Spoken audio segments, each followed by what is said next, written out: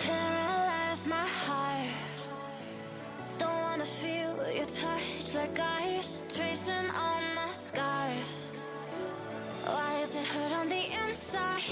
It's unforgivable, but I forgive you every time. Hard to let it go, 'cause we're intertwined. I break you break me. Good afternoon, everyone, and welcome to the Luxe Summer Series Classic for the bracket stage. My name, Llama77, joined not only in the casting booth, but also in the production booth. It's the one and only Zane. Zane, how you doing here in the afternoon?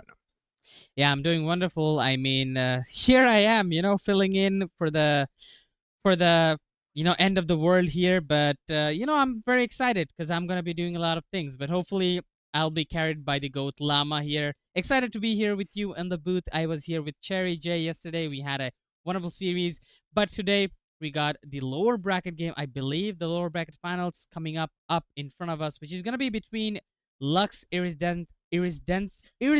There we go. I have a mouth sore. It's very hard for me to say stuff. And Empire Gaming. We haven't watched Empire Gaming on stream yet, but we've watched Lux go up against some of the teams yesterday. It was very close till the very end, but they were able to knock out some of the teams. So I believe I will be familiar with some of their players and some of their play style going into this series. But let's take a look at where it's gonna be happening first, shall we? I want to see those maps. I want to see where we're absolutely going. So Lotus is where we'll start. Icebox will be the second, and then Haven to end things off. I'm a personal Lotus enjoyer, and obviously Icebox as a Viper main, I know my way around it. But how are you feeling about these map picks? I think that Lotus was picked by Empire Gaming, and I saw Lux play on Lotus yesterday. They were pretty decent, and Lux are starting attacker on all of the maps, by the way. So Lux going attacker on Lotus, and Lotus is heavily attacker-sided map. So I'm expecting that Lux, if they're able to get their majority of the rounds in the first half as an attacker, I think they should be having a decent game. And one of the things that I also like about Lux is they're very disciplined team. They're not like one of those teams who likes to play very aggressive or very defensive. They're like pretty disciplined. They do what the necessary needs to be done. So they're very fun to watch nonetheless. That's what I want. I mean, I could care less who wins. Just give me some fun Valorant here. I want to go all three if possible because I think Haven is a really fun map to end off of because you got Lotus, you got Icebox, which tend to sway one way or another if you haven't been able to practice them. But if you're on the other side of the field, if you can find that neutrality, going towards that map number 3, I think it'll be a ton of fun. So for these two teams, obviously, you got to win 2 if you want to keep yourselves going through that bracket, as you mentioned. If you don't win 2, well, your day is done. Yeah, definitely. But we saw the maps that are coming up. We know the battlefields. Now we need to know who are going to be shooting their shots on these battlefields as we're going to be going on over towards the match here right now. We do have Lux on the right side as an attacker, and we have Empire Gaming starting on the defense on Lotus. What kind of agent composition are we expecting here, Llama? I want to shake up because I think we've been seeing this Vise a lot throughout things to kind of stop the attacking side to make sure if somebody goes too far forward, you can catch that team off guard. but you can play a lot of different things. You can play something like a Neon or a Raze composition that can move very quickly. Fade has been really huge across this map to just gather information, shut down any one of those sites with that big Nightfall ultimate, but it is looking like we're going to have pretty even compositions. The only big change, as we talk about, is that Raze coming from Luxe. So that is going to be huge to help them explode around those kind of smaller corridors and be able to blow open some of those sites early on. Yeah, it seems like they're kind of going on with a similar composition that we saw yesterday that they played with. This time they do have their coach popping in as well. Yesterday, I think I heard some of them saying that the coach was sleeping in. So hopefully today we'll have somebody to keep them in check even more. Like I said, they're quite disciplined, and I hope they're going to be more disciplined today now that the coach is watching over them. And I'm hoping for the best match here today between the two of them. On the other hand, Empire Gaming, they didn't have a coach.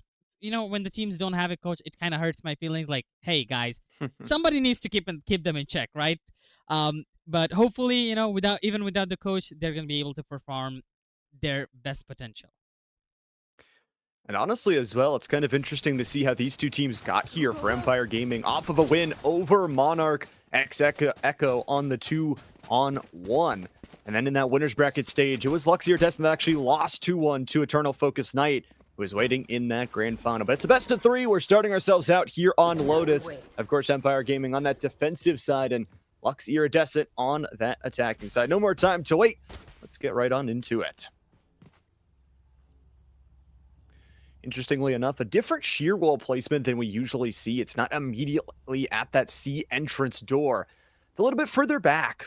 So with the birthday cake, we'll get things going as the doors will finally fall. For Luxe Iridescent, looks like a heavy C stack is coming their way. 4 players looking on this mound side. Koro head over towards that ultimate orb and try and just take some space. Some immediate pings coming out. Trying to delete some of the thorns that await them on the other side. Koro's trying to bait that shear wall. Flash comes out from the Arc Rose. And a hold here from Empire. They've got 4 players in position to try and shut this down, especially through those double doors. Instead, they back off. Still a minute to go here. The problem is they don't have any space really towards anything in B. So if you want to rotate, it's probably going to have to go all the way towards A, unless you slam that door open. Still, the Vise waits here across the box side. It's okay, Brady holding on. The Dizzy comes through, but still gets a kill. Domed is going to get domed, and John the Willy sends him home. 1 for 1 here. The entrance to the site is guarded by 2 players. For Empire Gaming, blind and no spike plant just yet as Miz on the retake gets a double kill. Activating the reinforcements and shutting down that early positioning. That spike is going to be sent to nothingness. Miz is going to go for the defense. And that is successful. Defuse good. Empire win round 1. They'll hit back. Or at least they should. Empire Gaming there. That was a beautiful piece of defense coming in from their side. A little bit of mistake though from Luxe Iridescent there. They wasted a lot of time outside that C main, and they gave a lot of time to the opponents to rotate. Now, one of the reasons why Lotus is heavily attacker sided, in my opinion, is because how big the map is.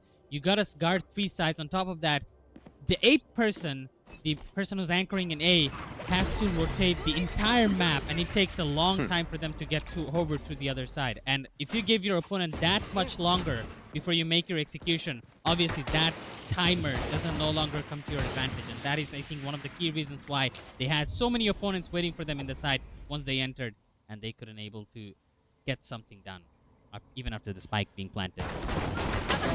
Talk about get something done. Hiccup's got a 3K. It's everything. Okay. He aces them. All 5 of them come through as Hiccup eliminates the bodies and absolutely blows open this defensive side. That round just ended even before it could start. Even before I could finish my sentence, they just all died. And that was not even like, he didn't even buy like a big weapon for that. He just did it with a Guardian. That's like a weapon that you buy on the second round. But I guess it was an eco round for Luxe there, so they couldn't do much on that either way. bonus round late in the fruition here is Empire will basically be able to bring everything they bought up in that last round into this one.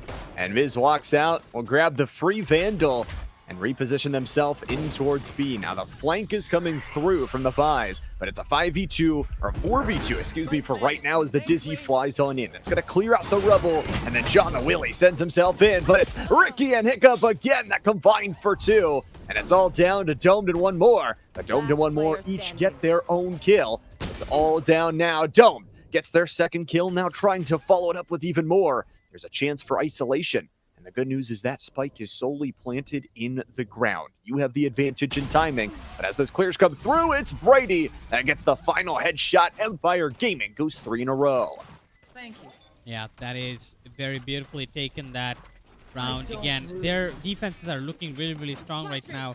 And I always say this, you know, Valorant is an FPS game. Doesn't matter how good of a team you got, doesn't matter how good of a strat you got, doesn't matter however you play, you play your agent really good. At the end of the day, it's an FPS game. All it matters is how good of a shooter you are. And looks like at this point, you know, I know we're just starting out 3 rounds in, but it feels like Empire Gaming, they're shooting really well. And all of these retakes are all based off of their like shooting abilities and shooting capabilities. So I think they're doing really well so far. And if they keep this up, then I think this first half at least, is going to be dominated by Empire Gaming. You said it best. I mean, it feels like a much more attacker-sided map. So if you are on that Empire Gaming side and you win so many rounds already on this defensive side, could make it a quick map number 1. For Iridescent, they're going to grab up the ultimate orb and get the Thrasher online for Gecko. Miz was rocking the Sheriff last time, and for Iridescent, they did invest a couple of rifles in towards this round, so really need to win it. Thrasher clears out, but is actually going to head back so they can grab that globule and get a second investment of it. Wingman's going to be the one to go for the plan, but it's Paranoia over the top, and the re-swing in. B has so many different angles to enter from on that defensive side, and the poison starting to rip down from the Mosh. On the low ground here, Miz is going to push their way on in. Speed and shotguns. It's 2 for 1. Iridescent, though, losing players left, right, and center. It's double kill from multiple, and Domed sends them home. A 2v1 here and a tough clear out. The defuse is up to half, and Dunks triple kills them to go 4 straight. That was another beautiful retake played by Empire Gaming, although Luxe this time brought it real close, and I thought it was going to be a clutch almost there. You know, my heart got pumping there. I got excited, but then again, the upset was there. But then he tried his very best. You got to give it out to them. And man, I got to point out something. These Neon players, they are such a menace. You see them sliding in front of your face, and there's nothing you could do. Just gets panicked out of your face there. And when the Neon entered, I think everybody just automatically got their attention towards that Neon and started focusing towards that Neon, that everybody else from the side of the defender side were able to enter the site without any hesitation, without any problem, and was able to retake the site very easily. Bring them down. And it was B as well. I mean, we talk about it, just a nice angle to get their way in. Empire has got 4 rounds straight, and they've got the information. Miz gets the jump swing and only loses about a single bullet worth of their health bar. 2 players stacking over towards A site, 3 players stacking over towards C. Luxe Iridescent still just trying to find that one round where the positioning works out. It's another one where they invested so much. Lots of rifles on the board on either side, but this is the difference this time. For Empire, they've got 2 ultimates to play with, and especially that Vise ultimate can be so huge on the site retake. Luxe does have 2 ultimates of their own that can help clear things out, and it is just a lonely omen on this site. So for Dunks, he's going to have to do some damage or teleport out of dodge. Paranoia comes through, and there's the teleport. Neon comes in to quickly reinforce the position, and Ricky double kills him from the door opening. Oh, the stun is perfection. Nightfall comes in, but does it matter? Who cares if you don't have sound cues, if you got the gunnies? Like Empire Gaming has shown, the health bars aren't great here, and Miz is going to wait for that to expire, but oh, it is going to be Brady on the rotate back. Now nobody's checking. Nobody's checking. Everybody's stunned, and Brady's here to wreck it all. The swing is not enough. It's a 1v1, but the rifle changeup. Hiccup kills them while they ran out of bullets, and Empire is running this half. Empire definitely rocking this half now. I say that it's very attacker dominant map, and I expect teams, and I consider it a win if they get 4 rounds. Now 5 rounds is just a little too much. I already say that Empire Gaming have won the first half already with that number, even if they lose the rest of the rounds in the first half. Now going back to the 4th round, what we saw is Hiccup and Potoke. They had Vice and this Breach. They both had their ultimates. Breach getting that ace on the second round, already got a lot of orbs on that one, even though it takes a lot of orbs to get the Breach ultimate. Had that pretty early on, and then the Vice didn't use their ultimate yet, by the way, still on. And they got it because they're such a battle lord. Look at them, sitting at 6 frags already. So these are already ensuring you that you're going to be able to retake 2 sides very easily without any hesitation. They use the Breach ultimate, and now the Vice ultimate is active. And if they needed B, they're going to maybe able to get another round here. Everything going wonderfully for Empire Gaming right now. I mean, yeah, that Potoke opener is just already putting some death in. It's a Sheriff and Hero Rifle combo. This is a full eco, by the way, for Iridescent. Ricky's gonna move back. What a flick! That's the 2nd kill on the long-range scope ski. And now Miz is gonna re-enter. That shotgun, the stun, jumping on through and sliding for the double! Are you kidding me? Pops out the finger guns and is ready to light him up. Just a 3v1. The Haunt comes out for some extra information as the lightning bolts fly past the face. Miz, the triple kill. The full house from Empire Gaming as they go 6 straight. And that is another round for Empire. Again, these ultimates are just sitting there. They haven't even used their ultimates. All they're doing is just gunning their opponent out. And I feel like Luxe, they're just at a complete loss right now. Now, this is Empire's map pick, I understand. But the site advantage matters, even if it's your opponent's map pick. I know the map pick matters, but not that much in a game like Valorant, because you only have like quite a number of maps. It's not like you have 30 to 40 maps that, okay, you are better at one map and you're not. You play these maps again and again, and if you are performing like this when you have such a side advantage, I feel like it's gonna be very tough. And we're just sitting at first half for the time being. And there it is. Denied. Already coming in. Oh, Wingman falls to the ground, dropping the spike unplanted. Perks is going to find at least Miz on a rotation through B. Rocket doesn't connect. The Thorn Mail takes him down, and boy, oh boy, this Vi's just giving him issues. For Ricky, it's a 1-for-1 trade, and for Potoke, gets there 1. The spike is just in no man's land. What is Iridescent to do with this 3v1? Of course, for Hiccup, had that clutch earlier, 14 bullets and a headshot. Lucky number 7, perfect half so far for Empire Gaming. It's a beautiful round again from Empire. I mean, what can I say? They're just playing such an amazing Valorant here, Llama, that you could see. I mean, playing, first of all, winning these fights, retaking very perfectly, using their utilities to the perfection, and then using these ultimates to make sure they get the best value out of them. Now, normally you would see, okay, we have to retake the site, use the Vice ultimate, use the Thorns, use the Rolling Thunder, but not them. They use one ultimate each round to make sure that one ultimate gets the best value out of it. They're not stacking them up. They're using them one after another. And thus you could see the round lead. It's going very one-sided so far, and I don't see that changing anytime soon at this rate. It's already 7 rounds up.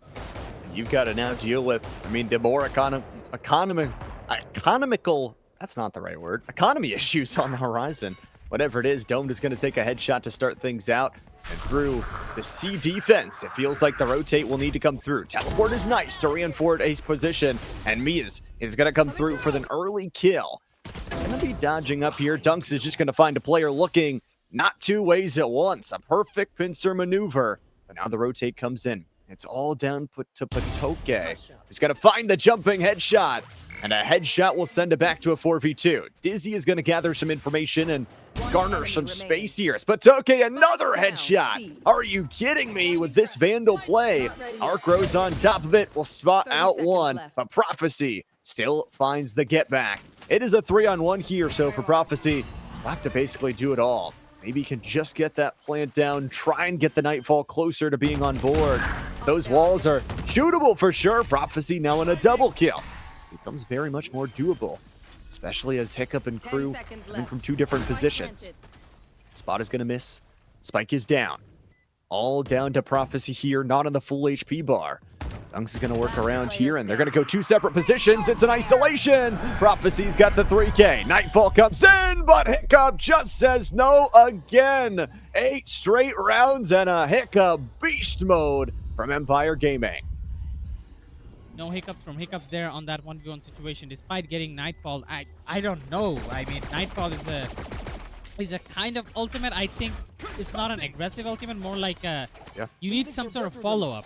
In a 1v1 situation, I don't see why would you use that Nightfall, especially knowing that opponent's right on your face.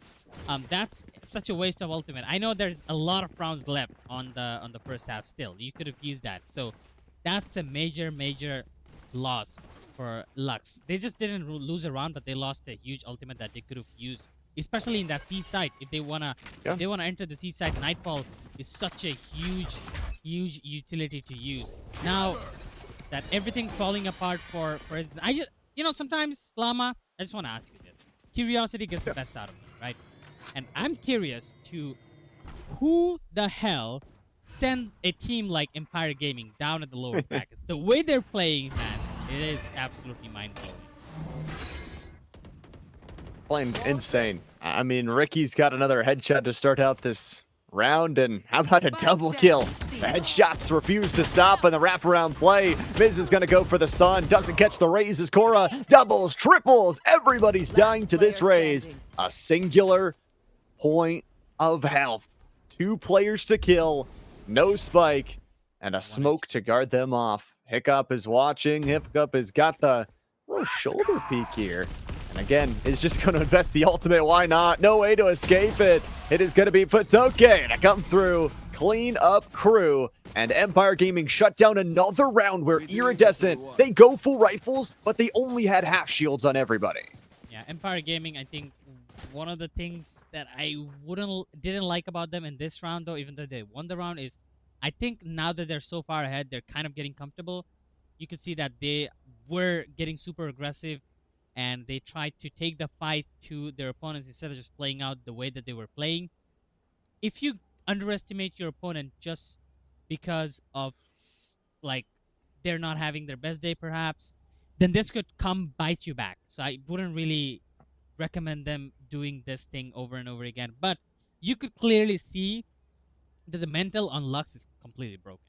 The way that they were playing the start of the game, they're not playing that way anymore. They're just completely scattered. They're not playing. They're not taking the trades. They're not shooting properly. They're not communicating properly. They just feel like a complete mess. So I think what they need to do is they need to start working out on their communications. They need to get the peace, and this timeout will definitely help them do that.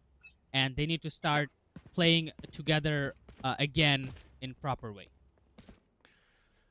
They need to fix the economy. I mean, I get trying to go for the heroic plays, but this is 4 non-full rifles, 5 light shields, and not saving really anything in towards those next rounds. They're just not giving their chance for the economy to reset because they are so many rounds behind.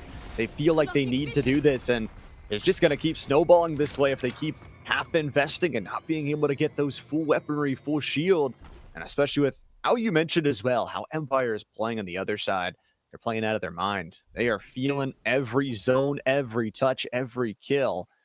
And for right now, they're just going to set up in a 2-2-1. They've got the Vi soloed over on the A site for Iridescent. They have 3 ultimates. You got to expect 1 or 2 of them to be popped here as some nice nades push Dunks forward, but don't get the kill. Dunks is actually in an awkward spot for the Thrasher to try and grab, and it's going to have to work its way all the way around. Paranoia delays them, and again, Empire Gaming so good about reinforcing. They send 3 players to C, but it's not quite over just yet, as it's going to be some walls placed up there towards A. Sheer wall will deny for even longer. And now here comes that Cosmic Divide. It's going to be to cut off that back of sight as Patoke will pop the ultimate. Rather, it's Iridescent's ultimate that pushes them away and forces the shorty to be pulled out. That primary will be unjammed here, and just a few seconds. Patoke is going to be found. DK comes through, and finally that shield will be regenerated. Waiting for the smoke to come through on top of Trey. This is just a straight up 5v5 here, but those flashes are there. Here's Prophecy, dead to Dunks. Cora on the side angle gets 2. Is this Iridescent's first round? Jumping, killing, Miz around the corner, trades 1 for themselves. Patoke can't get anything, and it's all down to Hiccup. Thrasher will grab him, and Domed earns Luxe their first round of the half. Yeah, that round, I got 2 things to say about Luxe here. First, the compliment is they played absolutely mind games. They invested 2-3 members down at towards the C side. Maybe one of them was in the B side to try and get as much information as they can. And once they made sounds outside these sites, they also grabbed the orb on their way. True. So they made the opponents rotate. Like I said, the rotation takes too long that the people on A, they had to make early rotations knowing that there might be an execution towards the C side. So the person outside of the A, they had already left, and then they made the rotation back towards the A side and started executing towards the A side. Now this is the good part, that they played with the mines and they had a free side for themselves. Now bad part is they knew that all of them rotated towards the C side. There was only 1 or 2, maybe 2 person on the A side, and they just used the Vice ultimate there.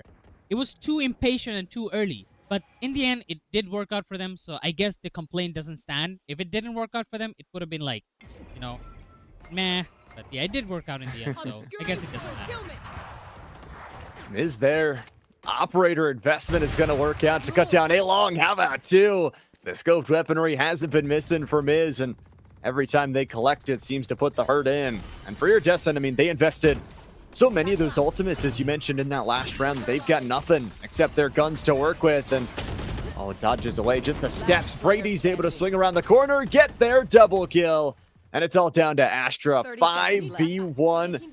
Does have to spike. That is the one silver lining to this all. But there's only 25 seconds left to go. Flash comes out. The mound clear coming through. Brady's going to die. It's not even a headshot as Dunk swings it through. And Empire only lose 1. Their defensive side has borne a double-digit fruit. And they are very close to winning this first map. Yeah, their map pick, and they are just looking absolutely amazing, absolutely strong. Double digits for out here, and I don't see any way that they can win the last round either. I mean, as you mentioned before, the economy, that never stabilized for Luxe there. It was unstable throughout the entire match. Even now in this round, you can see 2 of them going for that Sheriff and for that healing shield or whatever you call it. I don't know what to call it. Good old regen shield, healing shield, whatever it might be. Oh, golly. Ricky, is he going to kill them all here? No, it's actually the Boombot that pushes him away. Pushes the Nightfall in. This is the last round of the half. So, for Empire Gaming, they've got 2 really big ultimates. Expect them to invest them. It's going to be where they invest them, though, because Miz is on just an insane flank. By the way, still has the operator. And it's just like, okay, you're cut off now. You're sardines in a can. And for Miz, we'll cut down Perks. That is a know-how, know-why play. And Iridescent now are trapped into committing towards either A or B. They can go through the breakable, in towards the link. Looks like Dizzy's going to catch their own team off guard. And then John caught in the utility, no chance to go back. At least they've got the spike, but at this point, the reinforcements are coming through. Miz is coming from behind and dies with the operator in their hands. Ricky from above will lay down the Odin bullets. And you wonder how many of Iridescent have that full weaponry. Those regen shields, you talk about not the full pieces of utility, but the spike is down. Now you get a post playing a good old 3v3. A little bit of a flash as well. So for Hiccup, 12 more seconds until they get their full utility back online. There's the re-clear, just seeing the gun sticking out. Cora trades 2 for 1, and Iridescent, off an incredible B-push round, they'll walk away with the scraps of the first half. Okay, they at least bring something back, so it's not the end of the world for them. But it could be if they lose the pistol round. Unlike other FPS games, in Valorant, I think this matters the most. If you win the pistol round, the bonus round is more likely to go in your favor. In other FPS games, I see many people like that is not true all the time, but in Valorant that's like true for like 80% of the time. So this pistol round holds a decent amount of value for both of these teams, especially for Lux, because I believe Empire Gaming, even if they lose the pistol round, they have a lot of rounds to give. The deficit is just too huge. Yeah, Iridescent would have to basically do exactly what Empire Gaming did and win 8 straight to start out the half. Looks like Korra a little bit busted up with their utility, not quite able to jump their way forward. For Empire Gaming, they're going for a split here, trying to push their way on through. Dome is going to have to send themselves away from that early look. And for Empire Gaming, they'll gather that knowledge and look to push towards C. The problem is the Vi's utility is set up here.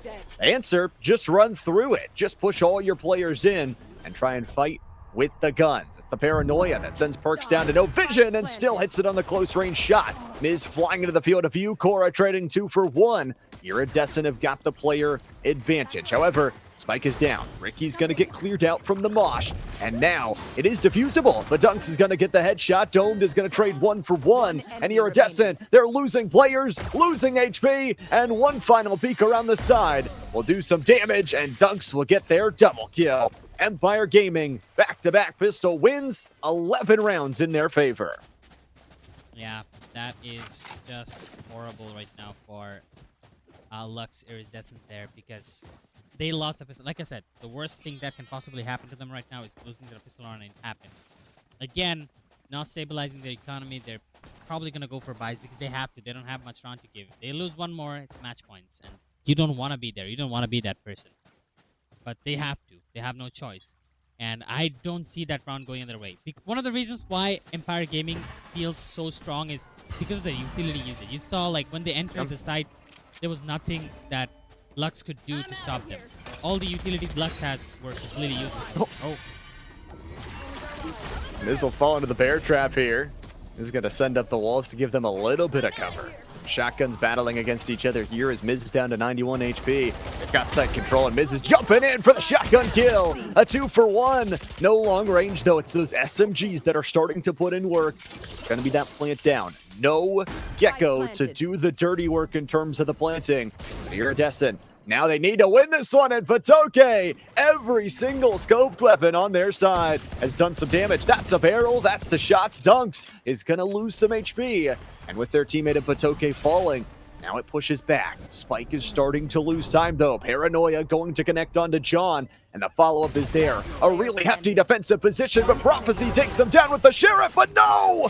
Dunks lays him to the ground, buries him in the graveyard, and might have just sealed this map. Dunks once again showing us a very, very beautiful round here. And overall, like I said, Vice, the whole reason why this man has been getting so many ultimates up is because he's a warlord, sitting at 18 frags right now. I just feel like Empire Gaming overall as a team, they are just very, very well put together. Their utilities and execution. If you watch the kill counts, okay, they're quite similar, both of the teams, except for Vice, who's just a few kills ahead, but still, it's quite similar. It's not like I did say that they're better gunners, which is true. Empire Gaming, they're better at gunning, but it's not that difference. It's not the gunning that's making the difference here. It's the team play that's making the difference here, Llama. And it's absolutely true. They're playing as a full stack, playing well together, and playing that buddy system to perfection. Dunks is going to make sure that Prowler gets no value. Now, they did lose a Vise of their own, so it'll be interesting to see how Empire Gaming approach this round. It's a rare start in this map where they don't have that full selection of players. So I'm specifically watching towards Miz to see what they can get done in terms of that clearance, in terms of that speed. They are working into a 3-player stack on A. So the first on the to-do list is clear out that link. Prophecy's going to be watching that for sure. The weaponry is not at 100%. We saw that force investment in round number 2 of this half. And look at this. Dunks just rotated into B. Giga Chad's the way in. And then the sheer wall does them dirty as Hiccup is able to take the space back. I mean, it is just incredible here. A 5v3 or a 4v3 turned into a Dunks kill is going to be moved in. Miz gets one as well. And what is a Gecko to do? There's one. You need 3 more. And Hiccup finishes the job. Empire Gaming is victorious in map number 1. Yeah, Empire Gaming, what a dominant performance in their own map pick, and there's nothing that Bolcut could do at that 1v3 situation there. I mean, it is pretty looking bad for Lux there. I mean, I know it's your opponent's map pick, but possibly the things that you could think that could go wrong for them in this map, it went wrong for them. Everything went wrong for them, and if this keeps up, I feel like they need to work on a lot of things. First of all, they need to work on their buddy system. They need to work on their trading, Mhm. because I see people dying, and then they just leave. I mean, Yeah. one of your buddy died, and you just gave away his life for free. Get the value out of his life. Get the trade at least, or try to pick the fight, because how it works, right? You have your crosshair on one place. You can't have it on both places. You can't have it on two people at once. You can have it on Mhm. one person's head. Even if you kill one person, the other person should be able to react quickly enough to get that kill. Get trades, guys. Come on. I mean, how you gonna do your buddy like that? Just let him die in front of Yeah. you, not let him get a kill from it. But I mean, it's a lot of things, like you said, that piled up to enter in towards this map victory. Empire starting out the series with a victory, and that's some of the reason we play these best of threes, to give the other team an opportunity to go onto their map pick, to decide where they want to go and try to force the issue here. But if Icebox does not go Luxe or Descent's way, the series is over. They're out of the bracket down here in lowers. Empire Gaming would be able to move their way on. I know we've got to get towards that map number 2, but we've got to set up the lobby before we get into it. So before we head into map number 2, we're going to take just a short little break. We'll be right back here at the Lux Summer Gaming Classic.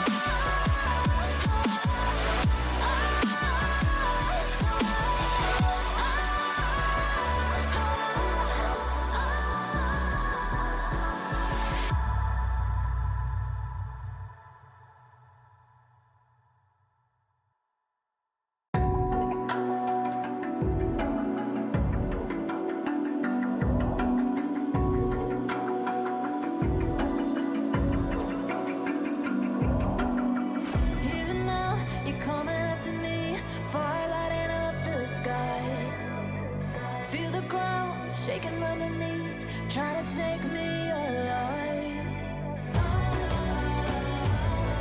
Get ready for the fallout. Can't stop me now. I got no rival. I'ma find my way through the blood and pain game of survival. Any time or place, watch 'em run away. I got none. I'll be standing on my own, never gonna take my throne.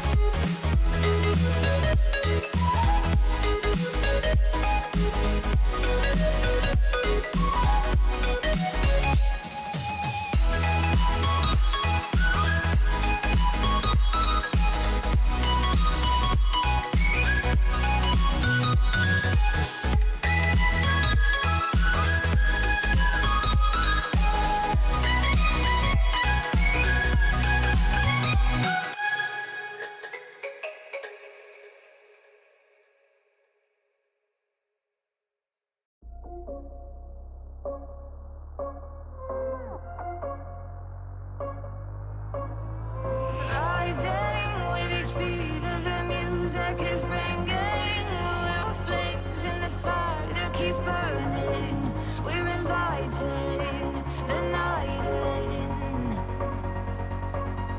Welcome, my heart so full, I'm devoting myself to the night. There's no motive, we're just listening, we're existing.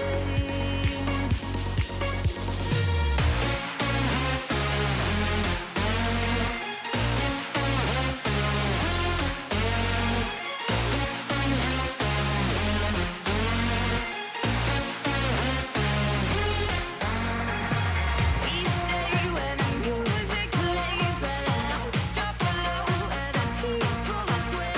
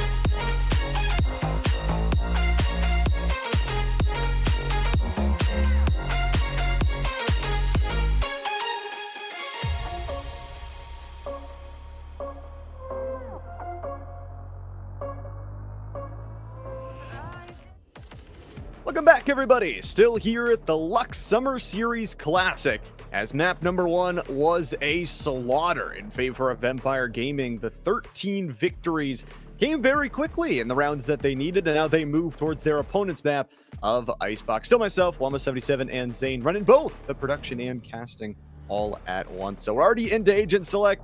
Zane, what do you think they need to change? Well, I think in terms of agents, I think the agents were fine. The lineups were fine. All they have to change is that they have to play together as more teams. I think it's not even like the complex stuff that Lux Iridescence need to change. What they need to work on was basic stuff. Trading, utility usage, execution, these kind of basic stuff. No crazy stuff. Just I remember once a pro coach I heard him say to one of my teams that played for my org. He was telling them, guys, you guys are not playing in the pro level. You guys are average players.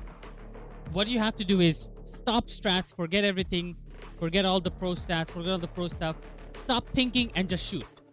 Don't think too much. If you think too much, you lose. You're not a pro player. You don't need to think about all those complex stuff. Just shoot. Stop thinking and just shoot. You know, you're gonna be a better player. And I really like him saying that. I would say, Lux, leave all those strats, leave all the things that you planned. Stop thinking too much and just shoot. Fire your shots.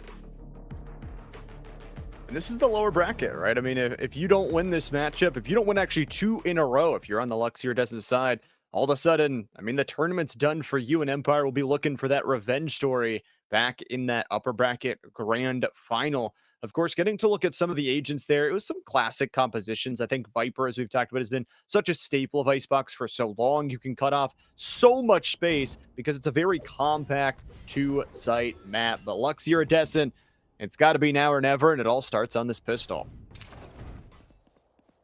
Yeah, it does. It's a very, like you said, general composition. And that Reyna being brought over, like, Reyna is not my favorite duelist in this current meta, where you can just have a Jet who does a lot more, much more active, much more robust, much more, you know, like fast forward, where Reyna is a bit slow. But then again, in a map like Icebox, where there are so many narrow spaces, I feel like Reyna does work out quite well. You know, the Leer is really good, and you can just find openings, and once you get the healing orbs, you can just stay active for much longer.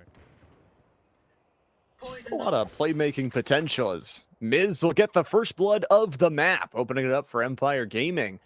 It's going to be a 5v4 to start it out for Iridescent, and it is a little bit more defender-sided map this time around for Empire Gaming. They definitely earned themselves some rounds to start out, as Patoke doing the killing as they were doing on the last map. 2-0 so far. Iridescent got a fine one, but no, Ricky's got their teammates back. That's the classic buddy system. And for Patoke, we'll hear all those footsteps below and start the close in. It's only 50 seconds left to go, and yeah, they've got the spike, but no more space. Patoke, there's one. Swing around the side and is just going to force Cora into 1v3. Flawless round 1 from Empire. Yeah, now, here's the thing, right? First of all, you just lost an attacker-sided map to the defense of Empire Gaming. And then you go into a defender-sided map, and then they're still on the defense. And how well they played on the defense, knowing that Empire Gaming, they just win the pistol round again, and they show us a flawless round at that.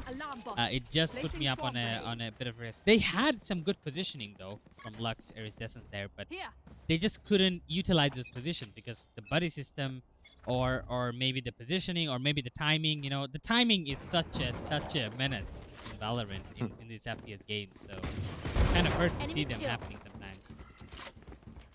Oh man. And boy, timing is not going to be nice towards Luxe at the start of this round. They lose 2. Miz is doing the work, and Ricky's got the double kill as well. Luxe Iridescent, it's all down to John the Willy, who activates the full house as Miz utilizes that outlaw to put a few in the grave. It's already 5 kills and a combined 0 deaths between all of Empire Gaming. 5 kills like we were talking about on top for Miz. They're just fragging out. Yeah, Miz already getting 5 kills, very closer to getting that ultimate already, as well as for Vicky. He doesn't have 5 kills for himself, but they didn't matter. He's always securing the orb. That's one of the things that I really like about Empire Gaming. If you notice from previous game as well, they're always securing these ultimate orbs to make sure their ultimates come online, and they utilize these ultimates really well. So they're going to be doing the same. Look, the round just started, and Vicky just goes in, takes the ultimate orb. Don't mind if I do, says him, and takes it away. The yoink ability. I love it. Already getting yourself some of those ultimate points, and now a really nice walk up here for Empire Gaming. We'll see what Luxe has in store on this back look. And they are sending some pings over towards the A site. They've got 3 players here. That turret is going to give a little bit of information that Luxe Iridescent can walk up mid, can keep their way going. But Ricky, the shutdown, the double kill, and the spike is on the ground. It is going to be Dome that at least finds one, but Ricky has isolated the spike, has dropped it in no man's land. And how about the 4K? No ace for Ricky, but it is shambles down. Welcome to it for Luxe Iridescent. Domed is the only player left alive, and boy, they are going to clear every angle possible. That Viper wall veiling up the vision, and Dunks is just going to get the easy kill. 4 and 1, that's the kill count for 2 Empire Gaming players as they go 3 straight and demolish the economy of Luxe Iridescent. Yeah, this icebox. I mean, a map like Lotus, you know, one thing that the previous map has taught us is that the bigger maps, it is the harder it is to maintain yourself. Now, it doesn't have a C site. It is a 2-sided map, but still, it's quite big. Icebox is not one of the smallest maps in Valorant right now. Not as small as Ascent, not as small as like Bind. So it is still kind of big, and you gotta need to maintain your positioning. Like, if you don't, you're gonna get backstabbed, like you saw what happened in the previous round. And I think that is one of the worst things that can possibly happen to Lux right now. Is not being aware of where they're standing or what their positioning is. Gotta watch that feet placement, and for Luxe Iridescent, it's another one of those rounds where they've just got nothing to show for it in terms of the economy. They do have a Viper wall ready to go to cut down the B site. I'll pop out that poison orb here for the one-way. Dunks is just going to isolate that right angle and still find the headshot.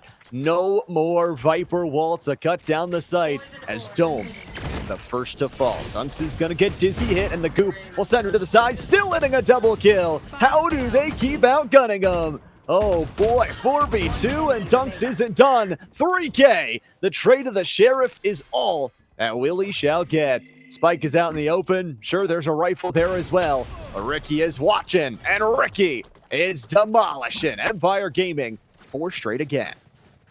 Yeah, that was an eco round. There wasn't much to that Lux could offer in that round. They need to definitely take a timeout and get some words from coach there, Lewy, who's their coach. Like I said, one of the teams has coach, the other one doesn't, but it seems like the one with the coach are actually not doing well for the time being right now. Hopefully the coach was able to see the game through, see some of the strats that you know, Empire Gaming is using, because when you're playing on the defense, then you need to understand what kind of strat or what kind of execution the opponent is using. But when you're playing on the attacker side and you're losing, you just need to understand the pattern of the defenses of your opponent.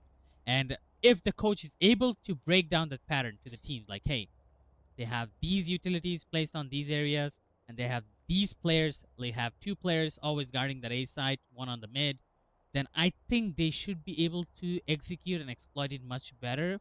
And that's one of the things I always suggest every single player that plays these kind of FPS games. Study your opponent, adapt to your opponent. Doesn't matter how good they are. If you understand their strat, if you understand their pattern, and if you are able to break it down, then you will be winning the rounds automatically. But then again, you know, then I remember the words that I just said earlier. Don't think. So they're probably not thinking. Just fire. Shoot your shot. Miz is going to upgrade to the operator to try and shoot their shot here as Empire Gaming leads 4-0. I think the other thing is just those small decisions. I mean, where you look about who's going in first, you never want that Viper to be the first one to fall. I mean, so much utility to cut off that site. That's how they lost that last round. Hiccup is going to be under a lot of pressure here again. The Dizzy's going to burn out. Perks is going to be watching from the high ground, but Wingman is actually going for the plant. So it's a lineup here for Hiccup that's traded 2 for 1. A beautiful start from Luxe Iridescent. Now, how can they follow it up? Dunks is on this close range and does have that Viper wall. There it goes, protected from the vision line of the high ground. They're going to have to wait for it to go back up. Resets. Cora going back into the fadeaway, and it's Patoke who's doing the damage. Dunks needs to stay alive if this post plant wants to be successful. The defuse is going to be started. Patoke is just watching the headshot, and that Viper wall again denying the space. Defuse faked. Prophecy headshots, and the shots through the wall should be enough. A few shock darts to delay on down, and with the Viper already dead, Patoke gets the kill, gets two! The 4K from Patoke, but the timing is not enough. Void will eat him up. And didn't have enough time to go for the half defuse, nor the full one either. That was good after plan situation from Luxe, at least something going on in their way. The after plan's positioning, I would say, wasn't the best, but they had it worked out. They had the KJ dropping down some swamp grenades on the side, and they relied on that. Those swamp grenades were destroyed if they had their smoke alive. Maybe if the Viper was alive, then they would have been easily, you know, retaken the side. Or maybe if the Gecko used the buddy as well to try and guard the buddy and possibly try to get the defuse as well. Early Thrasher here, you talk about Gecko. John the Willy is gonna send forward, trying to find some space now. Again, doesn't have too much time to grab that globule and try and find the second usage of it. But Toke is just letting him walk forward.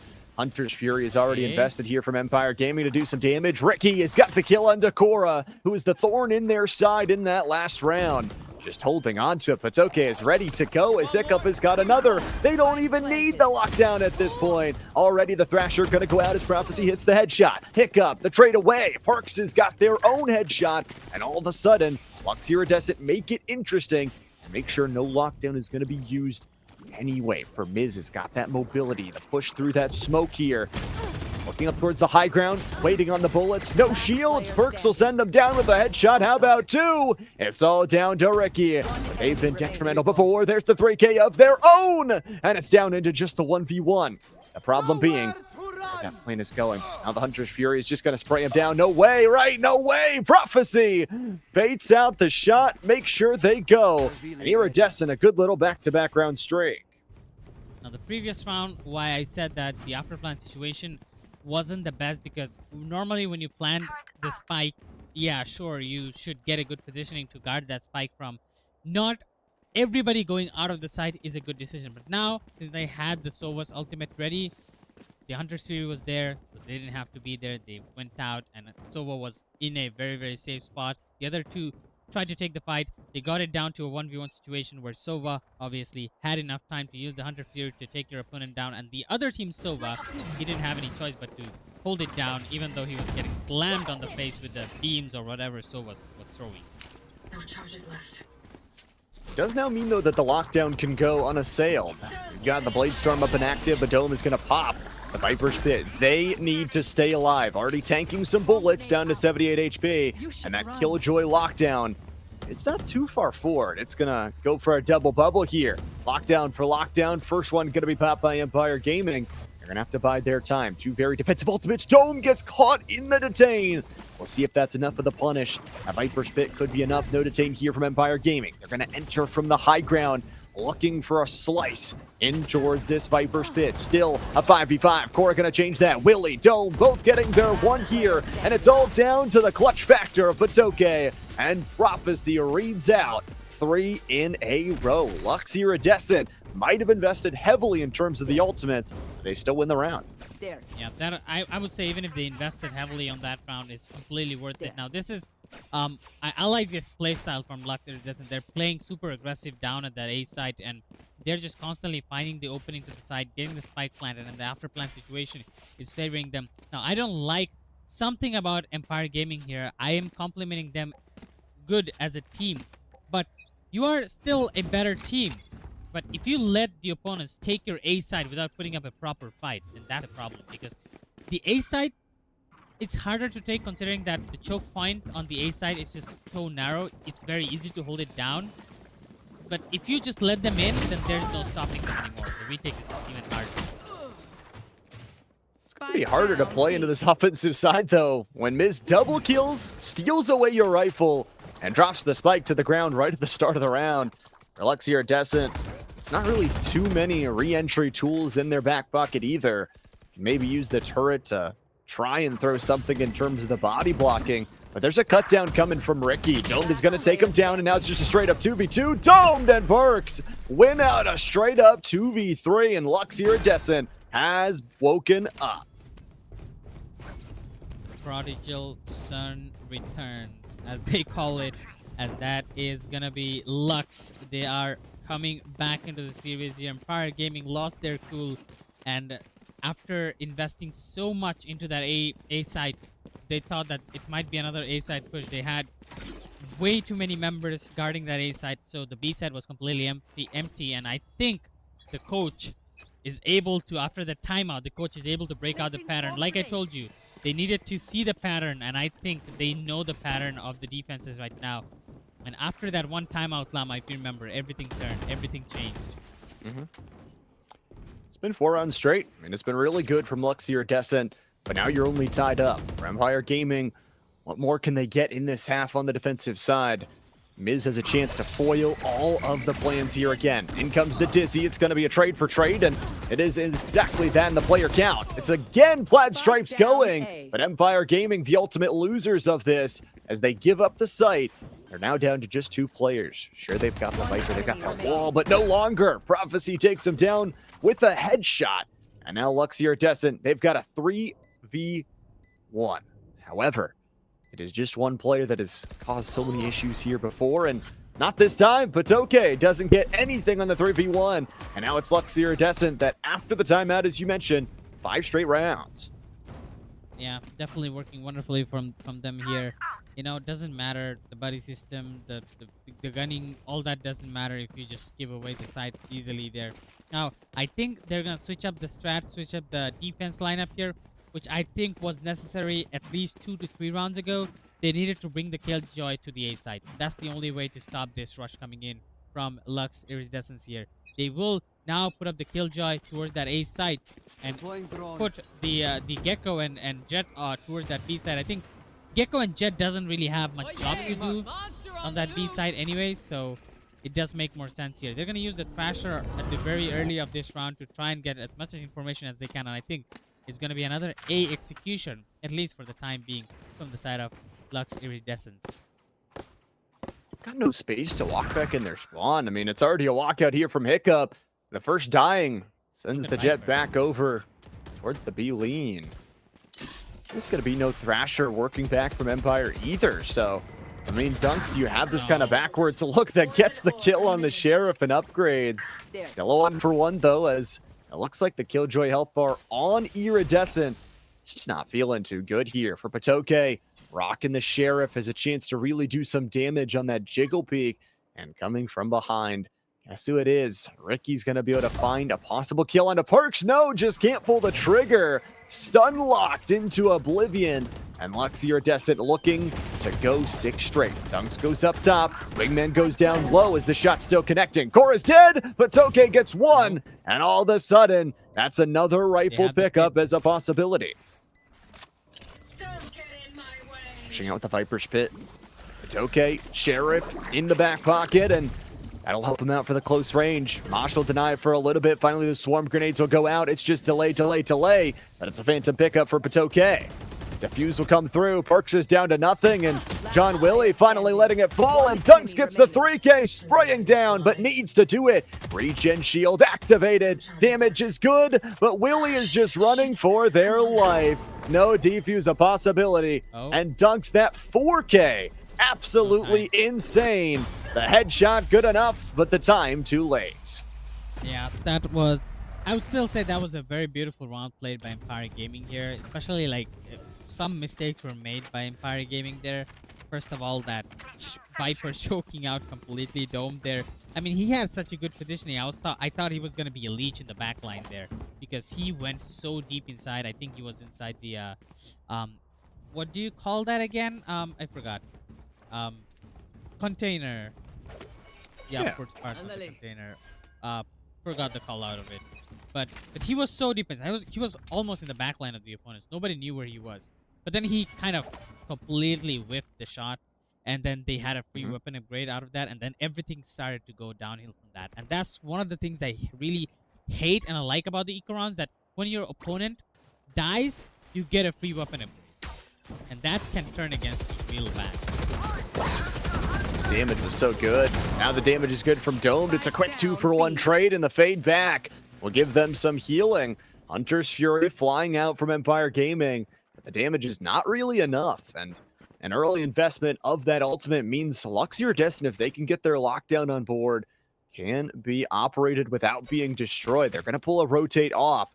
And for Empire Gaming, because they are on that defensive side, you're just going to have to wait their patience. Ricky, we've seen the clutches before, but in the past 6 rounds, it has disappeared. A magic act through the forest here. Ricky looking to find a lumber chop down, but Prophecy is the only one holding the axe. Empire Gaming at 2v4 now. See what the look is. Pushing in from above here. Hiccup has a Vandal, does have a Thrasher as well, so can be very comfortable in the factor that there's only 2 rounds left to go. If you pop it now, it's not too late. But Hiccup and crew, it might just look like they're going to go for the save. Looks like the op's still going to be saved away. Empire Gaming giving over the 7th round straight for Luxe Iridescent as they survive 4 players.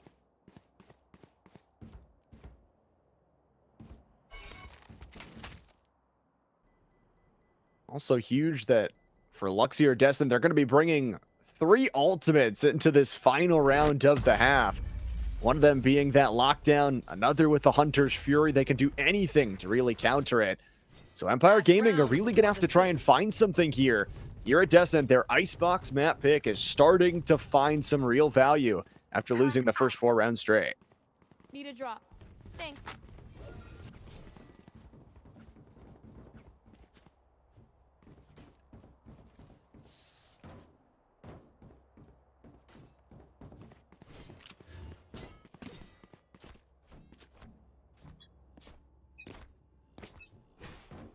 What's this?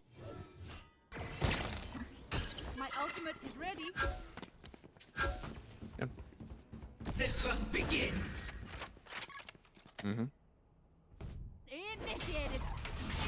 We'll see how that one goes as well. This next round is going to be a toughie with the lockdown already pushing them out of sight. The interesting thing is it's not a super far in lockdown. It really just clears out the sight, but nothing beyond. So the swarm grenades denying the space. Luxe Iridescent yet to get the plant down. Now, guess what? Here's a lockdown the other way. Hunter's Fury is going to be trying to combo it, but doesn't actually find it. That lockdown stays alive, and the Hunter's Fury gets nothing. Miz already going for the defuse. Ricky gets their headshot, and the long-range drop shot is good. But it's okay. Watching from above will be traded out as John the Willie gets 1-2 off the headshot. Hiccup and crew, 2 players left to go. But that extra Viper's wall, a push through here, fading out the shock darts. And here comes Wingman, trying to at least get it up to half. It's a 1v1! Hiccup, are you kidding me? A chance for it all. The chance for the 3K. Prophecy waits and could have picked up the Wingman, but the time expires. Now it goes! Prophecy, it's a 3K of their own. Iridescent and the map going 8 straight rounds. Switching sides.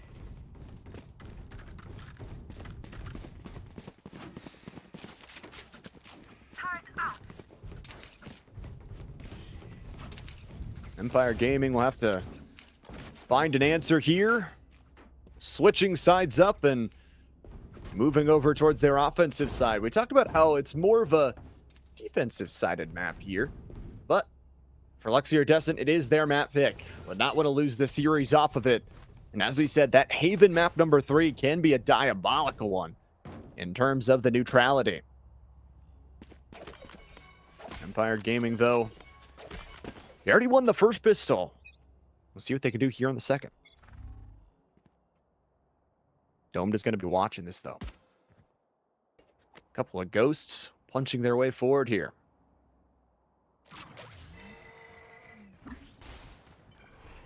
Trying to put them in jail with that Viper screen. It cuts off the B site well, and a plant will be gone out but killed.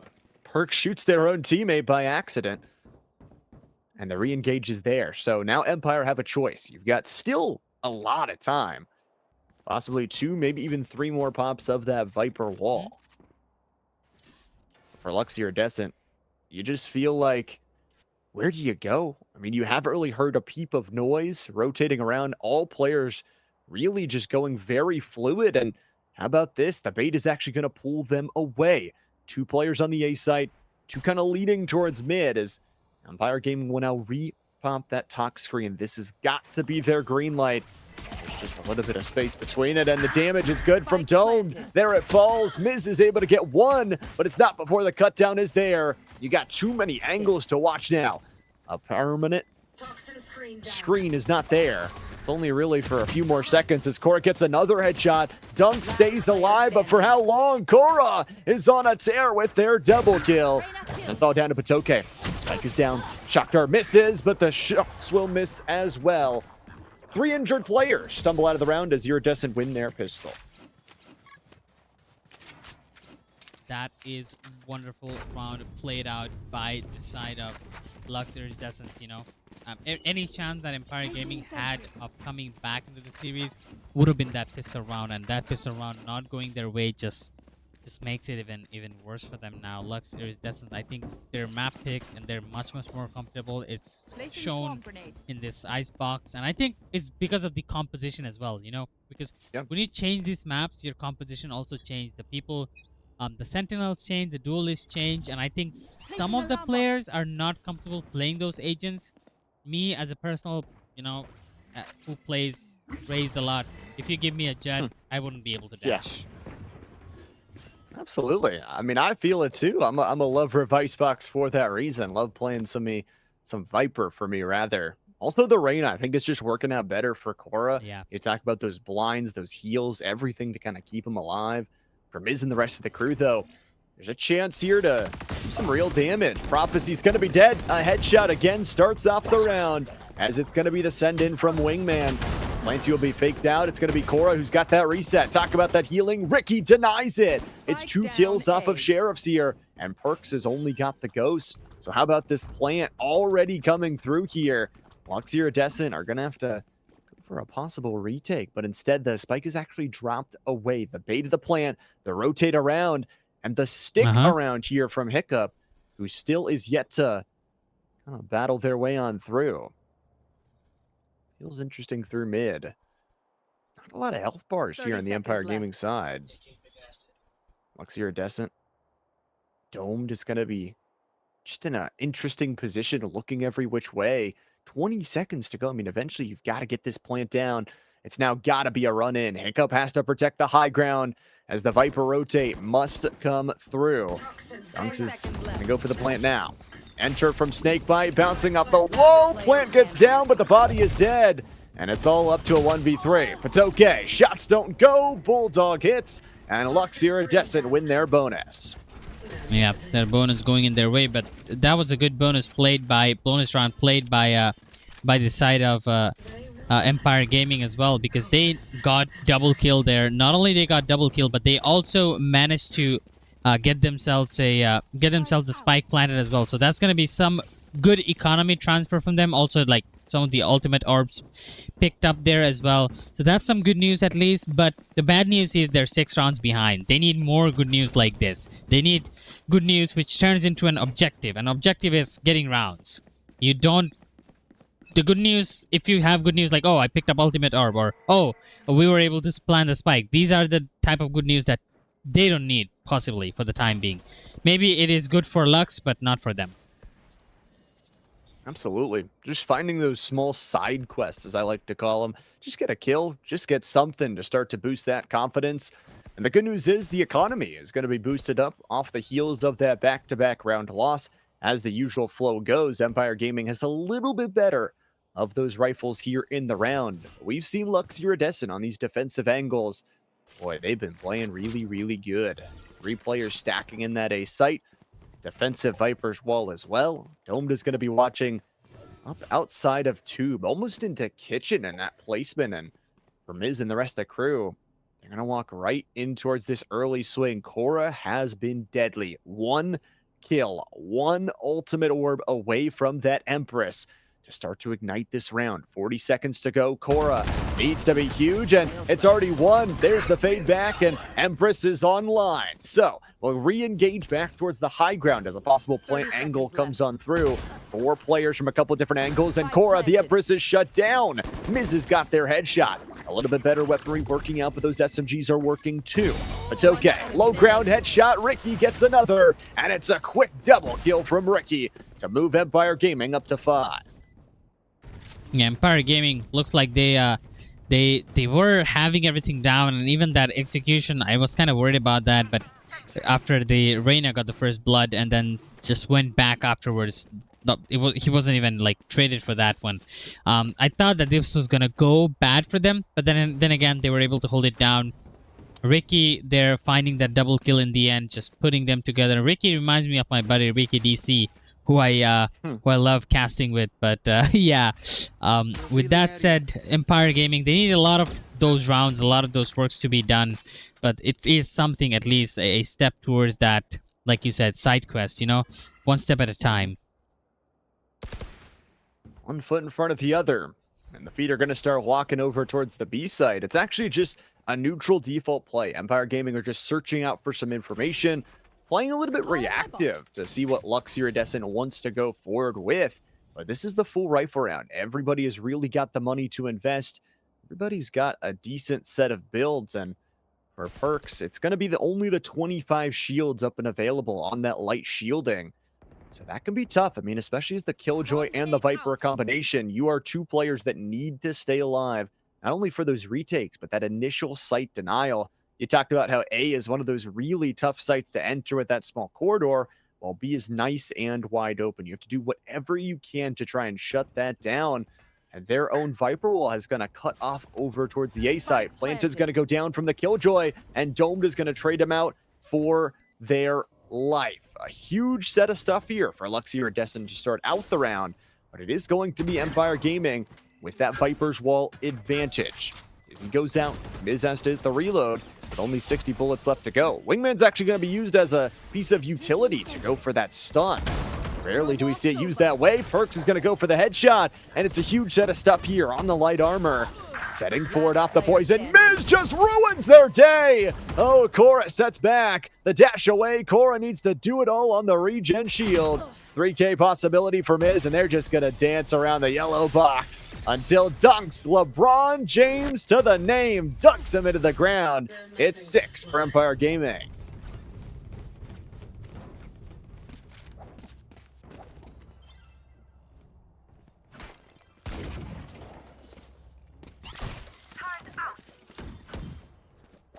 Damage was nice. Got it through, and again, Miz just proving that they can kind of clutch on any round. Yeah, Miz has been like that absolute like bonkers of a duelist throughout the entire series here. Just always finding values, always making sure they're working properly here. Korra is also coming out active with that Reyna. Had a very good impact on that attacker side. Now on the defense, not so much, because there's not much that a Reyna can do on the defense side. Like with Jet, you have that smoke that you can utilize, and you possibly can just, you know, like go behind enemies, and the fact that you can just float around and not make any false sounds, that also like helps you out a little bit on the defense side as well, to sneak up on enemies. Helps deny the information. Korra's going to be denied a life in this round. Potoke was watching from the spawn side. Got them dead. Now Domed is going to walk out. It's a ghost combination for a 1-for-1. But now that you've lost the Viper, a lot of this defensive structure is going to start to fall apart. If you're on this eco, you're doing some great damage. 3 players are dead. But it's John the Willy. I mean, you talk about a Sheriff versus 2. I mean, there's a lockdown that's probably not going to be used here as well. So for John the Willy, you have to imagine 2 crisp shots. 30 seconds left. It's really all it takes. Does get the start of the walkout here. Double digits in round count for Luxe Iridescent. This is not a round you want to escape without doing a little bit more damage. Another kill, 4 kills on an eco round would just be a bar above the rest.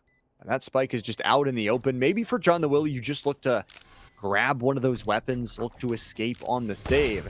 Does still have that Wingman. We'll shoot the swarm grenade first. Wingman is going to be destroyed as Dunks goes out. But now the defuse comes through. Dunks looking around. Defuse out. Defuse out. Finally, the headshot comes in. And the 3K is enough for the Empire Gaming round 7. Yeah, that 3K seems to be enough for Empire Gaming here. Still 7 rounds in for Empire Gaming. They're not too far behind. Now it might go crazy here. I do feel like that the comeback is not impossible in here. They're playing really good on the attacker side so far. They have been able to bring some rounds back despite having that hiccup on their defense. I think attacking side is working fine with them because they're winning those duels, right? They're winning those duels. As long as they win the duels, they can open up the side, and I think it favors you as well when you win duels when you have a gunners like what Empire Gaming has, because every side only holds 1 or 2 players. You get those kills, you have the side to yourself. Now they've got, I mean, the ultimate set up all towards their self. They've got 5 ultimates ready to go. Snakebite is going to poison down the wingman, or not. I guess finally gets a piece of it. Dome sends Miz home real quick. And that plant yet to hit the ground. For Luxe Iridescent, they've got 3 ultimates in their own right. Is that real chess match of who is going to want to pop their lockdown first, who wants to use that Hunter's Fury, and who wants to go after. Here the chess match will start. Hunter's Fury to try and duel out. Dunks is going to go forward to get a kill, and that lockdown destruction will help out the defense. Iridescent, but as the veil falls, it's Perks and Cora that both get a single kill. Iridescent might have found their round. It is the Viper's Spit to deny the space, and Cora's double kill to deny the round. 7-11 is how we go in scoreline. There. Yeah, and it does feel like Iridescence, that round was played absolutely amazingly. I think most of the deaths that we saw coming in from the side of Empire Gaming there was just victim of timing. I mean, the KJ died after planting the spike, didn't even have a weapon in hand. The Gecko died there, securing the spike and dropping it even further inside the site, and then everything went just downhill from there on there. I think they wanted to get the spike planted with Buddy even without securing the site, which is definitely not the best idea, and they will learn it the hard way. Some lessons are better taught that way. Who's going to be teaching each other here in this round? A lot of ultimates were just dumped into that last one. Luxe Iridescent, though, still have their king piece of the lockdown. Unfortunately, the Queen still available on the other side of that Hunter's Fury. This is going to be an early Viper's Pit here from Iridescent as Thrasher is going to go for the detain. It does catch the Viper outside their pit, and the spray down from Ricky picks up a double headshot. It's the knives from Mids and Prophecy who is slayed down from the Sharpenson. Dunks will go through and hit the plant. The health bars are low. But here comes the Killjoy setup. Oh, that peek out could kill both of them. Nobody's looking here. Willie's dead, but Toke's got the kill, and Cora, the chance to clutch. Reyna would be the one to do it. There's 2. Knives are denied. It's still the Sova down low. That was a nice little bit of movement as well. Gets it towards the high ground. Cora gets 3. All of a sudden, it's a Viper versus nothing. 1v1 here. Oh, the no. barrel's sticking out. The barrel's sticking out, but still Dunks gets it. Are you kidding me? Empire Gaming sacrificed players to get the round.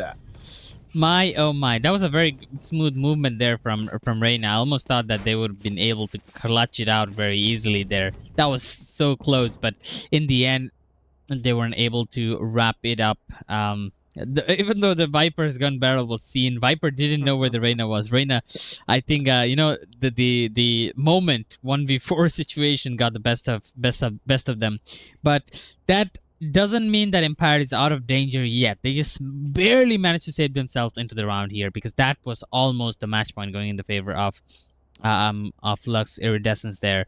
A round that was supposed to be there smoothly took it to the last breath. So now I do believe that they need to make sure that these rounds are not going that close.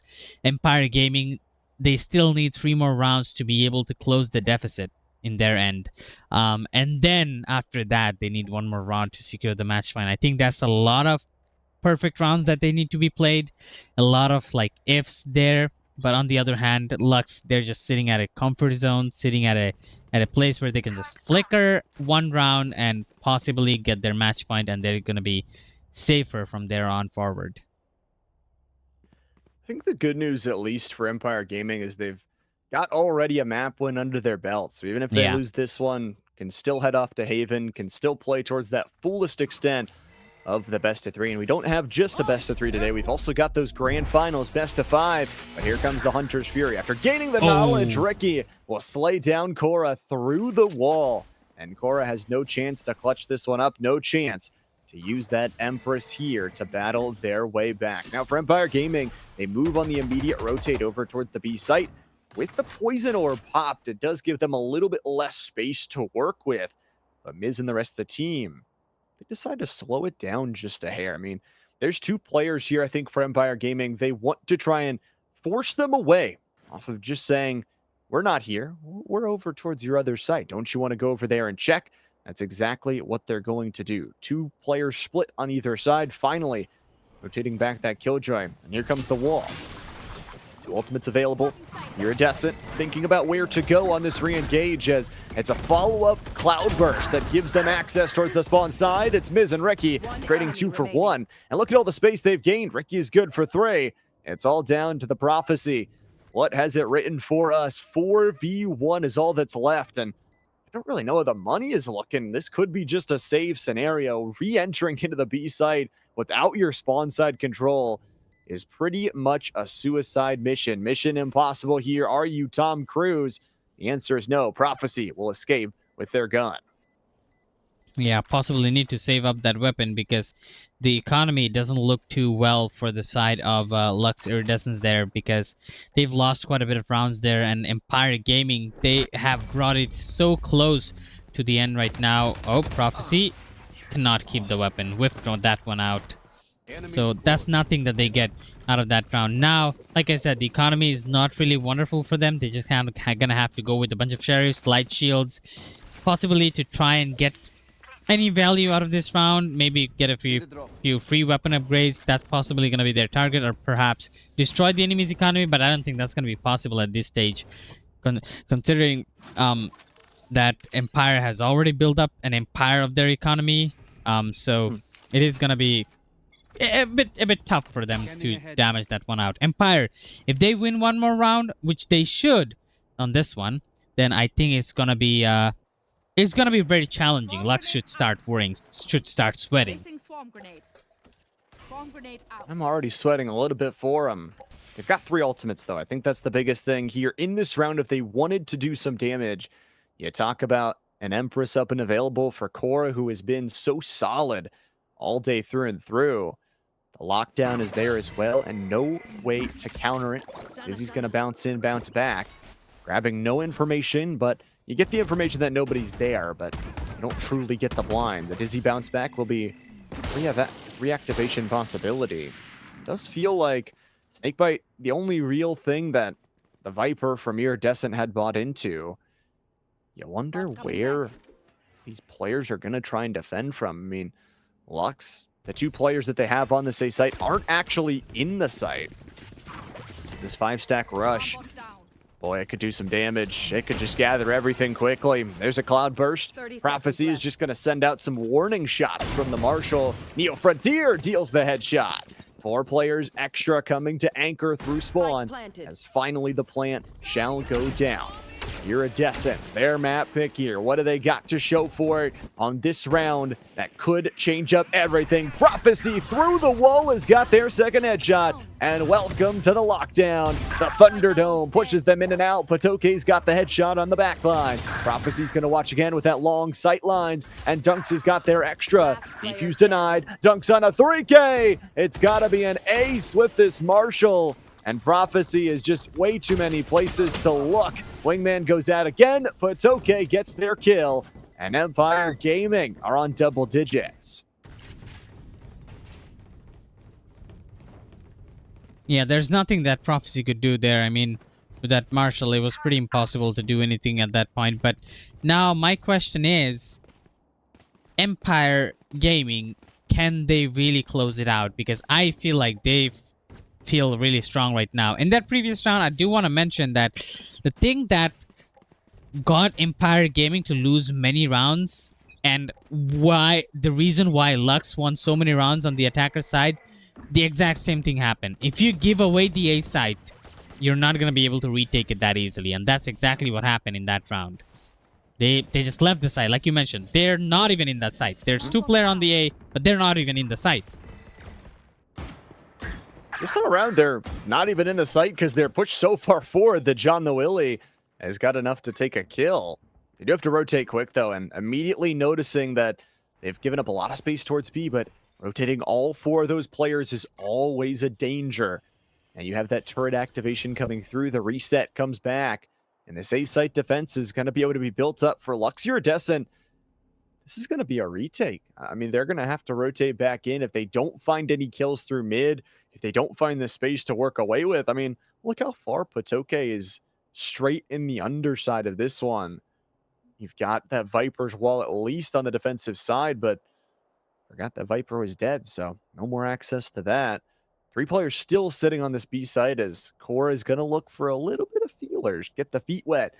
You're entering 30 the seconds site. left. 1 player down low, 2 players on the other side of it. Wingman's going to go for that plant. Miz waits out. Take up Spike his long. planted. Oh, they're just not checking. They're just not checking. Patoke so far in the 1-for-1 trade. There is rifles here for Iridescent as they will gain back their site. The problem being, I mean, that spike is in just a terrible spot to defuse.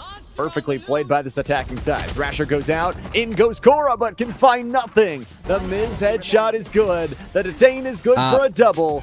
And it's Empire Gaming that have tied this map up. What was the KJ doing in the corner? Did they got detained? Yeah. Okay, yeah. I was like, what were they doing in the corner? Because I saw them just standing with their hands out. But I mean, again, mind boggles in the previous round. They got played with the brains there. They're completely faked out the B push there and rotating all of your members towards the B site. Lux, you have to be better than that. I mean, that is not a wise thing to do. You just don't have the proper information, and your site is still held by your players. As long as you have your players alive, who are the original players holding down that site, I don't see the point of everybody else rotating on the site. Absolutely. I mean, it's just an overswing, an overcorrection here. This is a round that could really just put Luxe Iridescent 1 more foot in the grave. They've already got 1 foot in the grave, by the way. With this economy, it just feels terrible. I mean, 2 light shields and a regen shield. Not even the full rifles for everybody. But it is the defensive side. That's the one good news. You've got the Hunter's Fury. Jizzy is going to be destroyed. Domed is going to be biding the patience here, but you are the Viper. But Patoke already taken down Prophecy. Domed and Perks needed to go huge, but you've lost the access to that defensive Viper wall if Empire rotate back over towards A. And Patoke has just been a caterpillar in the night, finding all these different positionings to put the issue on towards the Luxe Iridescent defense. Looking through the container, Oh, no. It's the long kill from John the Willy and Patoke. That position is shut down. However, it's still a 2v3. The health bars are not good from Luxe. They've got to play together. They want to win this one and swing it together. Ricky gets the headshot. It's a 2v2 now. Health bars are good. Cora is going to find it with the reset. Ricky, Cora double kill. Luxe Iridescent saved by the Reyna. Who else but not this Reyna, you know? If it had to be someone, this had to be this Reyna. Having absolutely amazing match here, and we see a pattern going on for Luxe here. Everybody's on 17 frags for some reason. Every single person, one of them, except for John the Willy. And I think we might go take this one into an overtime, Llama, because we need to get John the Willy on 17 frags as well. Otherwise, the you know, thing will be broken. Nobody else is allowed to play this game until we get John the Willy on the 17 frags. That's what it's Yep. gotta be. Gotta be on For Luxe Matrix. Iridescent, they've got a chance to pull it out. I mean, this is it right here, right now. The round that could send us to overtime and maybe get John the Willy up to that 17 count. Or is it Empire Gaming falling a little bit short, going to a map number 3, a decider here on Haven? Guess it's time to find out here for Dome. Is going to go aggressive again, sending your Viper very far forward, a bold choice. But Empire Gaming 3 ultimates. There is a % chance that these ultimates die in the pockets and don't get used if they lose this round. They've got to be very, very quick about when they want to use them and why they want to use them. It feels like going towards this A site is the right choice. There's a lot of forward lockdown placements you can get, but it looks like a rotating player from Luxe Iridescent is that Hunter's Fury. That's one of those big denial tools of said lockdown. You feel for Korra, that high ground play could be everything. I mean, they have been so clutch for so long, and this is the round they need it most. Dizzy going in. Looks like for Korra, we'll spray a little bit through that cloud burst. Wingman's going to go up to the high ground and send the plane away, but Miz dies to the poison. Oh, it's the Viper's Pit. A huge play from Empire Gaming. Every single bit of ultimates laid out 1 for 1. Killjoy for Killjoy. Hunter's Fury laying them down to the ground, and it's the lockdown non-destroyed. And the plant will finally go through. 5v4 on the post play for Luxe Iridescent. This is it. Their map pick, not trying to go to overtime. And Ricky's trying to do the opposite. Pulls out the double daggers, takes some damage, and Dome takes him down. The healing coming through. The reset is there. And the push forward, but Toke is going to deny. Luxe Iridescent, it's all down to 1. The snake bite will push out the positioning. And Perks has to do it all. There's a headshot. DK takes him low, and Patoke sends us to overtime. And Empire Gaming, they are absolutely wonderfully played. What a comeback. You gotta remember, this series wasn't this close. They were never this close. It was 4-8, I believe, on the first half, and then it was at some point it was, I believe 4-10, and then went to 5-11. And Luxe Iridescent, they had so many opportunities to close this one out, but every time Empire Gaming coming to a denial, and that last round was no exception. Though a lot of things were happening in that last round. I was like, it's so hard to catch up with all that. So many ultimates being used. The Viper's Pit was down, and I think the Viper's Pit was basically the cornerstone, which they couldn't do anything about it, which is one of the reasons why they were able to win the round. And like I said, and it's one of the team play stuff where you have your ultimate ready just when you need it, and you use your ultimate the perfect way, utilize it the perfect way, and that is one of the reasons why I feel like Empire Gaming are having such a better time in this series so far. And they're feeling good. They've already got the map advantage. Oh man, Ricky, step out. I love the play, but it's only a 1 for 1. The trade-off here, John the Willy gets another kill. Luxe Iridescent, as a reminder, this is their map pick, but Dunks dies. Oh, that is so hurtful. The 2 players they lose in a row. Hiccups asked to do it all. I mean, it's a 3v1 or nothing. You lost your Viper early on. The plan is going to be down but for a kill. Hiccups doesn't lose any set of HP. The problem being, this is it. I mean, you've got the Wingman. That's pretty much all the utility to work for. And, oh, Hiccup sprays right. The double take is not enough. And Korra will put Luxe Iridescent again on map point. Yeah, I mean, it is Korra again. Each time, this person has been the only one, I believe, who's been constantly delivering their team in this such, like, you could say, choking hard points where you feel like everybody else is just mentally struggling. This man just comes in and says, hey, I got you, I got the team, and I get them up in that score line. Beautiful performance from that Reina, again delivering the same round. Again, same things happening to Empire Gaming. Same mistakes on their defense side, is that they just can't hold that A side for some reason. It's just not their thing. Not their favorability. But Empire Gaming need a win here if they want to force overtime number 2. Luxe Iridescent, a chance to go to map 3, a chance for a fresh count. Of course, can't win the series, but they sure can lose it. This is going to go for the headshot early. The attacking round was successful from Iridescent. How is the defense going to look here? As Ricky and crew, they just play close angles. That's another great headshot. All of a sudden, there's just no mid control. Ricky's got a double kill. Prophecy is dead. And John the Willy, it's all up to you, man. The Gecko trying to go. It's a double. Headshots are falling. No damage is done. And Willy needs to clutch again. But that Viper screen is just so tough to look for. Wingman's on the spike. That could change it. Need to kill Wingman first. Miz gets the headshot. We're going to overtime number 2. It's not happening, Llama. The Switching overtime sides. continues. Overtime. Nobody loses, nobody wins. We still have Okay, lots you of know the drill. maps, lots of rounds to be played on this one, and particularly, again, I feel like every time whoever's on the attacker side, both of the teams are just really good on attacker side, but whoever is gonna be better on the defense, or whoever takes the round on the defense side, I believe they're gonna be able to wrap up the game. Now, again, Empire Gaming has given out a second chance to hold out this defense. This time, again, they don't have the killjoy towards the A side. I really do hope they bring the killjoy to the A side because they just can't hold the A side. Let's see if they can this time, though. I mean, I'm willing to give them a second chance. I'm willing to see if they can actually figure it out on how to hold down the A side.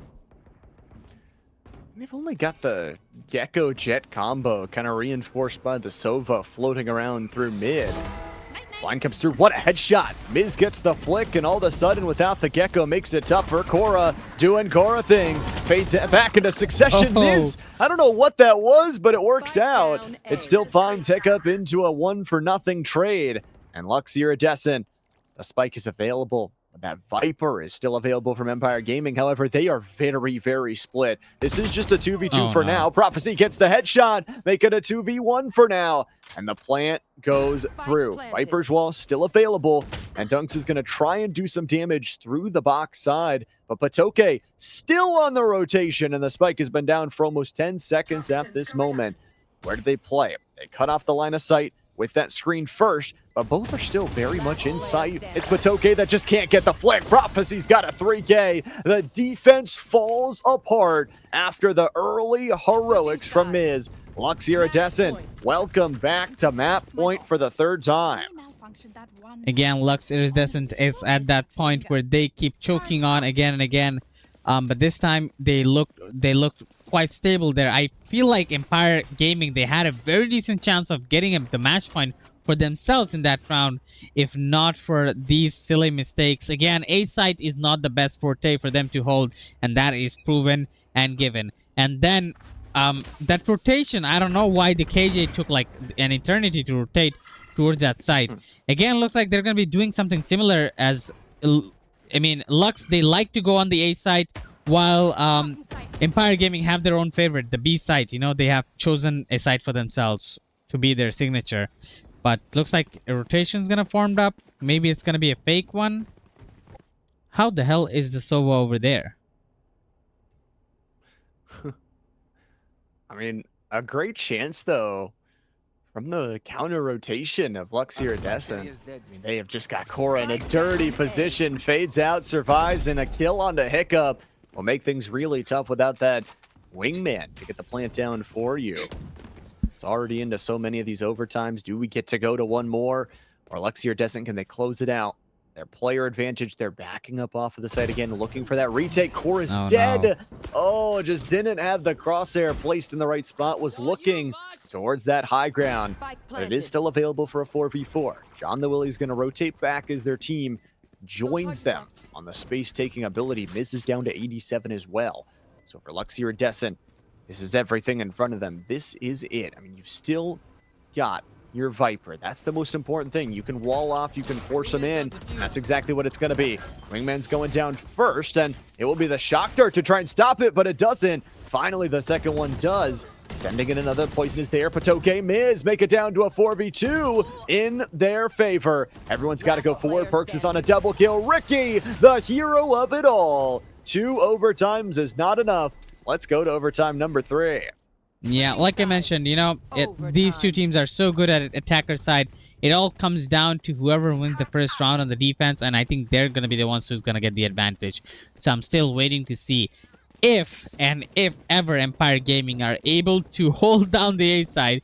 I think the round where they are able to hold down the A side is going to be the round where I think they're going to be able to get the match point and maybe close out the game as well. Again, this time, finally, they are going to be listening, and they're going to put down the KJ towards that A side.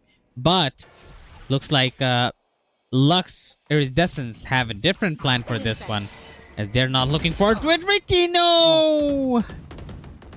Oh, that just hurts. I mean, you lose your sofa, you lose the information gathering tool, and Dunks, Hiccup, how about a 2K combined? Hiccup has got a 2K of their own, and we're back to a 2v3.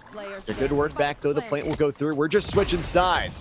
From the offense, though, it's going to be Patoke and Dunks that shut down the Luxe Iridescence flopped side plan. Empire Gaming, the first defensive round won by either team on this overtime streak. And I think we might be cooked now. I think I called it, you know. Whoever wins the first defense round should be able to wrap it up now. All they have to do is just make sure they don't repeat the same mistake as Luxe Iridescence. And all they have to do is just play it out perfectly. The coach, okay, never mind. Yeah, the coach called in a timeout. Now it's time for some pep talk. Last time the timeout was called by the coach, it was when all hell broke loose and our Luxe Iridescence was able to just completely bash out Empire Gaming. Could this be one of those, you know, one of those pauses as well, one of those tactical timeouts where I think we're going to have another pep talk and maybe they're going to start coming back stronger than ever because they need to do that. This is their do or die situation, Llama. They don't get a second chance. Empire Gaming, on the other hand, they do get a second chance on Haven, but not for Luxe Iridescence. They lose this one, they're out of the tournament. They don't have a second chance. And as you mentioned, I mean, this is the lower bracket. There's no real extra second chance outside the series either. So this is everything for Luxe Iridescent. After the timeout, what will they do? It looks like the defensive structure, 3 towards A, 2 towards mid, and then a float over here from possibly the Killjoy and the Viper. Empire Gaming, though, the chance to close it. I mean, how Valorant, though, would it be for Luxe Iridescent to win it, for both teams to win their defense and go to an overtime number 4? I'm here for it. All the Valorant, all day long here. Still a grand finals to deal with. Ricky's got a huge opening headshot. That is on to Cora. That is on to somebody that has played clutch, menacing tunes all day long. As he's going to go out. A position here for the defense, but it's Dome that still finds one. I mean, surely no way, right? They account for Dome in this yellow box in the wraparound.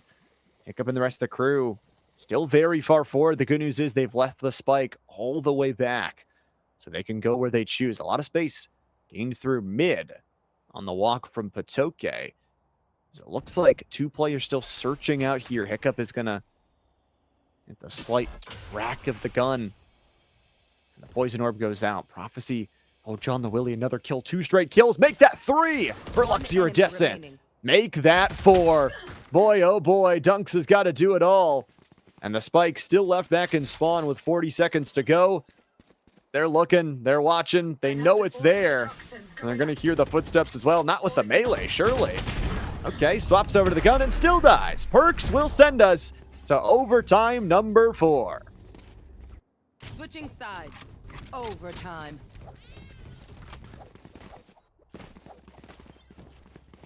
Nothing more to be said than that. Insanity here. Teams refusing to win back-to-back rounds, and Luxe Iridescent refusing to give up so easily.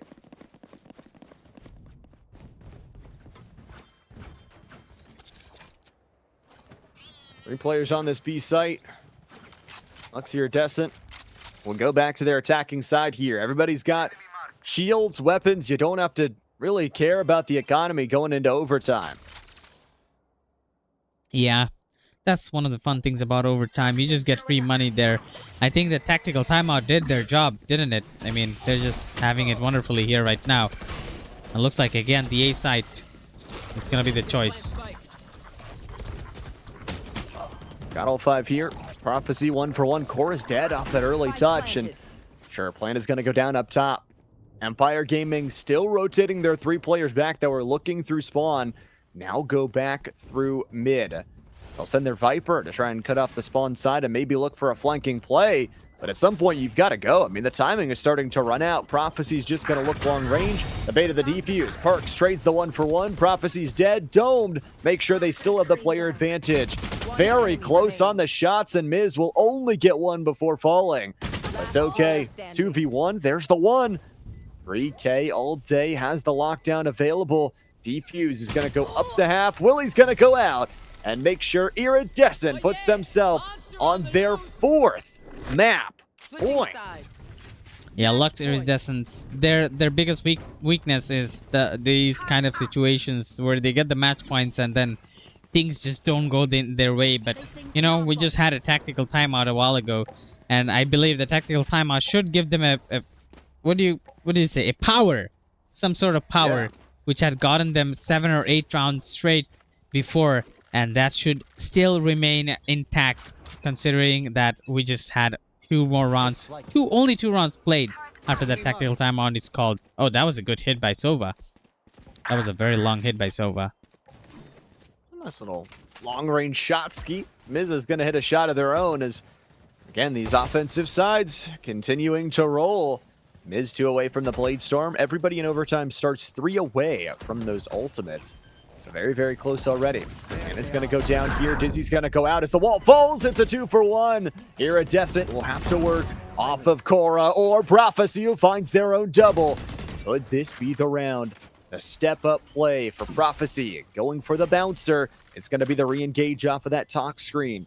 Not really knowing where to look. Possibly hearing footsteps. Prophecy, timing's everything. Dizzy connects here, and the backline cut down. It's going to be the look through from Patoke, and Cora would need 3, all from different positions. And Patoke can just play the timing, let that spike go boom. Shorty ready to be pulled out.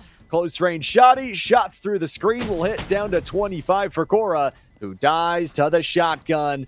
4 overtimes, not enough. Zayn, how about a 5th? Overtime. Yeah, who needs a grand finals when you can have so many overtimes on the lower bracket finals, right? I mean, it's not like it's a decider map. It's still the 2nd map. So I would feel really bad for Empire Gaming right now if they lose this game right now.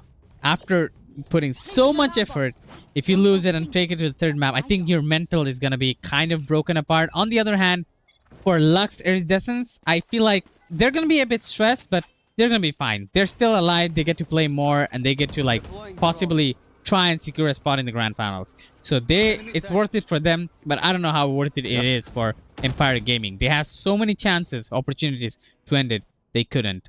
Now they're going to keep on trying until, you know, someone does it. It's an endless void for us right now that we're going through. Well, let's see the engage. We'll see if the attacking side can still be successful. The attacking side in these overtimes has won 6 out of the 8 rounds so far. On the Willie, on that plant from the wingman will be denied. It looked like the swarm grenade possibly caught the edge of it. Spray through the wall, good enough, but doesn't take down the damage of the full health bar. So still alive enough from the Sova. Prophecy has been huge in getting some of those kills. Patoke, headshot, goes for the Dizzy kill, blinding their own exit. It's the snakebite that takes down one. Cora's still alive, though. And that Reyna has done the damage, has dealt the double kill. And with a pocket full of 4K, Empire Gaming find their defensive round. Patoke just completely going ham on this one right now. Look at that. He wasn't on the top frag, but he got in there. Like I said, I called him the warlord the warlord in the previous match. I did call him that for a reason. This man is a fragger, winning their defense round for the 2nd time in that A site and able to get a successful retake and a successful hold of the site. I feel like that hasn't been many cases for Empire Gaming, but now it could bring out a good news for them as they do have the advantage, but they need to make sure they don't flunk out on this attacker round. Last time around here, Iridescent was able to do it.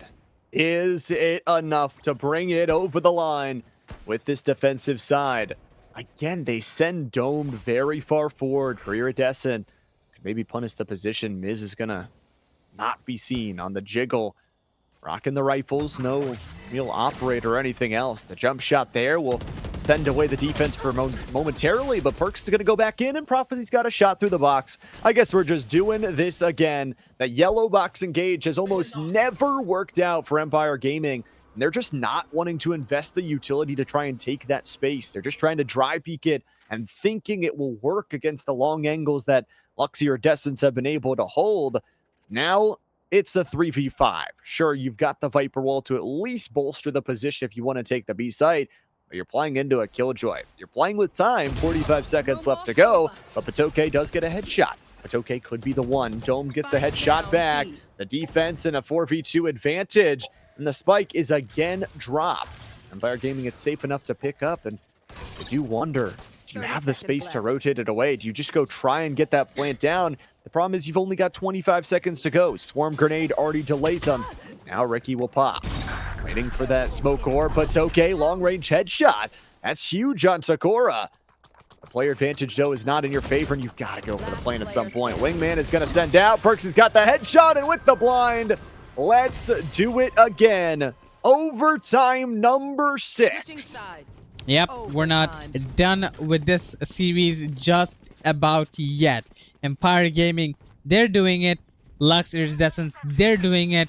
Llama and Zane, we're doing it as well. Let's just go and get on with it. Because I feel like, you know, as you mentioned before, the attacker side around, they have their own side picks. Yeah, sure, they have their own signature sites. You know, Luxe prefers A site, and while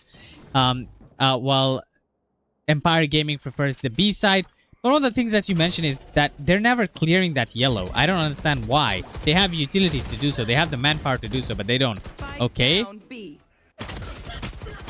This time around, it's Prophecy trading again. These mid-round swings when it always seems like Empire Gaming has so many players to step up. It's Prophecy to deal the damage. A lot of early bullets fly to the left side, and Cora's just overrunning them with a number of players. And Patoke, it is all up to them. We've seen them clutch before. Just 2 orbs away from that lockdown. But guess who's got an ultimate? 2 of the players on the other side. Not only the Empress is there. I mean, there's a Hunter's Fury. Realistically, Patoke has to clear out every single angle, clear out all of the Killjoy utility, and then move forward and try and fight that Hunter's Fury and into the bullets. Perks will put Luxe Iridescent on yet another map point. The question we've asked them for 3 overtimes already out of the 5 is, can they close it? And the answer has been no, all 3 of those. Yeah, I don't even know how many match points they've been in total for now, you know. I think this is like 5 or 6 match point that they got from Luxe Iridescence, and they were able to not do it all of them technically. So if they are able to do this right now, then this ends and we take it to an haven. But that is without going how the attacker round is going to be played from Empire Gaming here. Empire Gaming are choking a little bit in their previous round. Instead of just playing Peeker's advantage, instead of just waiting for your enemy to come to you, they tried to take the fight to them, which didn't really go out in their way. And looks like this round they're gonna just fake it out on the B side, and they're gonna initiate towards the A side. And again, similar type of mistake made by Luxe Iridescent. They just completely left the A side open and rotated, almost half rotated some of their members towards that B side. But Sova's gone already. Somehow he died. Yeah, it was that early kill aggression from Luxe Iridescent they showed a few times down A. They've got the Viper Wall here to try and cut things in half. They've got a player advantage, and it's been this story so many times. But that A site is a tough one to retake. We'll see if they can do it for the map, for a map number 3 possibility. It's going to be a forward position from Miz, who under the work of the high ground could set themselves up for a ton of success. Pulling up the pistol for a second, then swinging it. There's the headshot equalization from Perks. Jumping up towards the zipline, popping out the Leer, and then taking the zipline forward. It's an aggressive look. The defuse has started. Prophecy gets one. Jumping in. Cora's dead. Oh boy. 1v1. Perks is going to go for it all. I mean, at this point, it's already a Thrasher available. So for Perks, you've either got to destroy that thing or go for the defuse. The jumping Thrasher misses. Defuse is up to half. They're just going to hold it. They're just going to hold it, but no. Hiccup through the wall. Golly, how many heckin' overtimes do we gotta go to? I think we're gonna break the records here, Llama. As this is going. I think the highest overtime I saw was in a Chinese VCT match. I think it went like 27. Technically, we're not 97. that far. We're not that far behind, you know? I mean, Don't say that to me, man. I don't know that I can handle that. Oh. I'm having a fun time over here just watching them do the same deja vu's again and again, just same things happening again and again. But I think the chain needs to be broken by one of these teams here. And how do they break it? I mean, it's pretty simple. They just have to not do the same mistakes again. Like the previous round, the mistake that they made is they had the location of a KJ. You kill the KJ, you get the bomb defused very easily because you know the KJ is the main target. And they didn't focus on the KJ, rather they tried to go for the other kills. And I think if you know where the enemy KJ is in the after plan situation, kill the KJ first, and you don't have to worry about the swarm grenades anymore. They just keep bashing their head into the wall. The same exact result over and over again.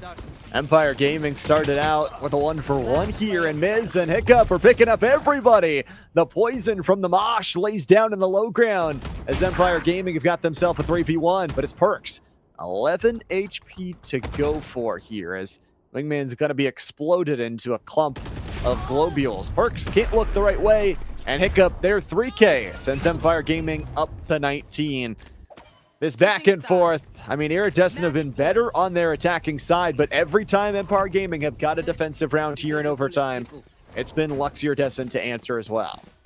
Yeah, and it feels like, you know, like this map has been going on for so long. They just had so many defense rounds to be played in this overtime that you could already see Empire Gaming has picked up a way of actually defending the A side. Luxe Iridescence hasn't been able to open up the A side anymore for quite some time.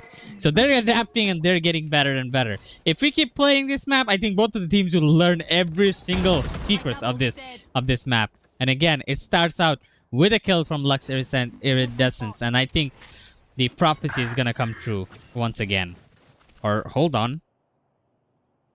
Ricky at least gets a kill back. I mean, that kill through mid. Okay. Cora's dead as well. Hold on just a second. It is not Empire Gaming slamming their head into the B side and not clearing out yellow. Or maybe I spoke too soon. They're rotating back over towards this B side. Luxe Iridescent playing with 3 men on the defense. They've still got the Killjoy utility covered up. And the good news here for Empire Gaming, there is nobody to foil their plan on the yellow box this time around. So they'll snake bite away the re-entry, the swarm grenades will stop themselves, and that plant will drop to the ground as Wingman does not get the initial value. That also allows the 2 other players from Luxe Iridescent to reinforce the position. Perks is going to be dead. Prophecy, it's a 2-for-1 trade. And again, somehow, some way, Luxe Iridescent have turned the tide. Now, with that Viper wall still going up, Empire Gaming, it's a nice advantage to have. Hiccup's going to go out with the Wingman. Up top, they play. Sending out will deny the Wingman. Dunks is going to give a little bit of the body action. Wingman will be moshed down to death. Dunks has got it. Hold on a second. The defuse is up to half. Willie's just going to go for it. The fake out. Kill. No! Empire Gaming moving over the line. It took them all 7 overtimes, but the defense was successful. They go back-to-back rounds. And Icebox, whatever that map was, is theirs. I deciphered the code. I knew how the matrix works. I cracked it. So this is what it is, right? The Luxe Iridescent side, they just needed to break the curse of them winning a match point. And Empire Gaming, they just needed to hold the A side and make sure nobody's on yellow. That's the only thing they needed. And that round, they had both of them. They won the A side defense, and they were able to get in the side because there was nobody on the yellow. There was a bit of a mind game played. It was a good start for Luxe, but it wasn't a good end for Luxe in the end. After having so many overtimes, these 2 teams will finally be able to go for an enclosure, and unfortunate for Luxe Iridescence, they are not getting a 3rd map, not getting a haven out here, and it is going to be over in 2-0, which means we have our 2 grand finalists, Llama, which makes me very happy. Empire Gaming will go up against I believe they're called Eternal Focus Knight. Yes, Eternal Yeah. Focus Knight. Yeah, Eternal Focus Knight, who hasn't lost a single match in the upper bracket yet. So it's gonna be a tough battle between the two of these. Yeah, and I don't know how you top that last map. I mean, as Empire Gaming was saying in Twitch chat, I mean, we only played 15 rounds on that first map, and we played close to 40 on that second one. It's almost 3 times the rounds from one map to another. But we're going to have ourselves a grand finals. I definitely need to go grab a drink, go to the bathroom here before we prep for this final best of 5. So we're going to take a little bit of a break here at the Luxe Summer Classic. Don't go anywhere. We'll be right back.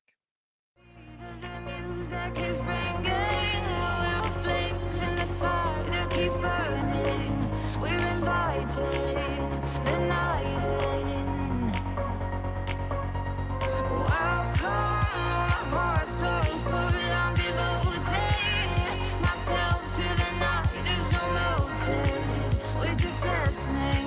We're existing.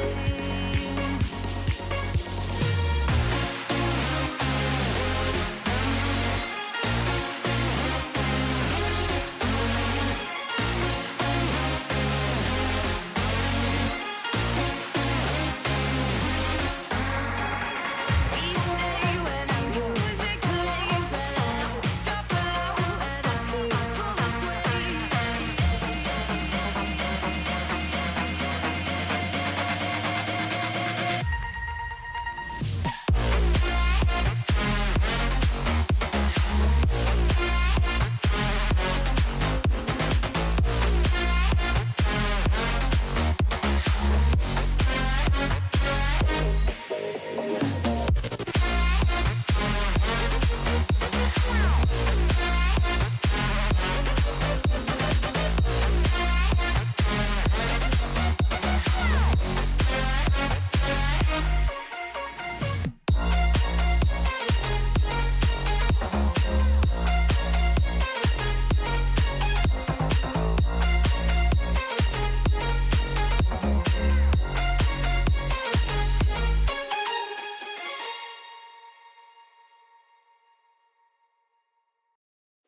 The night has come, it's cold and losing my control.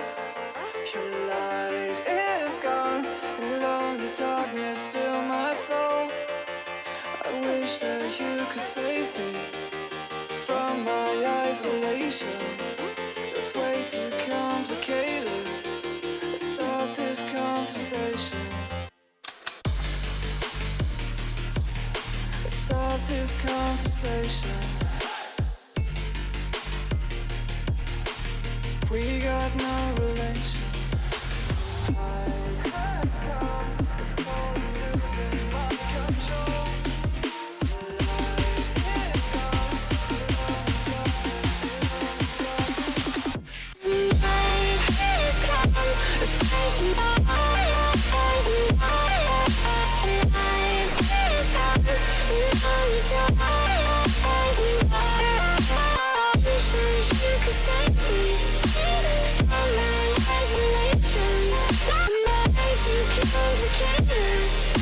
Stop these conversations.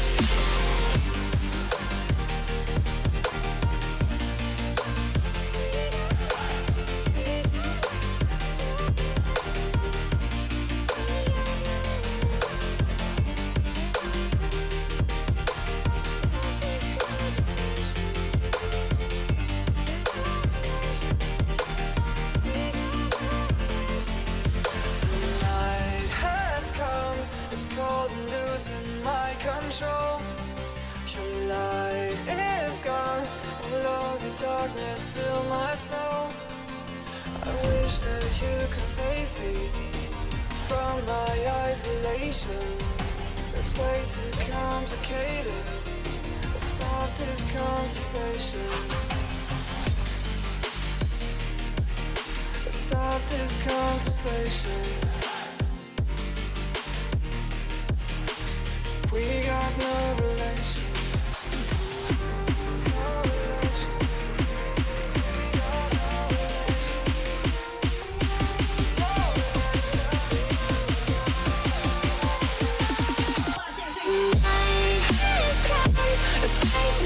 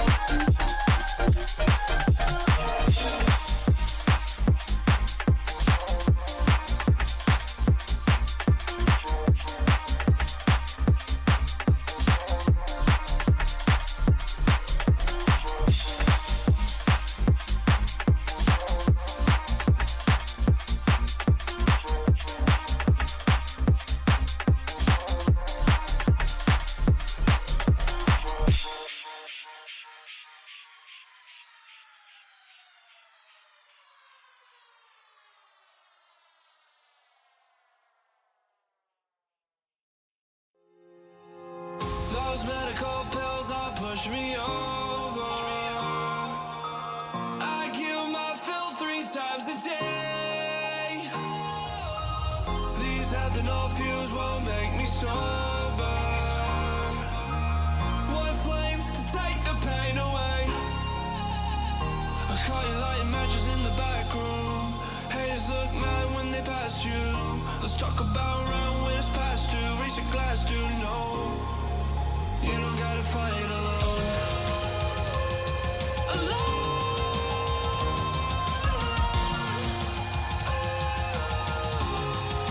You don't gotta fight alone.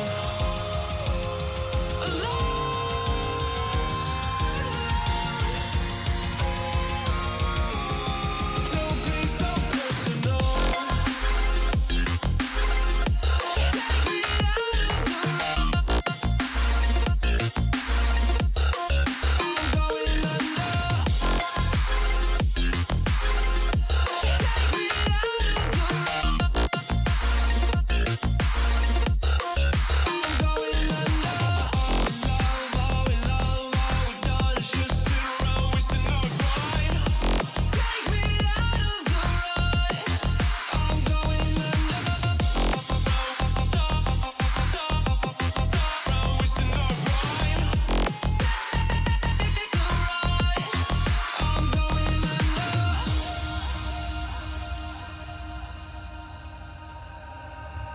Everyone's seen death in their dreams, but we still wake up and go to sleep.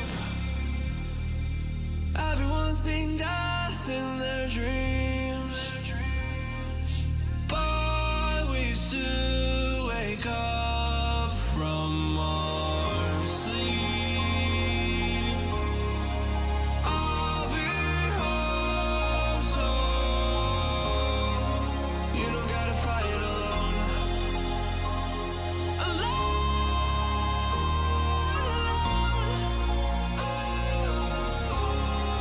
You don't gotta fight it alone.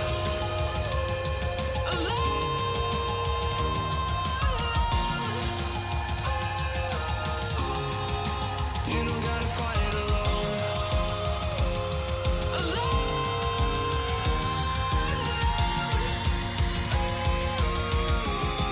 Don't be so personal. Take me out of the road. I'm going under. Take me out of the road. I'm going under. Who do you rely on now? I know the worst. I know the worst. Who can you call on now? I know the worst. I know the worst.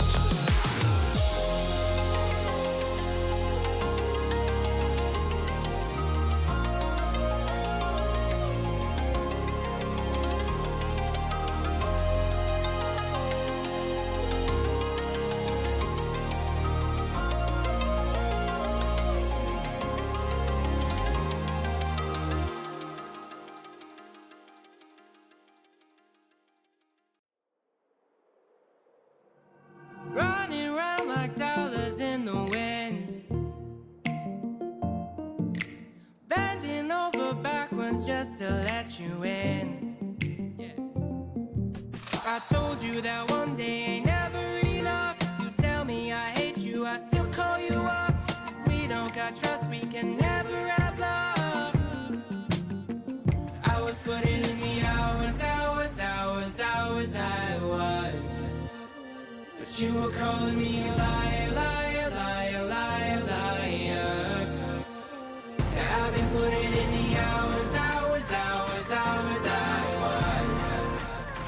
And it's coming down to now and now and now and now and never. I was putting in the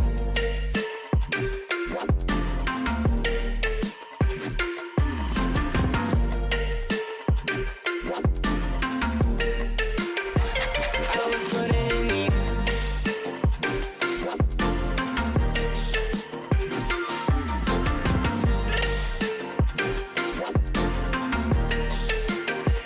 I was putting in the hours. I'm sick of fighting the things that you said. I don't wanna burn all our bridges ahead. I'm tired of going to bed when you left me on red just to turn up the noise in my head. I told you that one day ain't never enough. You tell me I hate you, I still call you up. If we don't got trust, we can never have love. I was putting in the hours, I was. But you were calling me a liar, liar, liar, liar, liar. Yeah, I've been putting in the hours, I was. And it's coming down to now and now and now and now and never. I was putting in the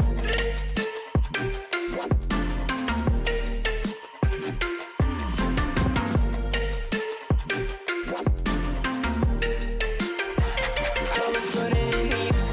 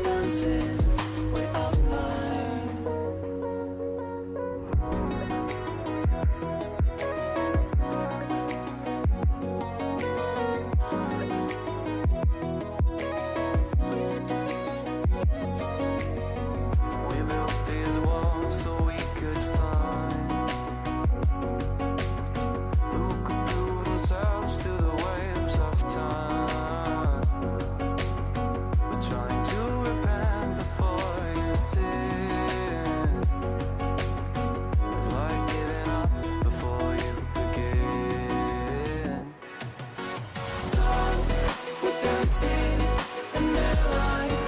Past that we could never run. Oh, they were dancing way up high.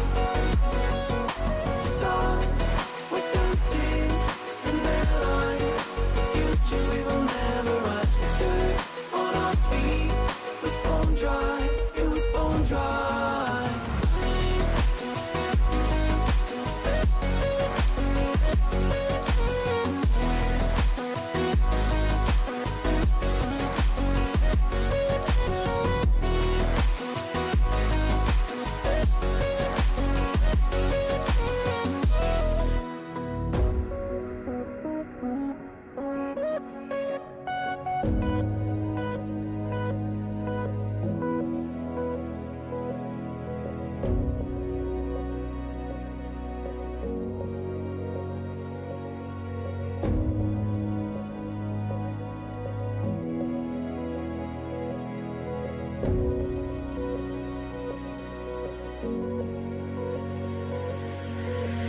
Thought another goal is all we needed. Taking second chances till we bleed. And when all the love had been depleted, we had but no choice to concede. As the stars were dancing in that line, past that we could never run. Oh, they were dancing way up high. Stars were dancing in that line. The future we will never run. Dirt on our feet was bone dry. It was bone dry.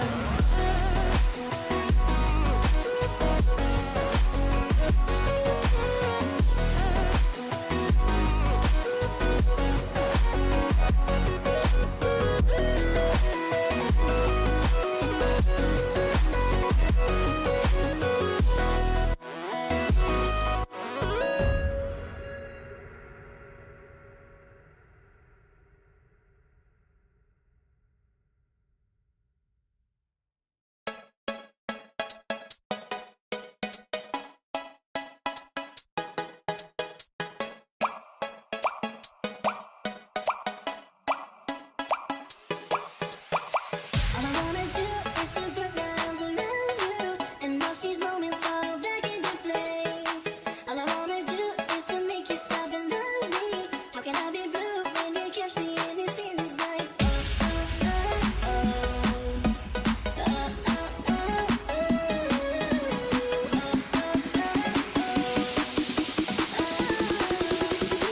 okay. I love you, I do need you, I do, I love you, I do need you, I love you, I do need you, oh, I love you, I do need you, oh, I love you, I do need you, I do, I love you, I do need you, I love you, I do need you, oh, I love you, I do need you.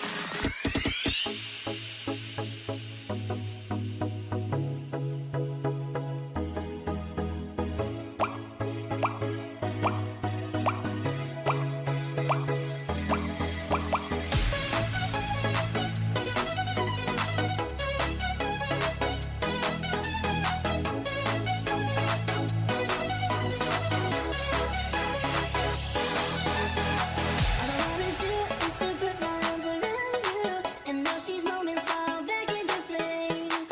All I wanna do is to make you stop and love me. How can I be blue when you catch me in these feelings like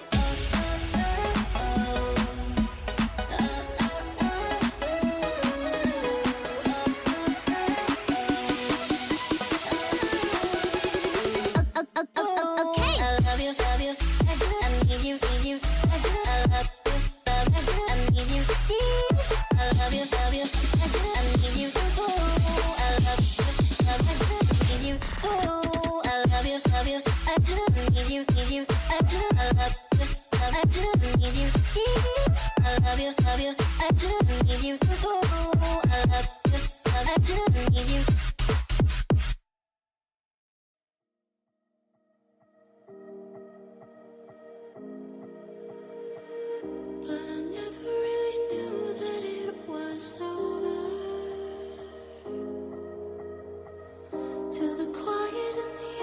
echoes became colder. I never really knew that it was over. Till the quiet and the echoes became colder.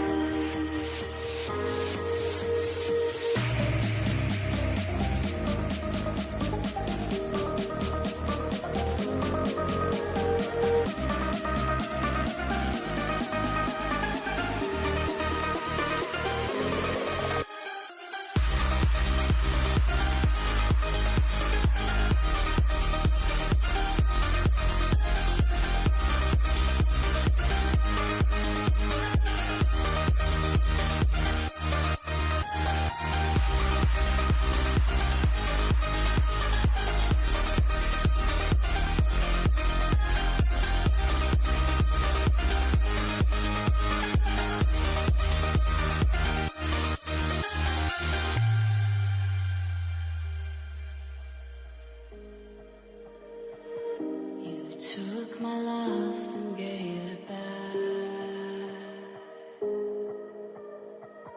It's yours to leave, but it won't keep me from this hard time. And I'll try to carry on again, but I never really knew that it was over.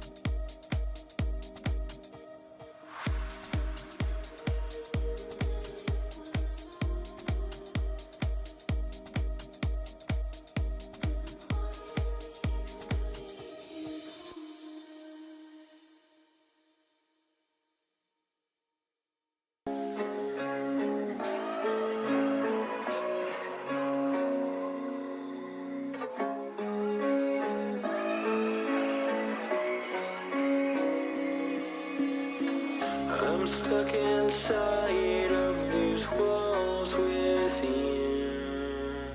I don't recognize who I've turned into. I'm losing hope in getting myself back. Everything around me is starting to turn black. Don't tell me you're hurting, can't tell me how wrong I am. Tell me how it's all my fault. Yeah, I've met my match again, starting from scratch again. Where is the pleasure in all this pain? Don't you lie to me, say it's all okay, when it feels like I'm drowning. I hate to say goodbye,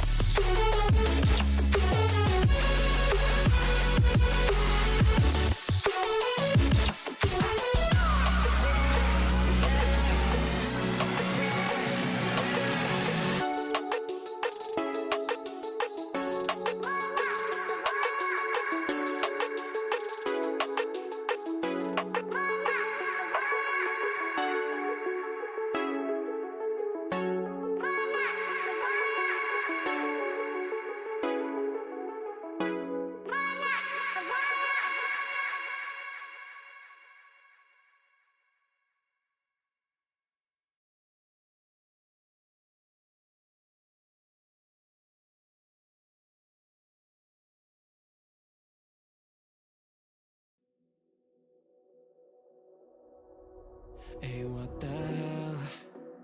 Why you hanging on the rooftop by yourself? I have an open invitation, but you're telling me go get lost. I don't wanna see your face. Yeah, what the hell? So why don't we stay out till the morning light? Cause two wrongs can make a right. We're just doing what we feeling right now. Some Chardonnay, we camp in the parking lot. Leave traces of plastic cups. We're just doing what we feeling right now. So what the hell? Why you hanging on the rooftop by yourself? Always waiting for the one, but I got news for you. I'm the best that you can get, so what the hell? Yeah, what the hell? So what the hell?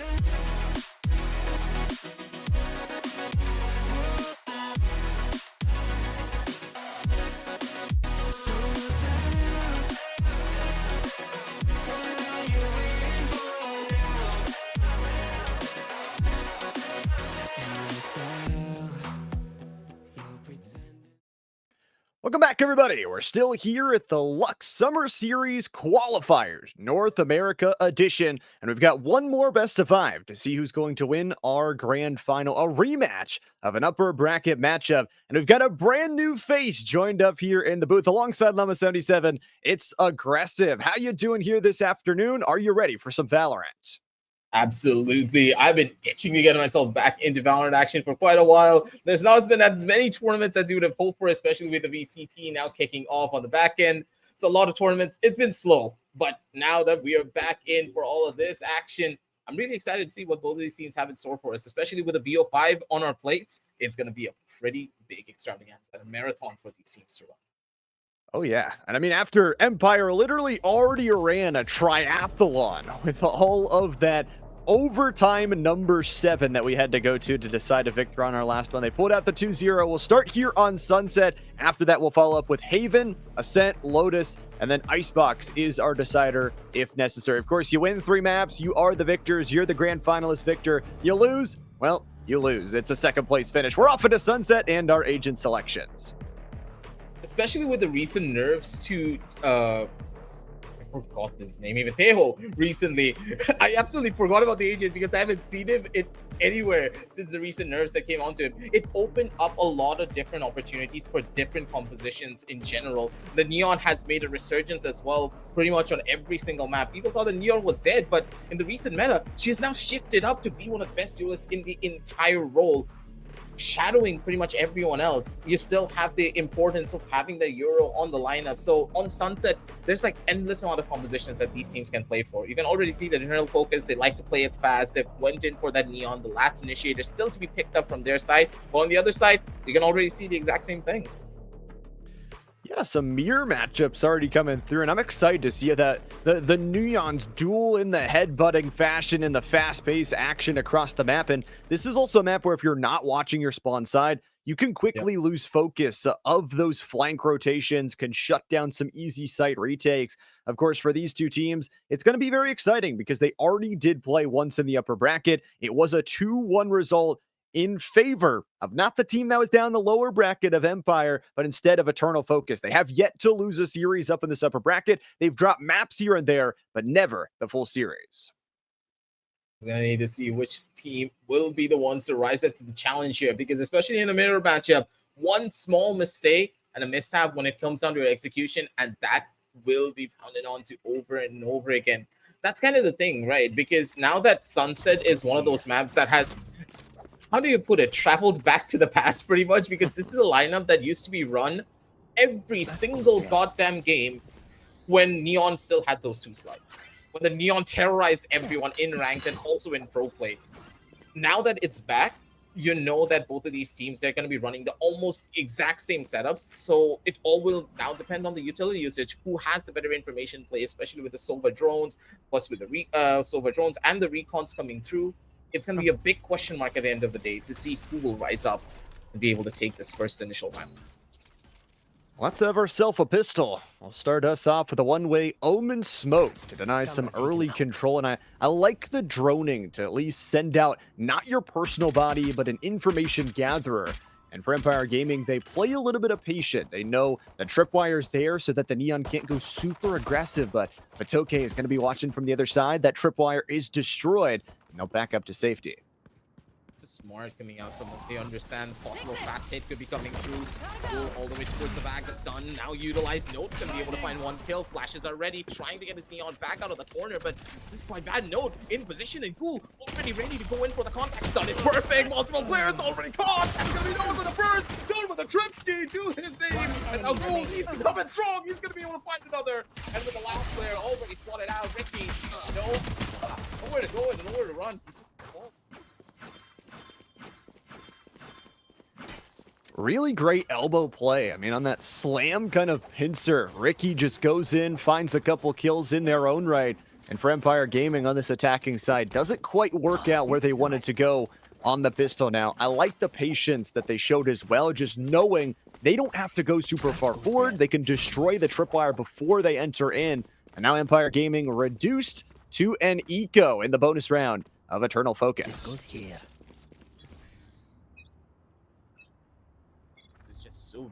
especially in the first initial round, where utility is just not really as important. You just have to wait and see where this is gonna go at the end of the day. But for now, the members of Eternal Focus pretty much in position and prime as Winders, trying to go in for this first initial hit. He has the angle and he spots him out. Ricky none the wiser for it. That's gonna be a big kill coming through from him on towards the A side, and they just have to worry about on the opposite end. Mid fully lost control of as Empire Gaming. They do have a couple of frags to their name, but they need to try and figure this one out moving forward. Got the spike, but the position is just too good from Note, who gets the final headshot of the round. And Eternal Focus, a nice little bonus round from them. They only lose 2 players, so they'll be able to save over some of those weapons they invested. And now Empire Gaming, they are going to be under the hot seat. This third round, as we swap things up, they'll be able to regain, get some of their economy back and going. But now is a round where they've got to truly step up. I mean, you're coming off the 2-0 victory. This is not a map number 1 where you want to try and falter. So I need to wait and see where they want to go with this. The A side looks to be where they really want to take this initial hit onto. Don't forget, this is a buy round for them, so being careful and spreading out their resources will be so crucial. Ghoul missing out on a crucial kill here. Dunks is instead going to be the one to get the frag, and they get the optimum trades. They're now in the lead for all of this, but no! And Currency still going strong! The Sheriff's just singing the song of death that we all love to hear! Flashes dodge, and positions ready. Crazy looking for another, and the Eagles just popping heads! The Sheriff working its magic. An Eternal Focus. They have it all under control again. There's still one more man, though. Patoke, knife out. Here's the gun duel. Headshot back. There you go. There's the first. Silva's low on the other side. It's going to be the dual stack. The cage is going to deny him. Do they send the bullets? Yes, they do. Patoke's on a double. All of a sudden, it's going to be the extra dart to gain some information or not. Kizzy, no chance to try and get this kill on the initial utility dump. And with half HP, is just going to wait with the drone.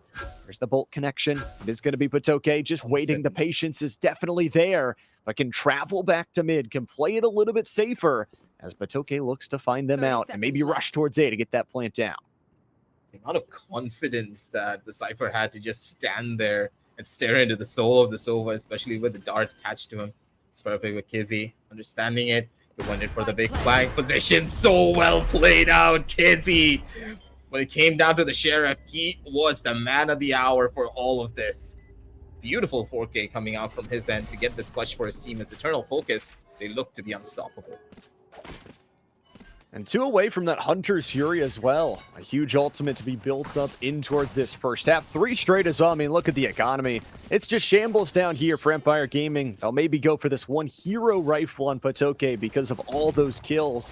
Builds up some extra money, but maybe just a shotgun play and a couple of sheriffs for Eternal Focus. Already 1 ultimate of their own on the board, but for Ricky, they've got a Hunter's Fury that they might want to invest here in this round. Possibly, especially if Notice able to set up a proper Hunter's Fury with the fault line as well.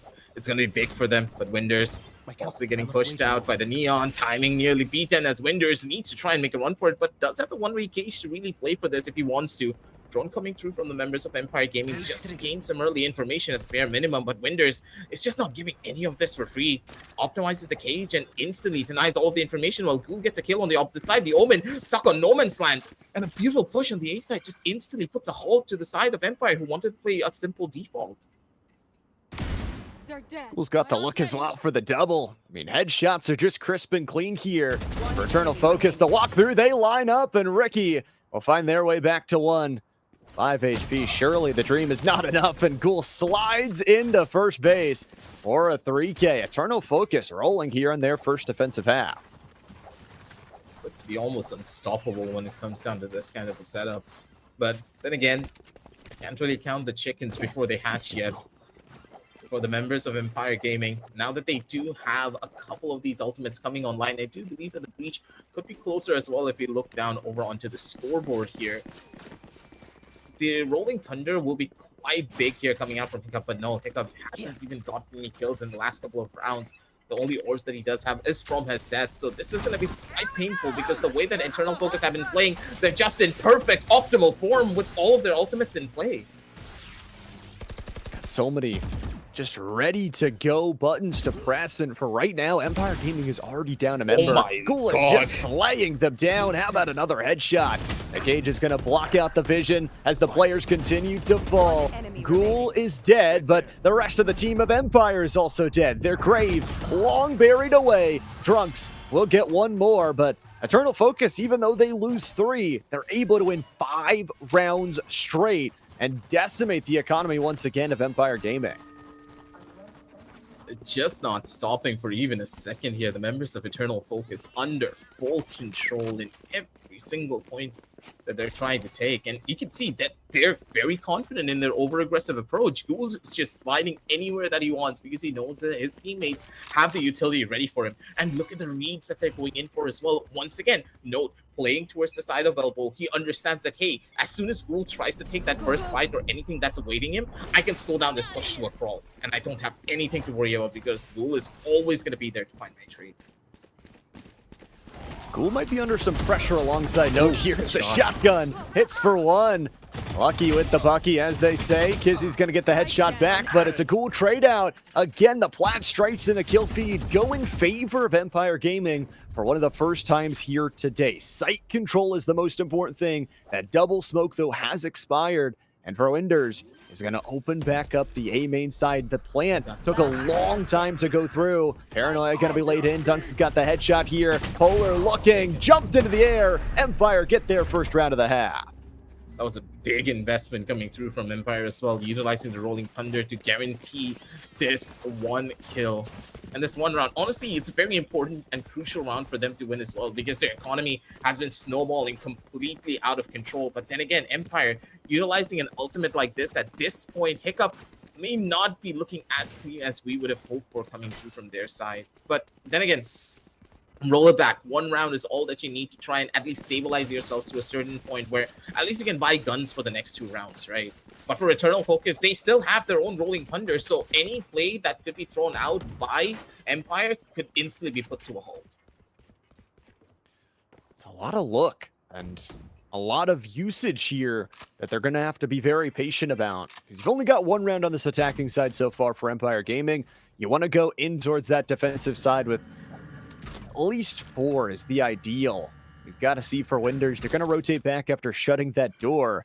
And it's really the first look on to B that Empire Gaming have showed all half long. That camera just seeing out so much, and Winders playing safe inside the double smoke is going to get dropped towards the headshot of Ricky. There's nobody here to play the defense. Spike is going down. Spike planted. It's a good initial hit coming through from Ricky as well to gain all of that information. Kizzy, position reveal, but the corner is yet to be cleared.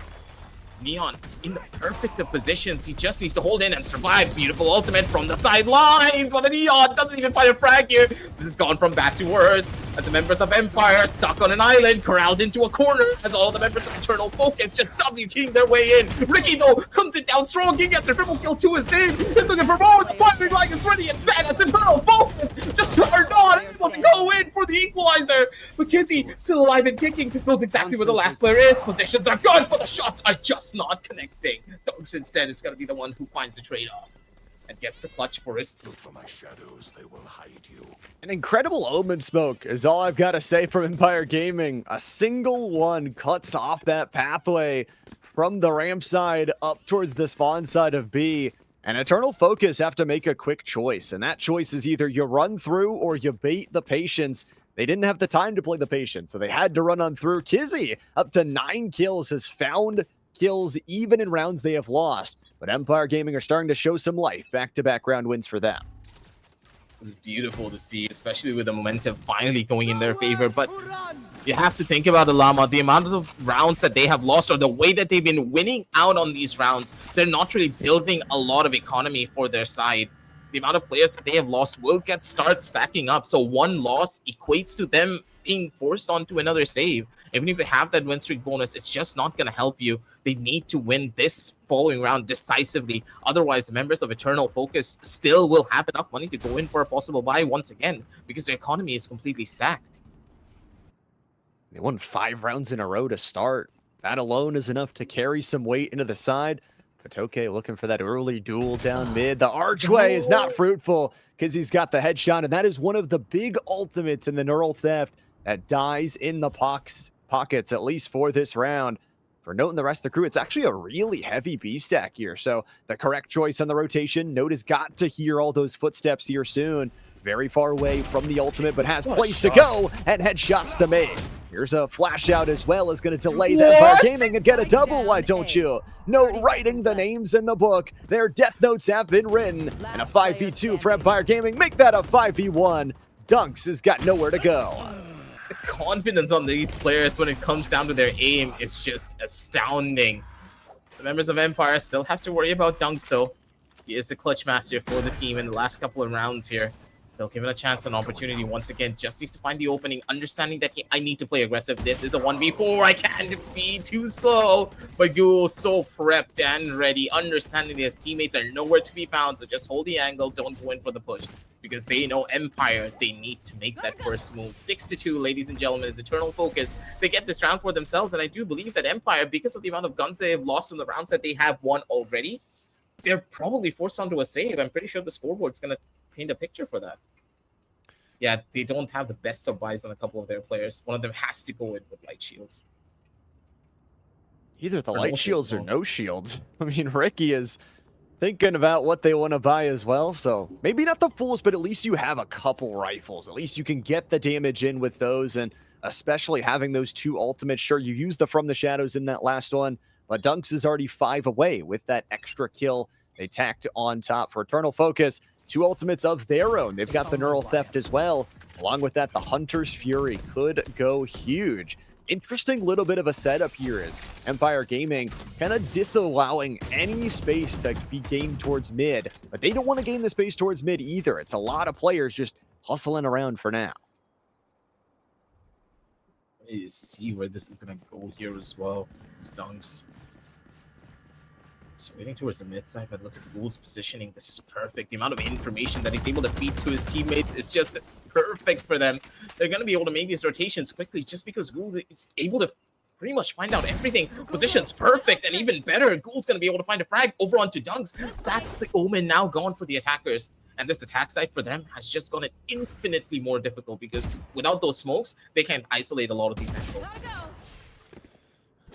They've got smokes at home in form of the cages from their Cypher, you could say, but not the same as a smoke. Definitely doesn't have the same value.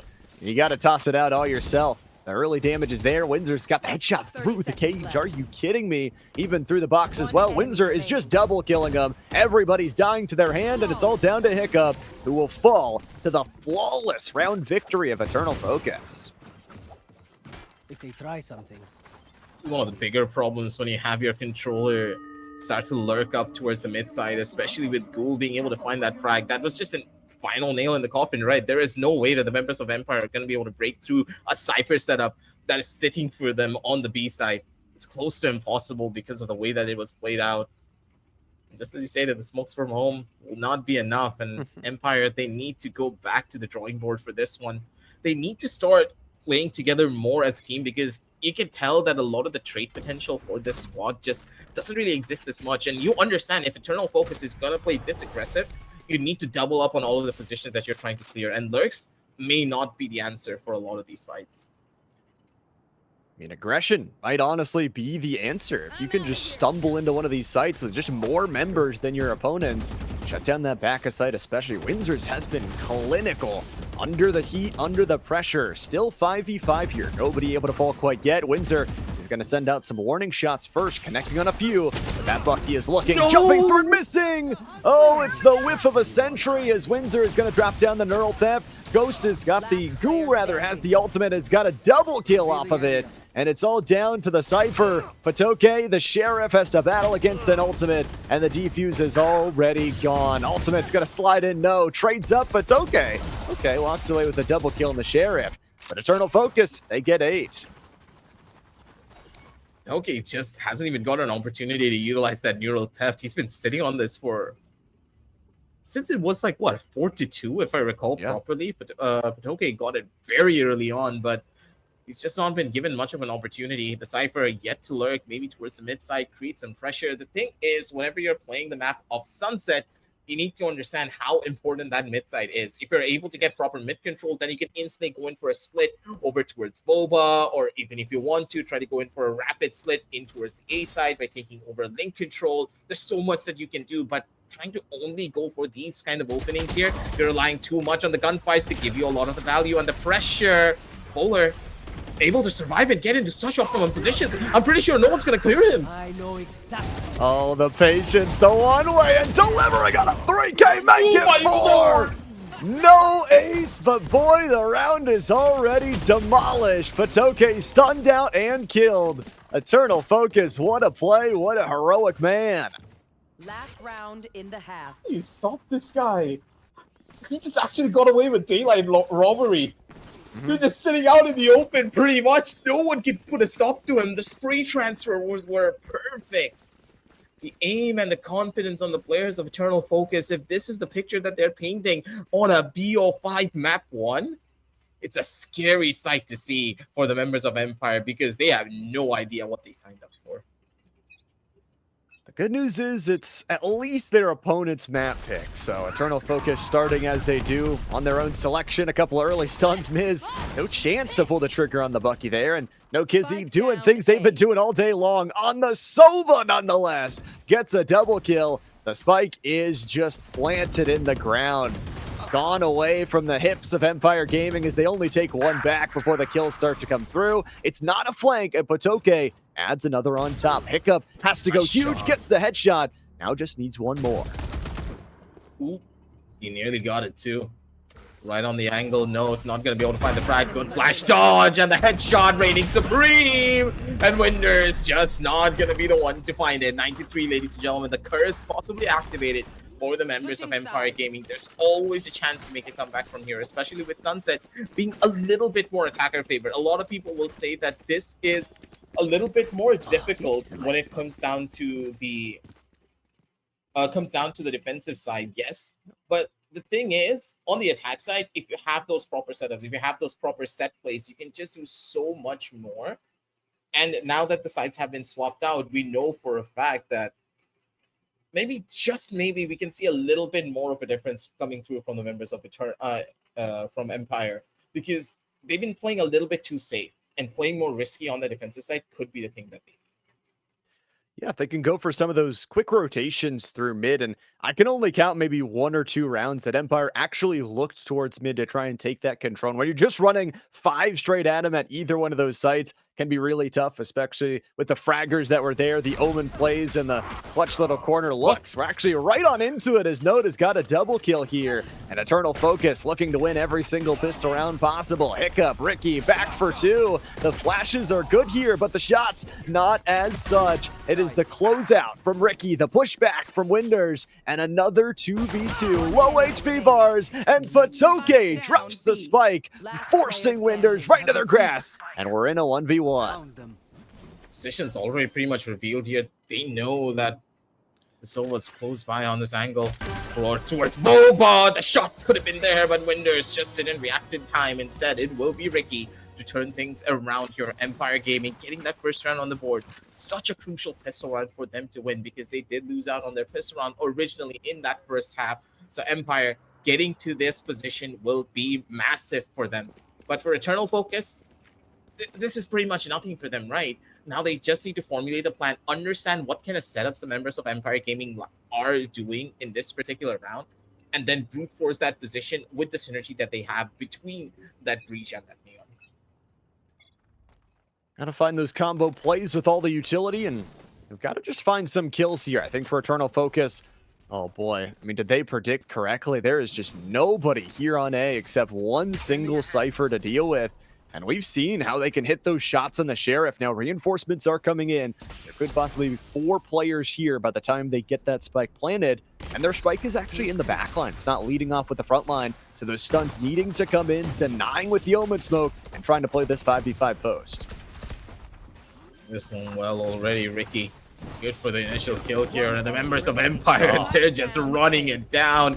The defensive side is where this team is thriving. But maybe it's a little bit too early to say just yet because, again, this was an eco round coming through for the members of Eternal Focus. Now with the Byrons rolling around for their side, they have a good understanding of what to expect coming through from the members of Empire Gaming.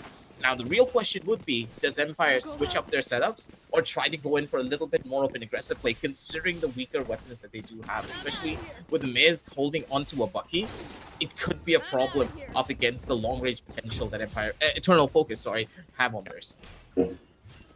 Absolutely. Some different weaponry. Does have the speed, though, and that's one thing about Miz is never strayed away from going straight into the faces.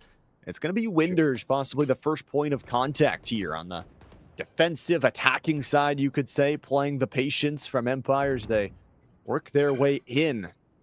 They get control of Elbow, and as soon as they do, they're able to grab up that ultimate orb, garnering some more possible utility usage for these post-plant scenarios. No ultimates on the board here in round number 3 of the half, but it's an important round still for Eternal Focus as they're looking to attack this Elbow link up. Be in a bad spot, Miz. This position already isolated and revealed, but Ricky comes in for the big save. There's absolutely no one right behind him to hold on to that angle. This was an absolutely lackluster approach coming through from the members of Eternal Focus. None of the members went in for a push, and it was just only one. This has just got from bad to worse because Miz, all around the corner, needs to go in for the shot. He's not going to be able to find it instantly. Gets traded out, but still, the members of Empire, they are in for the advantage. 2v3, they don't have to worry about anything here. They've got their Omen kind of cross-site mapping them, dropping those smokes inside the positioning as well. The timing is what they've really got to worry about here. 20 seconds left to go. And for Empire Gaming, they're playing a 2v2 here on that initial duel. Of course, for the Omen, the possibility to just rotate back in for Hiccup. The stun comes through. 10 seconds. You need about 5 to plant that spike down, and they just don't have anything. Patoke deletes 2 and wins 3 rounds straight for Empire Gaming on this defensive side. The question being, Llama, are you a believer of the curse? Yes or no? Absolutely. You gotta be if you're a Valorant fan, right? You have to be, because now it's down to a 96. Empire, they have the ball rolling on their court primarily for one big thing. The Hunter's Fury is up and running. You know for a fact that if the Hunter's Fury is up, especially if Hiccup and of course Sova are able to get proper coordination with one another, they should be able to line things up for a perfect, at least 1 or 2 kills if they do it right. It all pretty much is dependent on the information play. This is what I kept on saying beforehand when we were on the pre-show, that this map really depends on you having optimum information play, because these kind of combo setups, especially with the choke points that there are with a Sova, you can do so much. So work together. It's communication and everything in between here. The Shock Dart is going to take care of the tripwire. But again, it just seems like Eternal Focus on the exact same game plan that Empire Gaming wanted to do as well. Just stack 5. Just go through the site. Surely nothing will go wrong, Aggressive, if we don't have mid control, right? Absolutely. I'm pretty sure they picked up on that just as you said it. They're trying to rotate their way towards the mid side, expecting possibly a rat somewhere in those crooked positions. But even then, not looking to be in the greatest of spots. They don't have the best of weapons going into this round, so it's going to be a little bit tough for them. But I do believe that Ricky being on the best of positions here. He spotted out the Cypher camp pretty much instantly. Mid completely opened up. That basically means that Eternal Focus, they're going to be hitting the A side. They're trying to go in for the fast hit. They're able to find the spray. They do get one, but Potoke still holding down the line. They're not allowing them to go in here for free. And they don't even have a gun to pick up because that's just an outlaw. They're not going to be able to do much with it on this post-time situation. One enemy remaining. Nope, still does a 2K though, and immediately Empire Gaming just blows it up. I'm a little bit concerned on what the health bars we're left with, but you know what? They get the job done. Empire Gaming have been slamming these retakes really, really well. A little bit dicey though when it comes out of the overall take when you see them. Best HP has me worried, but at the end of the day, if it works, it works. Don't want to over question this whatsoever.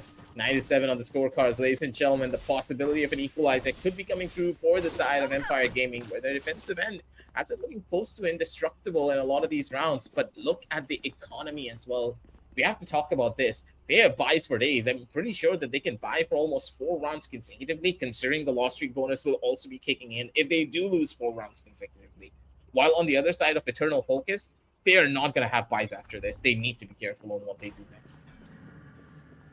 It's a huge round. I mean, could shift everything, and honestly, Miz is going to be under a lot of pressure. Eternal Focus actually getting the better end of the stick. And it kind of 4v2, but Miz just goes crazy. Nobody looks left. Nobody knows how to turn the view model towards the left side of the screen. And while Miz is already back, reinforced up an elbow, and Ghoul's on a 1v1 trade that they've already lost the shielding. They've already lost the HP down to 70. Miz is going to be shock darted out of the position, but the stun coming through as well. I mean, it is just impossible. Ghoul, though, does hit a headshot. Maybe that's some life back in this one. Oh my it just feels Lord, like Hiccup might have the entrance. I can't believe it. Hiccup just came out of absolutely nowhere on that one. Gun barrel already spotted. They know the positions. And they have the beautiful crossfire setup as well. But okay, just ending off his own twin brother. 98 on the scorecards, ladies and gentlemen. Empire Gaming, they are snowballing this game out of control. We do have pauses that, just as I was about to say, this is an instant pause for your team. You need to break this momentum. There is no way you gave up. How many rounds was this? It was a 93. Now we're looking at a 98. 5 rounds consecutive losses for the side of Eternal Focus, and they utilize a bunch of ultimates for this one. They are in the trenches, and unless we see a switch up soon, Empire Gaming, they could be walking away with murder at this point. I mean, they're already 5 rounds in a row. The curse starting to become more real every single moment. And I think the biggest thing for Empire Gaming is they have just used a lot of speed. I think the shutdown has been really nice. Saying for Eternal Focus, again, if you're not going to battle towards mid, if you're going to walk into us as a 5-stack, we'll play our defensive angles. I like that they've showed that patience multiple times, both on the B side and A side of, if you want to take the plant, sure, but we're going to win the post plant. We're going to get those retakes, and their communication is just absolutely stellar at this point. It's a very close map number 1, and as a reminder, this is Eternal Focus's map pick. So well on this.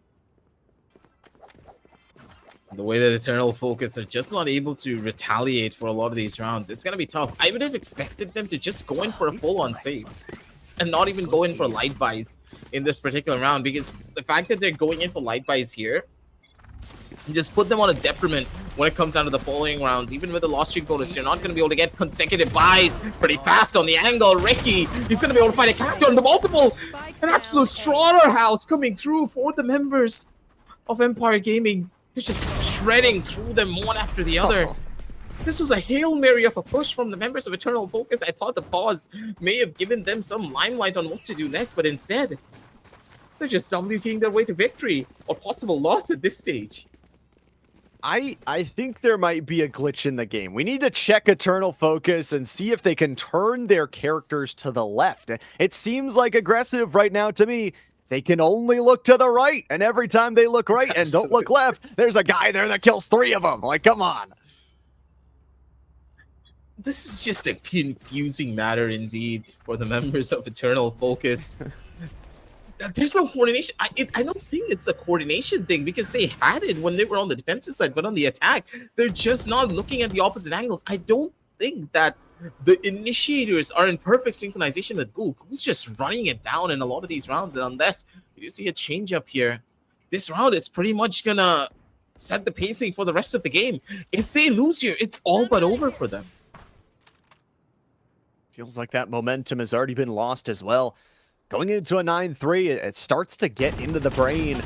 Deep within the thoughts here for Dunks there. Going to get stunned and jumping forward. Ghoul's going to get traded for the stun as well. It's going to be Miz. The early headshot again, but it's the shutdown on the other side of the map that matters more. Empire Gaming just winning on both sides. They've got the site control, though, on Eternal Focus's way, and they've got 2 ultimates to try and battle through. These crossfire setups coming through from the side of Empire, it is just so difficult to break into. Miz rising up to the challenge after having such a slow start to this series. He is going wild on the server, all the way from 1 kill. Mind you, Miz ended off his first round with only 1 kill to his name. Second half rolls around, the guy is now on double digits, tearing through everyone with confidence that we did not see from him for so long. And to have your Neon rise up this quickly on the defensive side, that is what you need, because the Neon's the one holding the space. Neon is the one who's challenging a lot of these angles and forcing out utility.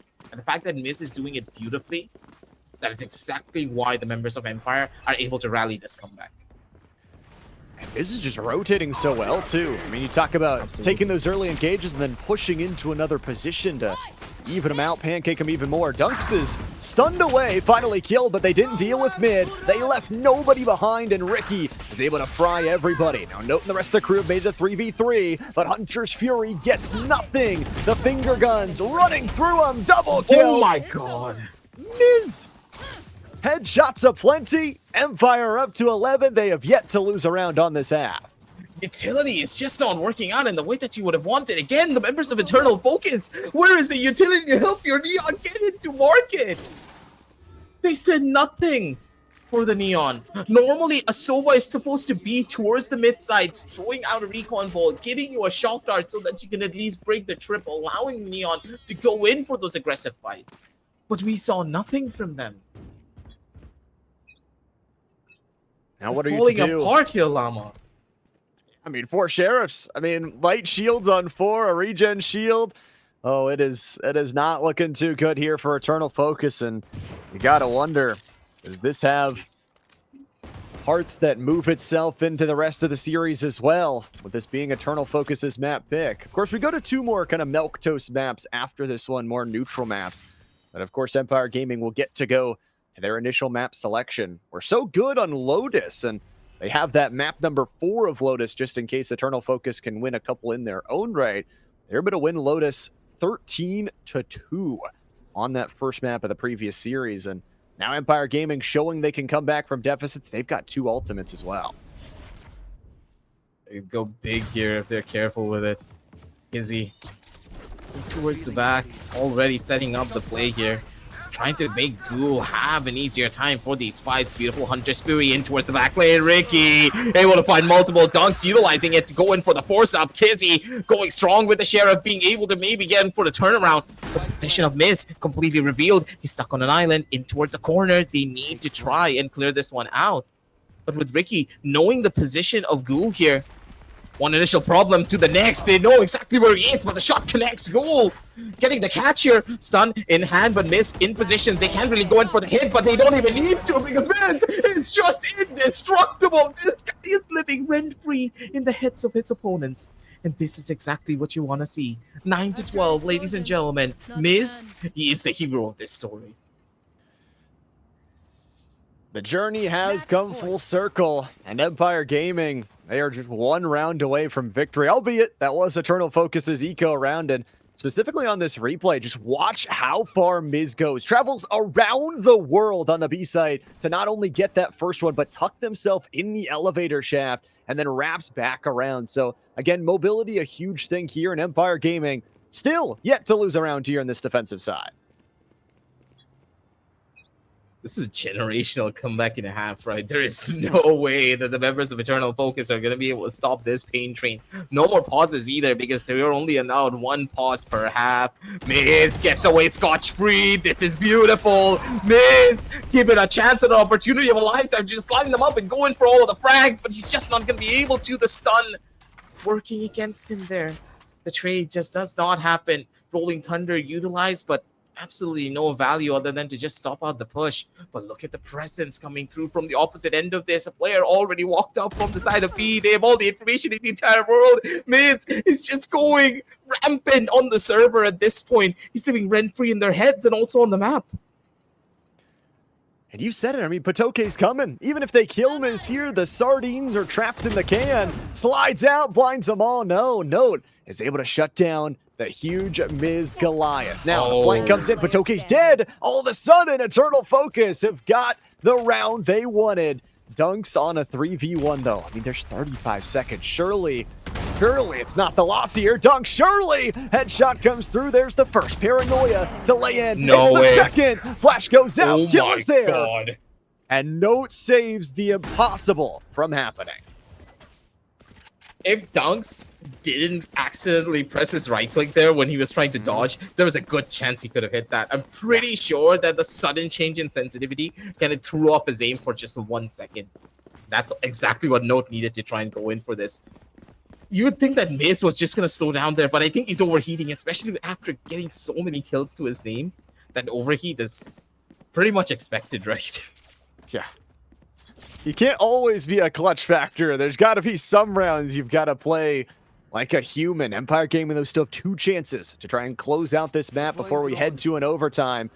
And boy, are they familiar with the overtimes. We went to an overtime number 9 to be able to decide the last map we played here on stream. And for Ricky, who's already down to 80, is going to get a huge stun coming on in, decides to go for the utility, and Eternal Focus decides to kill 3. That's their site. They've got players through mid. Windsor's has got a headshot, make it a Miz kill. Miz needs to go for the ace. An impossible feat, especially with a Neon. You don't really have the utility to try and make this one happen too. Miz possibly could go in for a save, but they don't really need to save. They have ample amounts of money going into this overtime if anything does go wrong for them. So for Miz, give it your best shot, buddy. He's able to find a kill and needs to go in for a gun swap. 10 bullets left on this Vandal. Good for 1 kill at the bare minimum. This is going to be a tough one for him to try and even find. 26 HP to his name. Try to take as many players of Eternal Focus with you as much as you can, but at the end of the day, the members of Empire, they need to get the following round back under their stead, because the way that this rounds have been going, it's just that Eternal Focus, they had a lot of utility to play for, but now that the ultimates are completely off the table, with Eternal Focus having only one being the Sobol, how do they want to go in for this hit? They don't have that safety net of those big abilities anymore. And From the Shadows is maybe not the best ultimate to have in a 2 ultimate scenario here. For Empire Gaming, we'll see what they can do. It's not entirely a full buy, but it's closer to a full buy than a half buy. I mean, 2 non-full shields, but they got the rifles on basically everybody. We'll see what Empire Gaming could do. They've lost the last 2 rounds. Eternal Focus, this could be the flip around. Overtime or an Empire Gaming win. Let's see round number 24. Gotta go big or gotta go home here. You can tell that the members of Empire Gaming, they're taking a much more laid-back approach to this, but look at the way that Eternal Focus are playing. They're playing completely for the mid side. This is massive for them. Full isolation over towards mid control, especially with the smoke being utilized here. They're going to be able to find a tiny bit of space, but the drone's going to be able to catch out 2 players over towards mid. That instant deterrent for the members of Eternal Focus to not go in for this hit, knowing that a breach could be waiting for them on the opposite side of Boba with a straight fault line that could send them to Narnia. They established the control and they instantly gave it up. What is happening? Read my mind. That's what I was going to say. They go forward. They spend 40 seconds trying to gain space towards mid. And then it's all given up. A chance here to still hit B, and Goal just hits it anyway. Miz has got a great shot back, but needs to rotate over. Heavily comes in now through the B hit. Of course, there is going to be those tripwires laying down on the ground, waiting for the players to enter on in. Hunter's Fury, Patoke takes the headshot back. Empire Gaming looking, searching, trying to find this round, and jumping on through. Polar This is and so Crew smart. actually sent down to nothing. Sliding, what a headshot! Through the smoke denies it. Patoke gets the 2K, gets the 3K, and Empire Gaming victors of map 1. That was so smart coming out from the Omen as well. The Omen instantly went in for the teleport straight up to the top of screens. So he's able to catch out one of the players as they were trying to run in towards the side. The instant reactions coming out from the players of Empire Gaming with a generational comeback. Stuff like this happens in storybooks. And members of Empire Gaming, they're able to bring it out of the story and bring it into real life. Just a huge work to start out that half as well, where they went so many rounds in a row. It was looking really bleak when they were down 9-3, but now able to win 3 straight matchups here on stream. Ricky still able to topple the charts with the highest average combat score by just a single point. Ghoul, Note, Kizzy to follow up right behind. And well, there were 5 players that hit 20 kills overall. But now it is Eternal Focus that are going to be under a lot of pressure. It doesn't matter how close the map was. It doesn't matter how much you lost by. You lost your map pick, and now you've got to go over towards your opponents and try and battle back the series. It's going to be a tough call, especially with Haven being the secondary pickup. When you see on the map of Lotus, right, Haven, of course, is a map that we've played for, almost 5 years now, and it hasn't even changed a single bit. So you know that map like the back of your hand. Well, Lotus, a little bit of a recent addition. The meta is not yet developed on that particular map, but on Haven, there's a lot of different things that you can do, especially when it comes down to the combination of the Breach, the Neon, or possibly even a Yoru getting picked up by any one of these teams. I want to see the Yoru and ISO comp because technically that is my favorite. I coach a lot of teams, and that is something that I always tell them to pick up. That could be the missing link that the members of Empire need to really turn this one back into their own favor. You never really know because Eternal Night could also pick up on this. That's why Haven is such an interesting map, and I do believe that this series on Haven could be the make it or even the deal breaker for both of these squads. Well, the best of 5 is far from over, but Eternal Focus will need to answer on their opponent's map pick. Before we head into map number 2, though, we're going to hit a short little break to give the players a break, us a break, and you guys at home a little break as well. So don't go anywhere. The Luxe Summer Series Classic will be right back after this short break.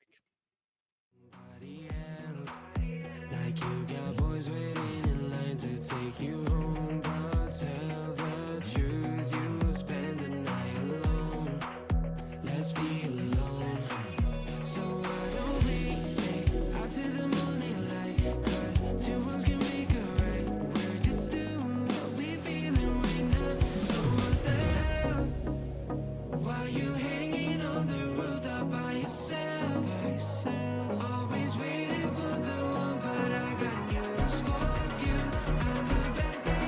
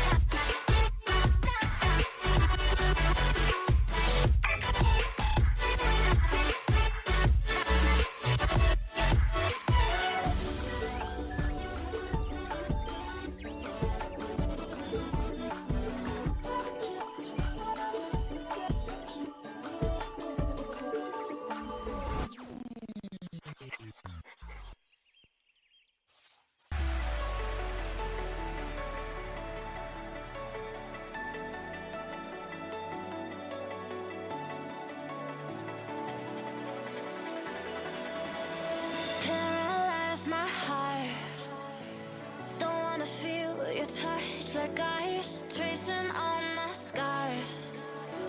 Why is it hurt on the inside? It's unforgivable, but I forgive you every time. Hard to let it go, 'cause we're intertwined. I break you, you break me, but something about it makes us so, baby. Every piece keeps us together in the cold. I break you, you break me, holding our love in chains of gold. Eternal Focus's way. They've got 2 ultimates to try and battle through.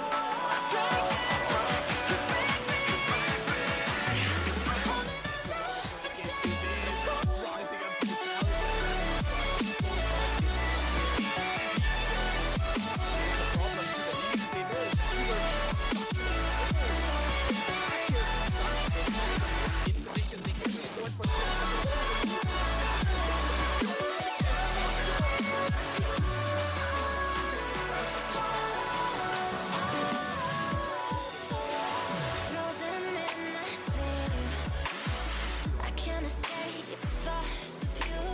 If I try to leave, when I'm with you I can't move. It's unforgivable, but I forgive you every time.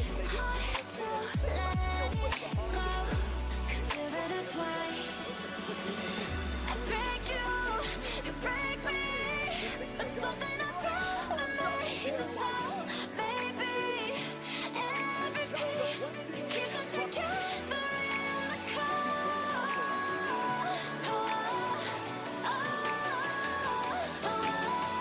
I break you, you break me, holding our love in chains of gold.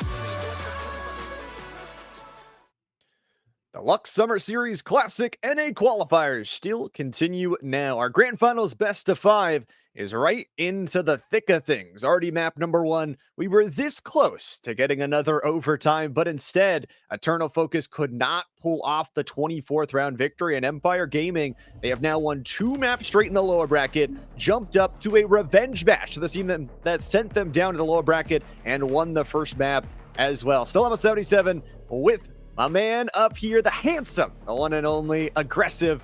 How you doing? How you feeling? You ready for map 2?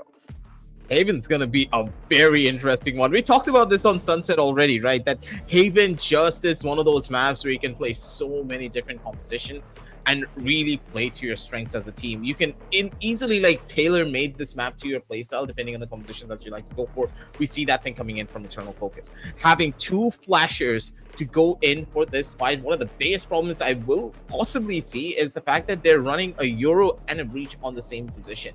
So there is no one really entering with the Euro to try and alleviate some of the pressure, or to, how do you put it, how to occupy the lot of the space that he will be making by teleporting inside of the side. No one can easily get in, other than maybe if you count the Omen, right? If you maybe send your Omen through with a teleport, maybe you can do something here. But it's going to be a lot of question marks, because Eternal Focus, yes, they have a lot of utility that they can play for, but it could be their biggest downside as well. I've seen a lot of teams really struggle when they have too many options on their table. While you can see on the opposite side, the members of Empire, they're just going in for something plain and simple. It's just a jet with a breach. So good old Haven is going to be coming on back for them.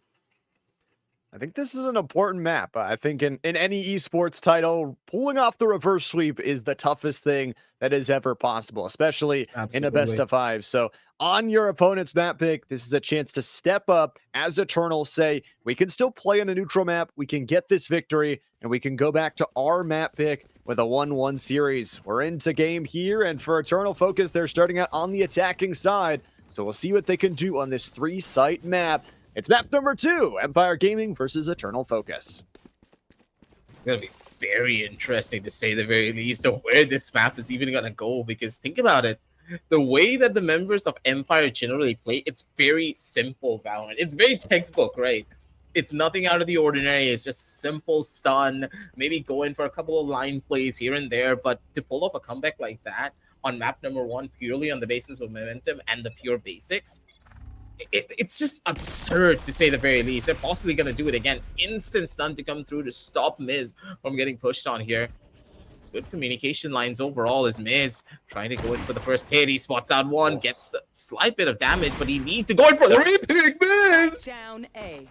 He's an absolute devil to society. He's still going. Overheats a little bit for the second, but that's completely fine because Eternal Focus, they've dropped out on so many of their players. It's down to a 4v2. Portal closed. I need a moment to go pick my jaw up off the floor. Like, golly. That double kill, putting a 4v2 advantage on the board here for Empire Gaming. They're giving up a little bit of space towards this A site, and they don't actually have control of the spike. So Eternal Focus might be able to get this plant down if Hiccup doesn't have anything to say about it. Now the plant will go through. They'll hear that it is going to be towards A, and now the utility dump is available. Of course, Yoru and Breach on the other side of this for Eternal Focus. They're going to play to try and go. In comes the Tremor, in comes the headshot from Ricky, and they'll clear out everything, finally getting the double kill. Empire, a pretty clean opening round here.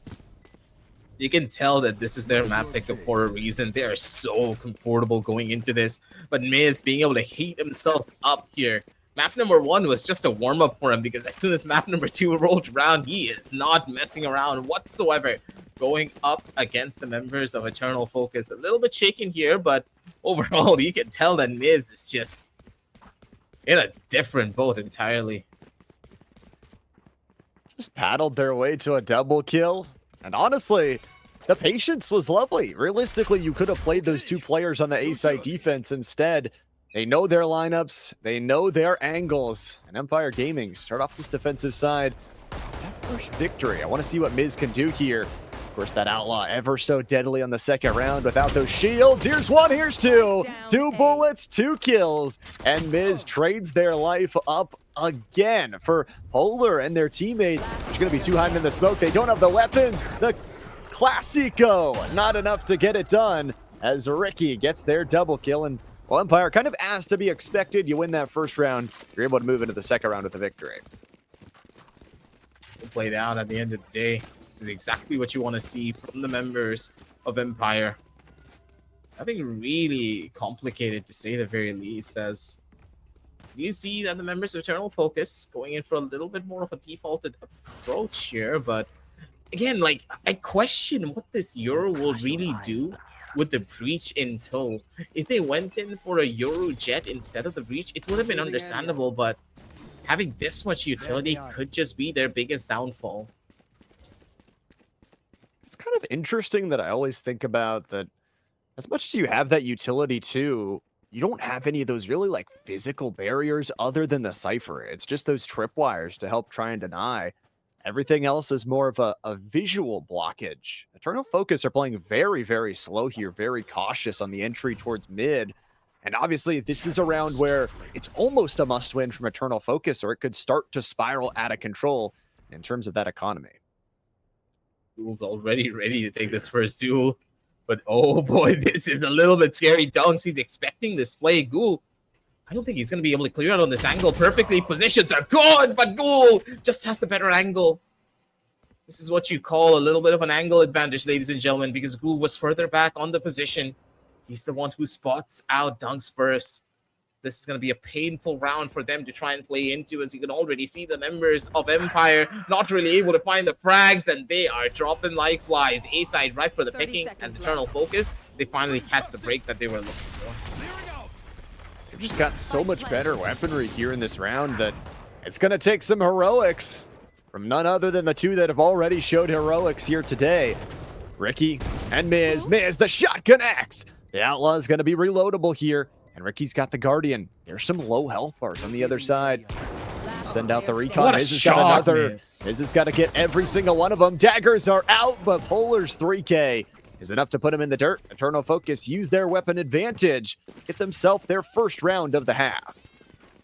I think Miz was expecting one kill to come through from Ricky, but sadly enough, he's just not going to be able to do much. The Blade Storm completely wasted here in this particular round, but overall, I would say good damage for the members of Empire Gaming, considering this was an eco for them. Being able to take down multiple guns like that will give them that tiny bit of an advantage moving into this round, but then again, it all comes down to the buys, right? How do they want to play this defensive half? Do they want to take a lot more of an aggressive approach? It seems so, as already we see control over towards A short, and Miz, he's knee-deep in the backline here. It's an early bit of taking as well from Miz's teammate. It feels like as soon as you get that position, there's a tripwire to deny it off. Drone is going to clear everything in front of the window. So Eternal Focus know this is safe enough to walk through the garage. But boy, that entrance to the seaside is riddled with Cypher, tripwires, and a camera to watch their entry back as well. And if they're not careful on that outward rotation, boy, they better be able to check left. Had some issues last time. Miz, by the way, upgraded to the operator and deals a blow. I love the positioning coming through from the Sova as well. He's able to give away so much information to his teammates of what exactly is going on around this corner. Dunks in the perfect spot. They have tripled up over towards the B side because they know that the Cypher can at least delay them to a crawl. There is no jet that they have to worry about. There's a lot more of a slower sided approach and an entry, as Ricky already primed and in position, trying to go in for the double up from the side of Garage. Both of them in position for it. Miz is going to be instantaneous for the trade, but Fuller still able to find so much. Down over to a 2v2, and the members of Eternal Focus just turn everything on its head. Somehow they clean out the round, even though they were at such a significant advantage from the very beginning of this. I think it was just Miz really didn't have the timing correct to switch over to the other weaponry. That operator is so tough to look at those close angles, and Note's kill right there possibly sealed the entire deal. But the know-how, the mid-round positioning here, the send over towards Patoke to kill them, and then the turn back on the 2v1 sends Empire Gaming back to nothing in the economy. 2 for 2 now for either side. Equalized finally. I can see that the members of Eternal Focus, they're relying a lot more on the mistakes of Empire Gaming to get a lot of these frags out for their entire team. But for the members of Empire, you can see that all the members just have a solid plan. As long as they don't lose out on a lot of the very important gunfights, they're able to get themselves out. Look at the amount of damage they're already able to deal. The members of Eternal Focus now stuck back a little bit, investing a bit of utility to try and force these defenders off these power positions on this B side. Mid control again established. You can see the Omen. He's disrespecting them to the core. He's all the way knee deep in mid, now sitting inside of grass on the underside of window. That's exactly what you would want here from Empire Gaming. You get one straggler kill, especially an untraded one. Oh no, not like this. Nobody can check left here in this series. I don't know what's going on. Hunter's Fury is going to go out. It's just everything being burnt down. The eco round success. Polar at least gets one back with the rifle. But boy, you've given over everything. And now Eternal Focus, all they've got is the From the Shadows. Oh, they're going to try and rotate it right into two members, right into a Paranoia. And on the other side, it's, again, the two-stack. Miz running out with a dagger. What are we doing here? Headshot comes through from Kizzy. Eternal Focus still somehow alive. Hiccup's dead, turning into a 2-on-1. It's all down to Polar. Not the HP they wanted, not the sightlines they wanted. Paranoia is phenomenal. And Polar's just going to bide the time, though. It says waiting even more, but it will be Empire Gaming. Eco round success. What a dirty one. It's a beautiful round indeed. The fact that the Cypher just dies out like that, especially on the A side, trying to lurk up, is pretty much they have to expect this.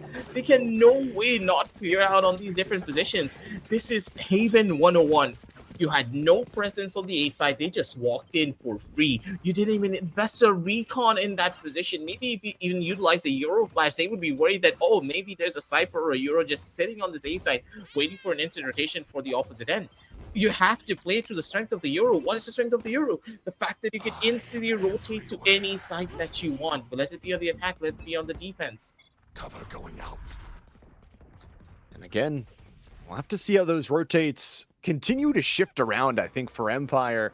They've got their buyback. I mean, that eco round is not only so good because you're on nothing, but you also gain those rifles as an advantage. I think for Eternal Focus, you've got 2 ultimates here, and one of them is going to be possibly needed on a C site where Long is so wide and open. There comes the Hunter's Fury, going to clear on down. Not the second ultimate quite yet, but Patoke, there's the combination, somehow survives on 70, and the camera sees them all. The pushback is there, but Eternal Focus has got a double kill. They've just got to clear out one more box position. Do they check it? No, they don't. Of course they don't. Hiccup's got 2. No Hiccup's way, got some Hiccup. shots, and it goes down to just one lone man in spawn.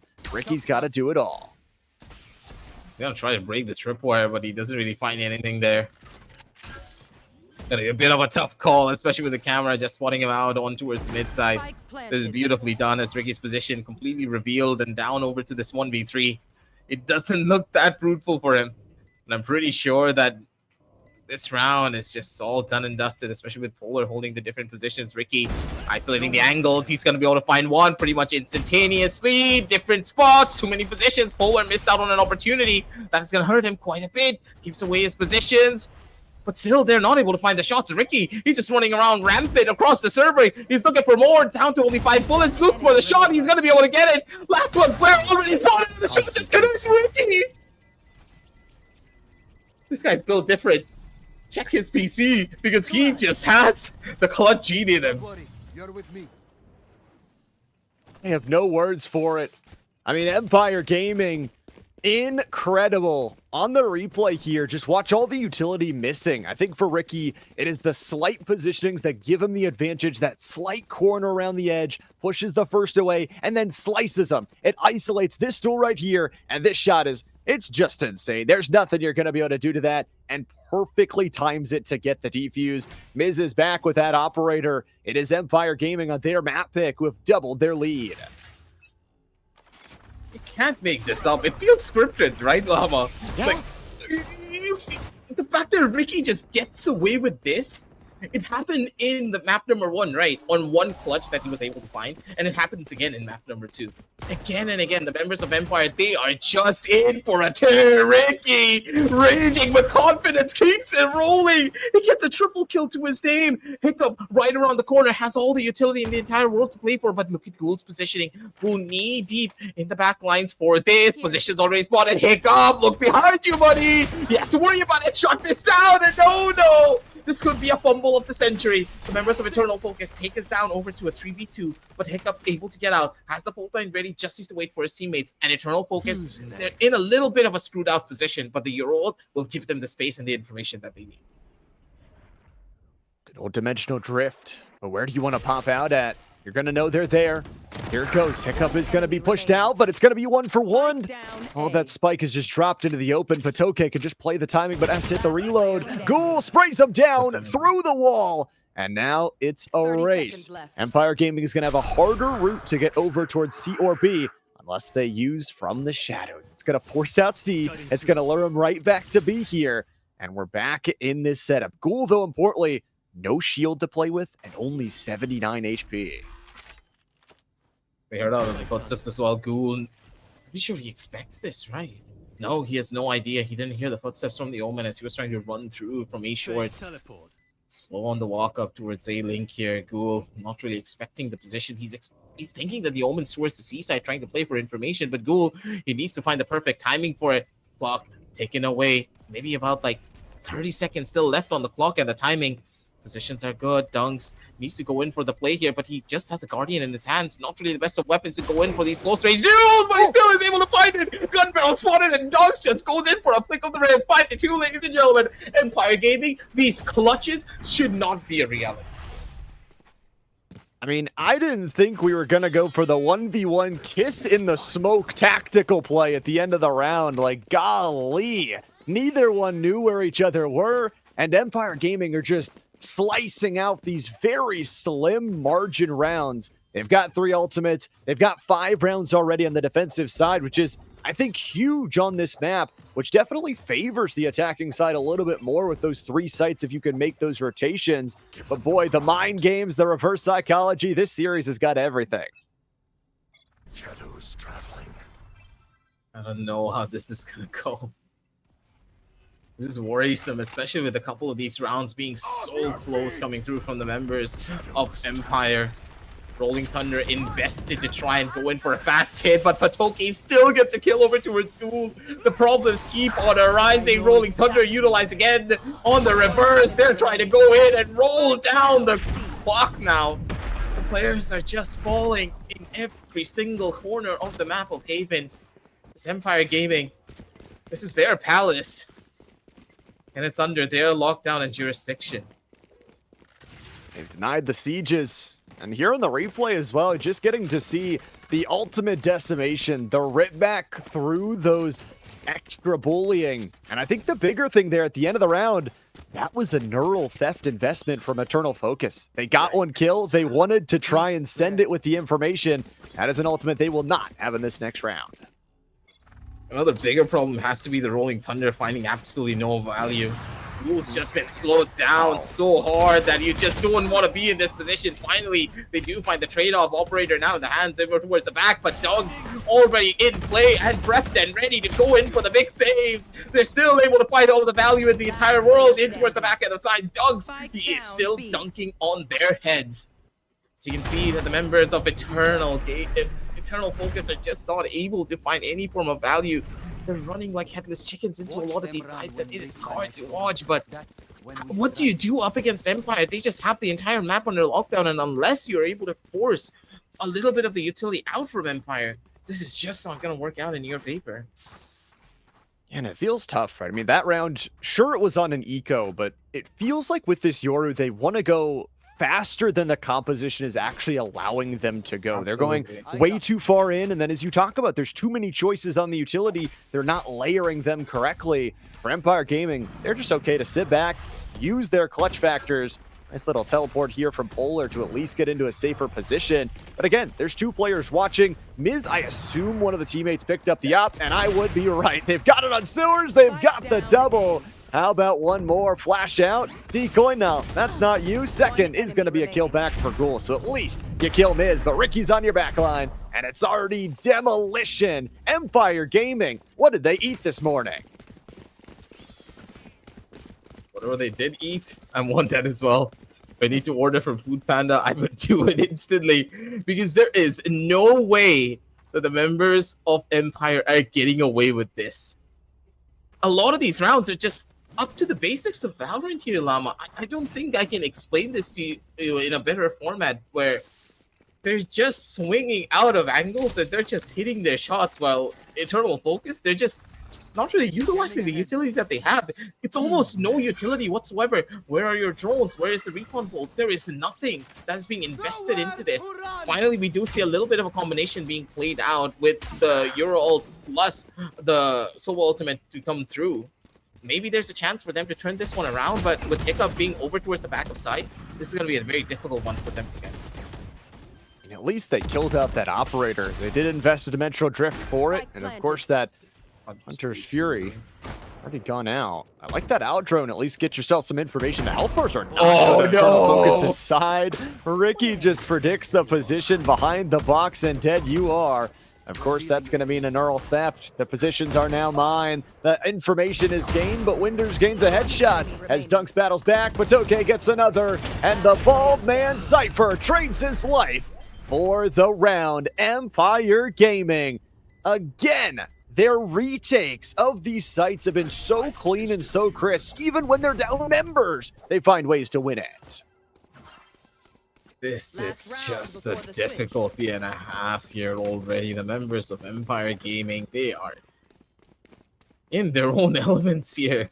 You just cannot stop them, especially with rounds like this. There is no way you win this.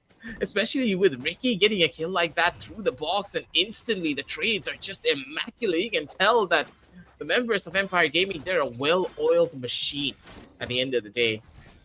What I'm worried about, though, is a possible 9-3 curse that could be favoring the members of Eternal Focus if we are not careful. This is the exact same scoreline where the comeback happened on the opposite side of the spectrum, ladies and gentlemen. So you can never count your chickens before they hatch as dogs. He just gets away with daylight robbery. He finds two once again. This is beautiful coming through from dogs, but Polar finally able to answer back in kind. A couple of the good shots are able to be found here with Hiccup over towards the back, and it's all down to a 1v1. Both players know the exact position. It all comes down to the final shot, and Kizzy's going to be the one to get it instead. Beautiful fast swing and a 9-3 to end off the first half. Switching The sides. stack through Garage doesn't quite work out for Empire Gaming as they dropped just their third round of the half, as you mentioned. The damage was phenomenal. I mean, there was only a player and basically a half left to go off that initial Garage push. But Eternal Focus found their footing, found the round. You said it, we've already had one 9-3 curse here today. But Empire Gaming, they're on the attacking side. It feels like they should be favored. They've had the better gun skills. We'll just have to see how this composition works out. I will say, if it's a pistol loss for Eternal Focus, I mean, that just might be map already. Especially because they did lose out on the pistol round beforehand as well. That's 4 rounds that you're dropping out like this.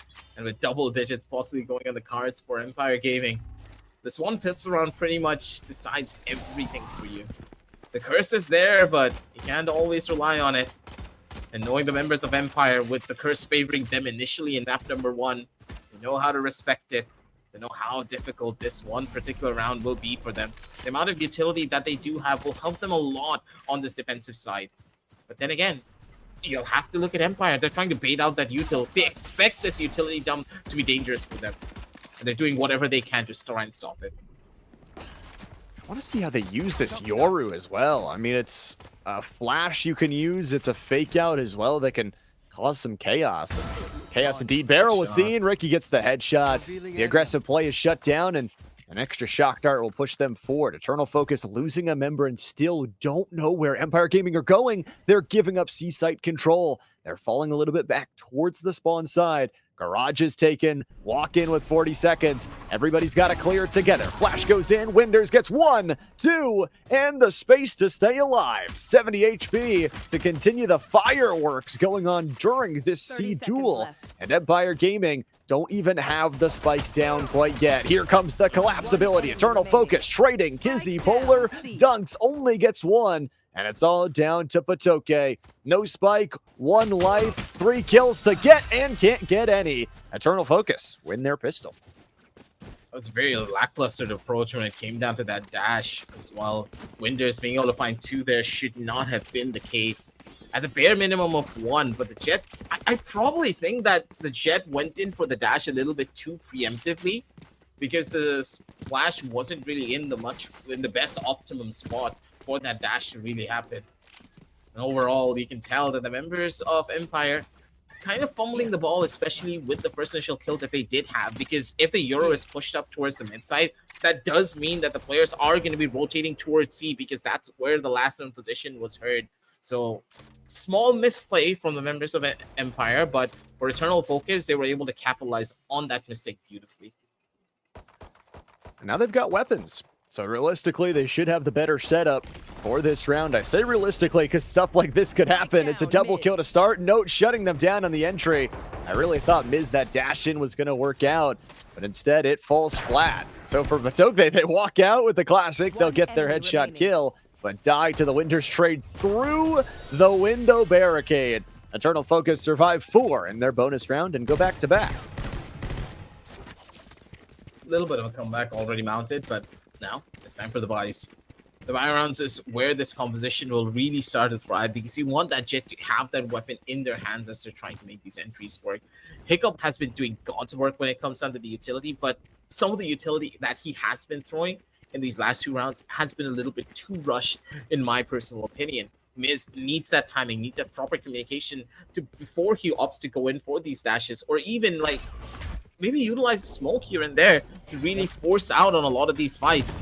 They need to take their time for these hits. That's exactly what we are going to be expecting. They have full control over towards A-Long. And now, maybe a small bit of a reset. Not really make a lot of noise, but instead, they're opting for a full hit and an instant swap over towards the opposite side. But the Cypher doesn't really have the space for them to do such a thing. Have at least the camera as well placed very, very deep from Eternal Focus. It's going to be destroyed immediately, garnering some information. Empire Gaming, though, looking for their hit with better weaponry here. It's all down to Windsor's, who was able to double kill before. But Shock Darts are going to clear out the positions, isolate this Windsor's fight, and the dash in again is punished. It's going to just be the Sheriff from Polar, but there's a lot of players from Eternal Focus here. But Empire Gaming all down to one, and it's Patoke. We've seen their clutches, we've seen their victories, but for Kizzy, hits the shot off the Classic. Doesn't even need to reload. Eternal Focus demolishes the buy round from Empire Gaming. Again, these dashes are a little bit too preemptive. I don't know where the members of Empire are really playing for this. You cannot dash yourself on towards platform like that, especially when you know that there's someone waiting on the back of side. Of course, if there's any good player, they're instantly going to dodge that flash. Breach flashes as of right now is pretty aesthetic, and you need to utilize that flash with a proper Sova Dart. So let's say there's a Sova Dart being thrown out in towards the back. That is when you throw out the flash together. So you're forcing the enemies to look at one thing. If they try to dodge the flash, they instantly get tagged out by the Sova Dart. If they try to break the dart, then they possibly will get caught out by a flash and the jet dashing in. You need to time those utilities properly, especially at such a high level. And I'm pretty sure that's exactly what the members of Empire Gaming are talking about, because their utility has been a little bit too back and forth for their own good, and they're bleeding out rounds. They've lost 3 rounds consecutively at this point, and it seems as though history could literally just start repeating itself again for map number 1. And that'd be huge for Eternal Focus. I mean, they're already down in map count. It's good to mention that they lost their own map in map number 1 to that curse. So they really need this win more than anything. I mean, if Empire Gaming can start to lock it in, especially after their timeouts, we look back towards Icebox, a map that they actually played really well on in that first series after they kind of bounced back on it. So those timeouts are going huge here, but it's 4 Sheriffs and an SMG. We'll see what they can do on reserved expectations. Very important round for them to play into here. You can see already that the members of Empire, they're playing this one a lot more slower and tactically in comparison to before. But for Eternal, they're second guessing their overall approach. Good short control as well being established as Empire. They have the entirety of A under their arsenal, but if the Cypher does make a tiny bit of noise towards the opposite side, that's going to be big for them. They need to draw out a couple of more rotations at the bare minimum, but the drone is going to cause some problems. Jet already spotted. Only one player will get tagged out. He's going to try to make a run for it over towards the opposite side, but the members of Eternal Focus, they're not taking the bait. They still have 2 players here with the Cypher holding down strong on the C side. Those tripwires, they're just fortified up here. They really don't need to move, and Windsor's got the camera. Make sure to watch everything. It's a nice little omen smoke, though. It's going to cut off the high ground. Windsor is going to have to play from blind for now, and Windsor still gets the kill while blinded. How about this? It's Mist going in, tries to pick up the weapon, but it's double kill. Ricky dunks both on the Sheriff, and Patoke from behind. It's those Sheriffs. They're giving them issues. How about a 2v1 with weapon pickup? They're going to be able to find so much value here if they do get this round. Last player already spotted here. And no, I don't think he's going to be able to do much. Swings out across a perfect 1-2-3 peek. As Patoke is going to be the one to get the headshot instead. The Sheriff singing that song of death that we all love to hear. 10-6, ladies and gentlemen, as Empire Gaming, they're doing everything that they can to try and take this victory. They're fighting, that's for sure. And I have loved, like I said, they have got a really good timeout setup, whatever it is, whatever they're talking about. Those setup plays, going back to the playbook, have forced Eternal Focus now to a scenario where, sure, you've got 2 ultimates, or you've given up some weapons, you've given up a round. Empire Gaming one more and really start to break those funds and get to see Miz on this aggressive look. Ghoul just watching for that flash. There are 4 players of Eternal Focus looking towards mid here. Could be for the better or for the worse as the Cloudburst covers their entry. Pretty much do it here. Just need the timing for this play to really work out, as no knee deep here in these positions. They're waiting for the drone to initialize this contact. And as soon as they're able to find this opening, find any bit of information, they want the Jet to go in for the dash, but instead, Eternal Focus, they understand this. They're not really willing to give up on this spot. Again, rotating themselves back towards the A side. Now there's no Cypher here, so the anchor setup coming in from the Sova will be a little bit more difficult. But with the instant rotation possibly being found out by the Yoru, they do have a chance to go in for this hit and maybe go in for a retake as well at a very rapid pace. Interesting what they do with one player still left in that high ground position. I mean, that's a lot of information gained, but it's going to be up to Kizzy to do it while blind again. Okay. Dark cover over top that the Cloudburst goes in and trying to dash in. It's the stun that connects as well. Miz is going to push him away. The teleport back is good to keep the Yoru alive, but here's Miz! Just one. 2 for 2 on the entry, but it's that retake that needs to come through now. The health bars are in shambles, and the pincer play coming from 3 different directions. Ricky gets nothing, and Gizzy gets a 3K. Eternal Focus. Incredible work on the retake. They just didn't have a good lurk going on the mid side. I understand what they were trying to go in for, a full play setup over towards this A side, but firstly, the dash was a little bit lackluster. The space wasn't really there. Maybe if we played on top of the boxes, it could have been different. There was no off-angle setup for them to make this play work out in their favor. There was too much utility in the hands of Eternal Focus to really warrant a rush like that on the A side. You showed no presence towards B. Other than that initial hit, you need at least one player to maybe sell this fake out a little bit more. Maybe put your Omen on that B side. You don't need him to give you that paranoia. You can still go in for a dash with your breach. They're making these small mistakes that's allowing Eternal Focus to really get a lot of these rounds rolling in their ballpark. Kizzy on the initial peek. How about a headshot? The force of the mistake here onto Empire Gaming. And they can tell. I mean, we can tell as well that this is the grand finals. You talk about just a small mistake can change up the entire flow of a round. These are 2 teams that have earned their spot after battling through a rigorous tournament bracket. Of course, Eternal Focus getting here through the upper bracket, getting to select first, and Polar just selecting the headshot as a kill through mid. Empire Gaming, 3 more players to go. And they've got to battle into a Cypher setup if they want the free C site. They'll find a lot of space here, especially with Riki knee deep now. Over towards the side of garage window. He's able to equalize. That's a double kill that you want to find. Pick up the weapons. Try to get it for your buddies here. This is going to be so important for him to get both of the weapons into the hands of the players. And this is big for them now, the members of Empire Gaming. Suddenly in a prime position to try and win out on this round, especially with Riki being in such a good spot. They should find the instantaneous trade. Positions are good. The crossfires are even better.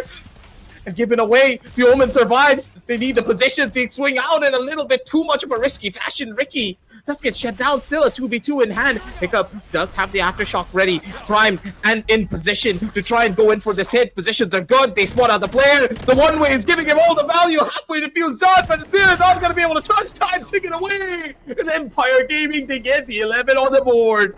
Against all outs, these equal rounds is where this thrives, Llama. I will survive them. They just find ways to get kills, and boy, Hunter's Fury got nothing. Before this replay, the ultimate invested for no kills, and boy, that one way just makes things impossible. This split position is one of the toughest to hold as a team because they can isolate those single kills at any moment, but the timing was perfection. Empire is just 2 rounds away from getting themselves on series points.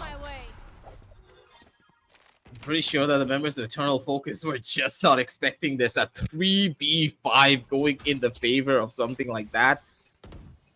Yikes, that is going to leave a lasting mark, especially with the weapon buys that you now have on your arsenal. You do not have anything to play for. A couple of good pop shots, though, to try and maybe beat out some form of information. But even then, the members of Empire, they're just in better spots. They're trying to go in for the hit, and you can see that Hiccup, he's just confident with it. Ghoul over towards the back end. His position yet to be revealed. As they're trying to maybe go in for a runaround, but Ghoul, he's not going to get anything. They've invested a lot of resources, but the fact that they have not walked up fully, that's going to give them everything, every bit of information that they need, As Eternal Focus, they're not going to buy the fake. They're instantly just going to try to hold on to their positions, but again, they're playing a default. And Empire, they're just trying to fish out this first pick, but it's going to be Polar. That's a huge Sheriff kill. Unfortunately, there's no real tripwires to deny him. Maybe didn't have the funds to get there. Neural Theft is available. Windsor. Oh, man, the angle What? saves them. There's one. Spraying down for no more, but Polar's there to trade the body. 2v3 here for Empire Gaming. Should have better rifles. Should have the hits. And it's got to be Hiccup. It's only the Bulldog. The stun comes out. Dodging that first touch. One away from the ultimate here. Flash goes out as well. Good Gets shot, the though. kill. Eco rounds. I don't know what it is in this map, but Eternal Focus are still alive after just opening things back up on a huge retake. This is beautiful, to say the very least, the way that they've been playing these rounds. Especially with Polar getting that shot. That was a very difficult shot. He threaded the needle so beautifully when it came down to shutting down Miz with the Blade Storm. That Blade Storm could have wreaked havoc on the seaside if he was allowed to just dash in for free. But instead, an instant stop to this overall position as the members of Eternal Focus now finally being able to be in a better spot, especially when it comes down to the economy, while Empire Gaming forced onto an eco. But once again, these ecos have been where this team thrives the most, but Polar is not going to give this opportunity away whatsoever. They do know there's a single player isolated into Garage. Didn't try to go for it, and Patoke's just got the long range, going aggressive. Polar makes sure to get the trade on their teammate. But now it gets real interesting, because this Garage push, it's technically a 3v1 as the Long of C builds back up. Almost a teleport out of the way, just fakes it. Hiccup gets the kill, Note gets another, but this should be plantability. Empire Gaming, they should have a couple of weapon picks up as well. Eternal Focus have got to be careful in this 3v2. They're doing well on this. Rolling Thunder in hand to just try to slow down this push to a crawl. They're able to isolate the 1v1, and Hiccup is getting away with it all. One more chance and opportunity. These are the eco rounds, ladies and gentlemen. It's always the ecos where these teams really started to thrive. Smoke in hand. Dogs can just play for the one-way, but he's not going to be doing so. Going in for the jiggles here. Full stack possibly coming into play. Ghoul trying to sell it. An Empire. How do they get these thrifties? This entire map has just been a game of thrifties. And a couple back and forth as well. I mean, look at that timeline. It is like a Christmas lights on Christmas morning, man. Back and forth, red and green, red and green. Eternal Focus, they have got 4 ultimates. They are going to be kicking themselves if they lose this map and they don't get to use all of them.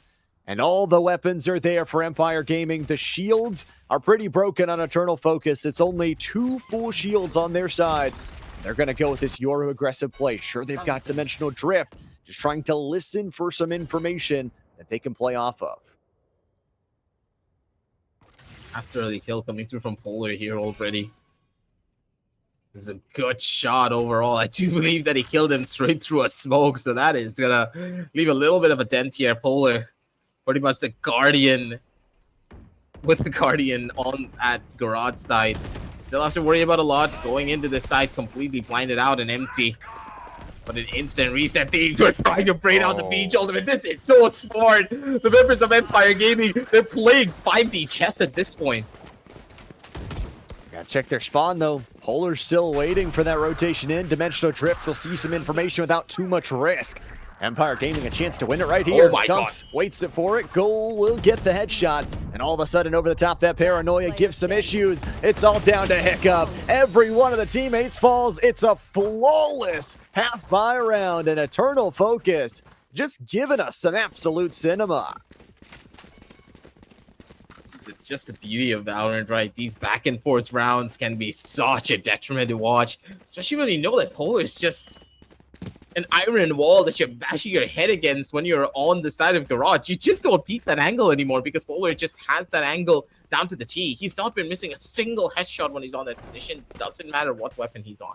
That'd be a Vandal, a Sheriff, or even a Guardian. He's been hitting these shots well. And for Empire, they just need 1 round to close things out here. 1 round, 1 opportunity. And at the end, they should be the ones to take this hit. But if Empire does it again with this buy, I might it's lose always it. possible, right? It always is. It very much is. And they've got the hero rifle on. Maybe the best player to have it on here for Eternal Focus. They're backing off of B, hearing a couple of those footsteps. They've got the tripwires, is the good news here, but a rotation from Empire Gaming could send them into Garage, where they would have a 2v5 and no tripwires to wait. Kizzy's got a headshot, but Noda's under a lot of pressure and dies. Now it is all down to the Cypher. It needs to be huge from this defensive side. They don't know the exact position of the Cypher, though. Winders, he's able to lift through it all in towards the back end of side, but they're still going to be isolating it out on multiple different 1v1s, and it's happening again! Deja vu! And I'm back in the trenches of Vietnam once more, just like the members of Eternal Focus as they're dropping like flies. Ricky with a fast swing, swings out, catches out Ghoul. And it's time to lose your mind. Don't worry, buddy. I'll make sure I pay for the Baptile Asylum. Because Empire Gaming, they're making us lose everything. I mean, the HP bars aren't great, but boy, surely it's not 4, right? I mean, the long angles are good. Vandal ready to go, 20 bullets in the tank. Checking left first, here's Dunk's dead, that's the low HP player, but Miz seals the deal. Empire Gaming, back-to-back map victories as they move to series point in insane fashion. I just don't know how they did it. They find so many thrifties, they piled up the savings in the bank, and it's good enough. We said it doesn't matter how crazy the rounds are, how close the map victories are. It's 2 map victories. They've got 3 chances to close it out. It's Eternal Focus's map pick, though, on map number 3. It's going to be Ascent. And it's one of those vanilla maps that we always do want to see, especially after the recent changes to the overall meta. No one's really running that old style composition anymore, but now that Theo has been nerfed out, so there's a good chance players are just going to be going on back to the good old reliable. They're not going to be picking up on anything different. So this entire game, this entire series has just been one of those games that you can't really predict, right? You expected the members of Empire to really be the ones to be on the losing end after what happened in map number 1, but Eternal Focus getting caught out on a generational comeback, going into map number 2, another 9-3 scoreline, possibly a comeback that could have been mounted by the members of Eternal Focus, but it just wasn't meant to be. All of those eco round losses, I do believe that there were like 4 thrifty losses that we had to talk about from the side of Empire Gaming. Like, how is that even possible? It shouldn't be, but they've been picking up wins all day long. They're now 4 maps straight as well. We get to take a look at some of these statistics. Polar, Ricky, the MVPs of their teams respectively. But I think it's pretty interesting that Empire didn't have the highest kill player in the lobby. They were very split in terms of their kills, playing well-rounded. Every single one of their players got up to double digits, even the Cypher. So that's really good to see. And it's going to be huge to see as they continue to move on, because you need every player to step up. It's 5v5 for a reason. You lose one player, you have one player not performing, and that really can shake everything. Absolutely. I have to agree with you on that. The members of Eternal Focus, they just have that one superstar player on every single map. In map number 1, it was Ghoul. He had such a phenomenal start. In map number 2, it was Polar. But where is the team play and synergy that I witnessed in map number 1? The way that this breach setups coming in through Note was just incredible. But at the end of the day, it's just the way that the breach played from the side of Empire Gaming just felt much more synergistic. He was ready to go in for fights. He was ready to go in for frags. But the textbook Valorant plays, the ways that they just played that double-ended setup, no one was taking fights alone. While on the side of Eternal Focus, I saw way too many isolated 1v1s that just didn't go in their favor. We'll have to clean all that up. They've got 3 more maps they need to win, and Empire, they've gone 4-0 on maps on the day. We'll have to see if they can make it 5. Before we do, though, we've got to head to a short break. Get that lobby set up for map number 3. So don't go anywhere. The Luxe Summer Series Classic North America Edition. We'll be right back after this short break.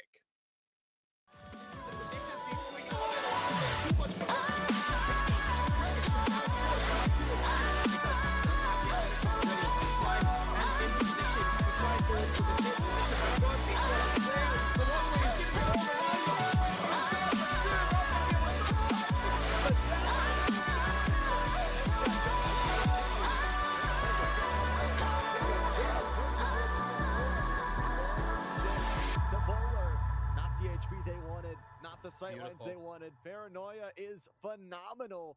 And Polish just says even more. Oh no.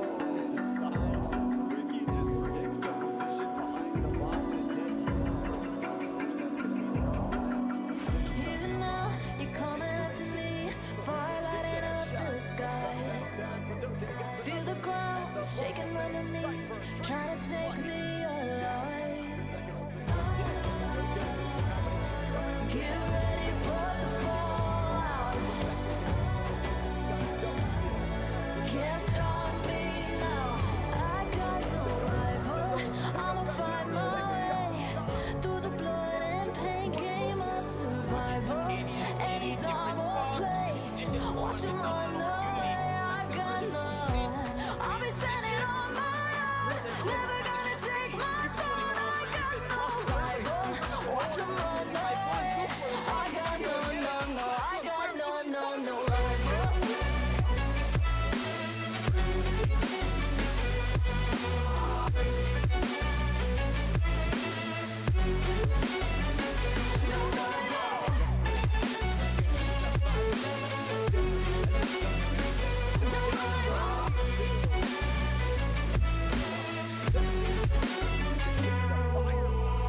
Tell me now, what you gon' do? We can do this face to face. The reckoning is coming real soon. Doesn't matter what you say. Try to tell you this is my moment. Can't take mine 'cause I own it. Don't you know that I'm locked and unloaded? You're out of focus. Get ready for the fallout. Can't stop me now. I got no rival. I'ma find my way through the blood and pain game of survival. Anytime or place, watch 'em run away. I got no. I'll be standing on my own. Never gonna take my throne. I got no rival. Watch 'em run away. I got no, no, no. I got no, no, no rival.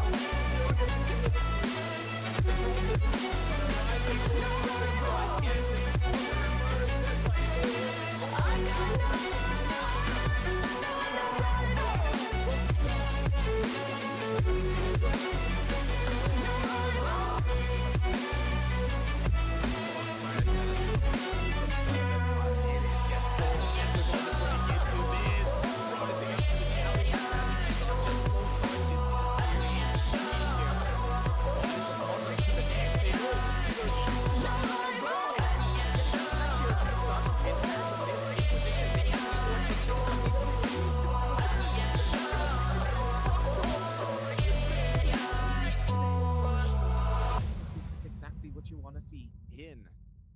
They get control of elbow, and as soon as they do, they're able to grab up that ultimate orb, garnering some more possible utility usage for these post-plant scenarios. No ultimates on the board here in round number 3 of the half. It's an important round still for Eternal Focus to attack this elbow. None other than the two that have already shown heroics here today.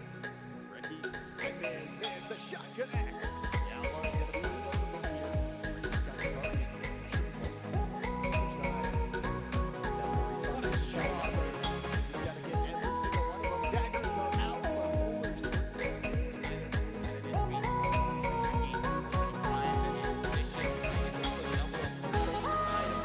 Throw them in position.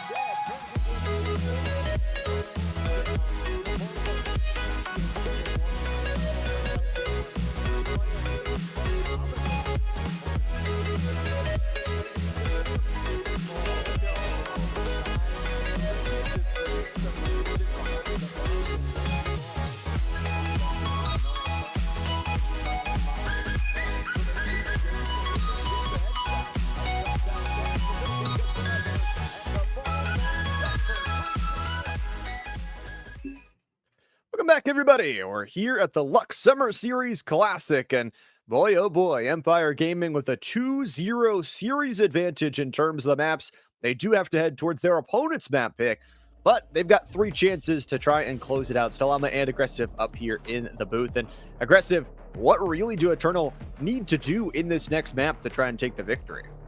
I think they need to play a lot more aggressively. They have been taking too much of a laid-back approach up against the Empire, giving them a lot of the free real estate to really play for those setup-heavy executions that they've been normally going in for. Take those early fights, force them into uncomfortable positions, and that's exactly where you will be able to thrive. But for the side of Empire, they are going to be going in for something a little bit more interesting here on the map of Ascent, picking up on that Vice. Vice on the B side of Ascent is pretty much impossible to break through. In rank, if you do not have a good Sova on your team to break the util, you are done for. There is absolutely no way you're going to be breaking into that side. And also on the attack side, there's so many different things that you can do as well. The Thorn Bloom being able to flash out on a lot of opponents, be able to catch early information, especially when you're trying to walk up in towards a main. There's a lot of different options and a lot of ways to gain information where you don't have to utilize a Sova Dart or even a KO 0 point.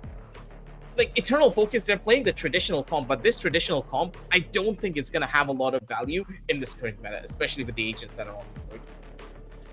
Vice is just tough to deal with. I know from my games as a Phoenix, my teammates are like, yeah, go forward. It's going to be okay. And then sheer wall right up behind me, and I'm sacrificed. I get it. Y'all want to play 4v5. But I think it's got a lot of potential as well. When you talk about the Arc Row, is a very versatile tool in terms of flashing, the way to work back out, especially into that B main area. So it'll be really interesting to see, like you said, traditional composition against a new one. Eternal Focus need the map victory, or the series is over. Empire Gaming looking for the revenge. Let's have ourselves a map number 3. All out to see where this is going to go. A lot of bots, a lot of ifs. And at the same time, a lot of confusion now for the fans of Eternal Focus on whether or not they're going to be able to take this victory. The fact that they've gone in for a lot more of a traditional composition just goes to show that, hey, they don't really want to risk it that much. They're taking things simple. A much more simplistic approach could be what they need to find a victory here. Of course, Lotus will be the map we go to next up in case Eternal Focus does get the victory. And of course, that was Empire Gaming's best win so far on the day, 13-2 earlier on. For Windsor and the rest of the crew, they're starting on this attacking side. So really just trying to put together any rounds you can get. This pistol round is an ever important one as well. Miz is going to be rocking that Sheriff, the 6-shooter ready to lay down. It is going to be Empire Gaming giving up the mid for this, but as they throw out the dagger, they'll re-clear towards that market side, and then the swing out. They've got 2 players here to try and deal with that mid push, but then it isolates out B. Eternal Focus are pulling, pushing them, and Ghoul earns the double kill push as Polder and Windsor both get their one. Empire Gaming, they're going to have to look for the retake, but the spike is on the other side of the map.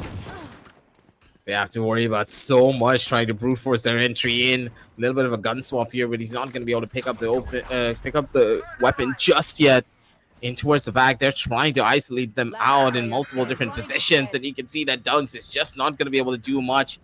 Instant rotations from either side as the members of Empire pretty much lost control before it could even begin. As Eternal Focus down over to a 4v1, they don't really have much to worry about, and I do believe that for Empire is just about farming as many orbs as they possibly can.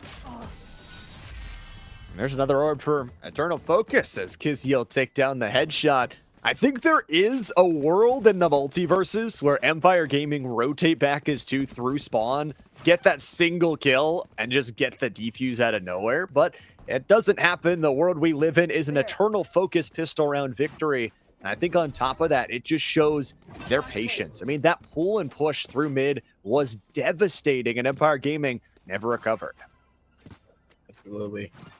That's just the reality of it. Sometimes you don't really know what could happen next in a round, especially when you just blink and you miss it. For the members of Eternal Focus, they were just in full control of that one pistol round, but one singular pistol round does not define you moving forward into a game here. So for Empire Gaming, it's all about that retaliation, especially with the eco round now, especially singularly what happened in that last game. pretty much could be happening again. Ricky's position not yet revealed, and Ricky, he could just get away with murder once again. There's a good chance Ghoul's not going to clear out on this angle if he walks in towards mid. Right here. For Ricky as well, I mean, talk about a player that has had just great consistent performances over the course of now 4 maps. Feels like in every single one of them, even on a Sova, which isn't necessarily that duelist role, has found ways to take gunfights that are in their advantage. 45 seconds left to go here, and Ricky's just still holding down. It's been God's work out here. But with the amount of information that he's able to gain, if Miz is just not able to find that kill, it's going to hurt them quite a little bit here. 30 seconds left. Still able to be in a proper spot, so at the end of the day, it's not gonna hurt them as much, but a couple of frags here and there for the members of Empire Gaming could do wonders for them. The turnaround shot. Polar, there's a timing there as well, and gets one suppressed at least on the re-entry. Hiccup is dead. The Sheriffs are doing the damage, and Eternal Focus only lose 1 member as they go back-to-back rounds. So well played around for them too. Eternal Focus, they get the 2 rounds on the board before Empire Gaming. Now is where the real switch up and change in their overall strategy has to happen. You can tell that Eternal Focus, they went back to the drawing board during that intermission, and they're taking a lot more of those aggressive duels that we were talking about. They need to be more proactive in the way that they're taking fights up against Empire, because as soon as Empire, they have the space to play for themselves, the space to really think of what to do next, that's when the team really has started to thrive. Shadows traveling. It's been after those patient rounds, I feel like, from Eternal Focus, where they switch on at a moment's notice, they play very patient, and then they go into, like you described, those very quick hits. For Dunks, the pressure is stated towards their way. Of course, still has just 1 dart cover up and available. It's going to be the spray down of the drone, but that information is there. Paranoia laid in 1 HP, by the way, from Note. Don't know what hit them, but the 1 HP is still good enough to get a kill onto Hiccup. Flying on top of each other, Miz is on a double kill, and now the wine cellar position breaks open everything. 4 is hit 5. Ace a possibility here for the Jet from Empire Gaming. No, Dunks steals it. Report him, report him, report him. I mean, Dunks didn't intentionally steal it even. He just went in for a little bit of a spell. Okay, fine. He stole it. Just like every Phoenix player would say. Yep. Absolutely. Oh, God. For the members of Empire, though, that was a big confidence boost. They needed this round for themselves. Miz getting that 4K to his name just allows him to get 1 step closer to the Blaze Storm, play a lot more aggressively if he wants to. So the options are there. The question is, how will the members of Eternal Focus really counteract this? Because with the momentum now completely put to a halt with the buy rounds coming in, this is going to be painful. You're on that offensive side as well for Eternal Focus. So realistically, you're looking at just a few more rounds as the goal, the bar. And for Polar, looks like long range is going to catch some bullets that don't quite connect into the fleshy parts of the Empire Gaming Jet. With the smoke over top of the B side as well, it just makes it so that Knife gets destroyed, no suppression comes through, and everything Eternal Focus wanted to gain looks back towards mid. See where they go with this as well. This is a bit of a question mark in my head as well, where the members of Eternal Focus, they've sent out the Jet all the way onto the B side to maybe go in for a slower lurk push. But Ghoul's position's already spotted. They know that the Jet is waiting for them on the opposite side, possibly a fast entry, but with no dash, Ghoul's not going to be able to make this hit happen. He needs to wait for his teammates to really give him that setup, where they're running into a Vice. 30 seconds left. It doesn't bode that well for them with only 30 seconds left on the clock. They can't even bail on this hit anymore. That Archer ruined a lot of what they want to do as well. Empire Gaming, though, still have to hold 20 seconds as the spike falls again from Market, though. Dunks is just deleting everybody. 3 fall to the body side, and Hiccup has the final kill of the round due to a headshot. I mean, what patience there from Empire Gaming as they go back-to-back rounds after giving up the pistol and bonus of Eternal Focus. Beautiful work at its finest. That's Empire Gaming for you, ladies and gentlemen. giving them a chance and an opportunity, and they're going to be able to do so much with it. But Eternal Focus, they chose the wrong side, especially Ghoul just didn't have a dash, right? You don't go for a play like this if your duelist doesn't have an entry tool in his arsenal. The fact that they wanted to head into a site where the Vice had a full setup going, it was an instant loss from the very beginning. 3 suppressed. 3 suppression, though, on that early knife. I was waiting to see where it fell. Backup is going to be feeling good. But for right now, they have to back off just a little bit. Not really knowing where those players are. Ricky's got the outlaw. Are you kidding me? Through the wall, takes down Winders. It is a flash out. Miz will have to invest their last dash in the kit. Only the updraft left, but a couple of Cloudburst knife coming long and away through the sky. Eventually hits the ground. Seen before it hits, and now Polar's that initial engage, but just 2 quick Omen smokes turn away that push. Beautiful set play as well coming in from the members of Empire Gaming. Being able to shut down that Cypher instantly puts a stop to a lot of the lurk pushes. And Ricky holding down on a pixel angle. He's able to do so much, and wait a minute, there's so much going in deeper. This is unheard of. Ricky playing it risky here as per usual. He's not ready to give up any of this space. Hiccup with a flash in hand, tries to go in for the dodge, but still finds the hit. And in Hiccup, we do believe the man hits the shots. He goes in for the play, whips out the classic to get that final slap to the face. 3-2, ladies and gentlemen. Empire Gaming, they're carrying the momentum to its fullest. That's the good old full house as well for Empire Gaming. An incredible 3K from that Outlaw on a round where you know Eternal Focus just don't have the shields. The investment was perfect, but I'll mind you that 2 out of those first 3 kills were a dodge back, where Ricky said, okay, I'm going to go through the wall to take you down. By the way, Miz has an operator. That might be a problem here. Yeah, this guy on the off is a menace to society.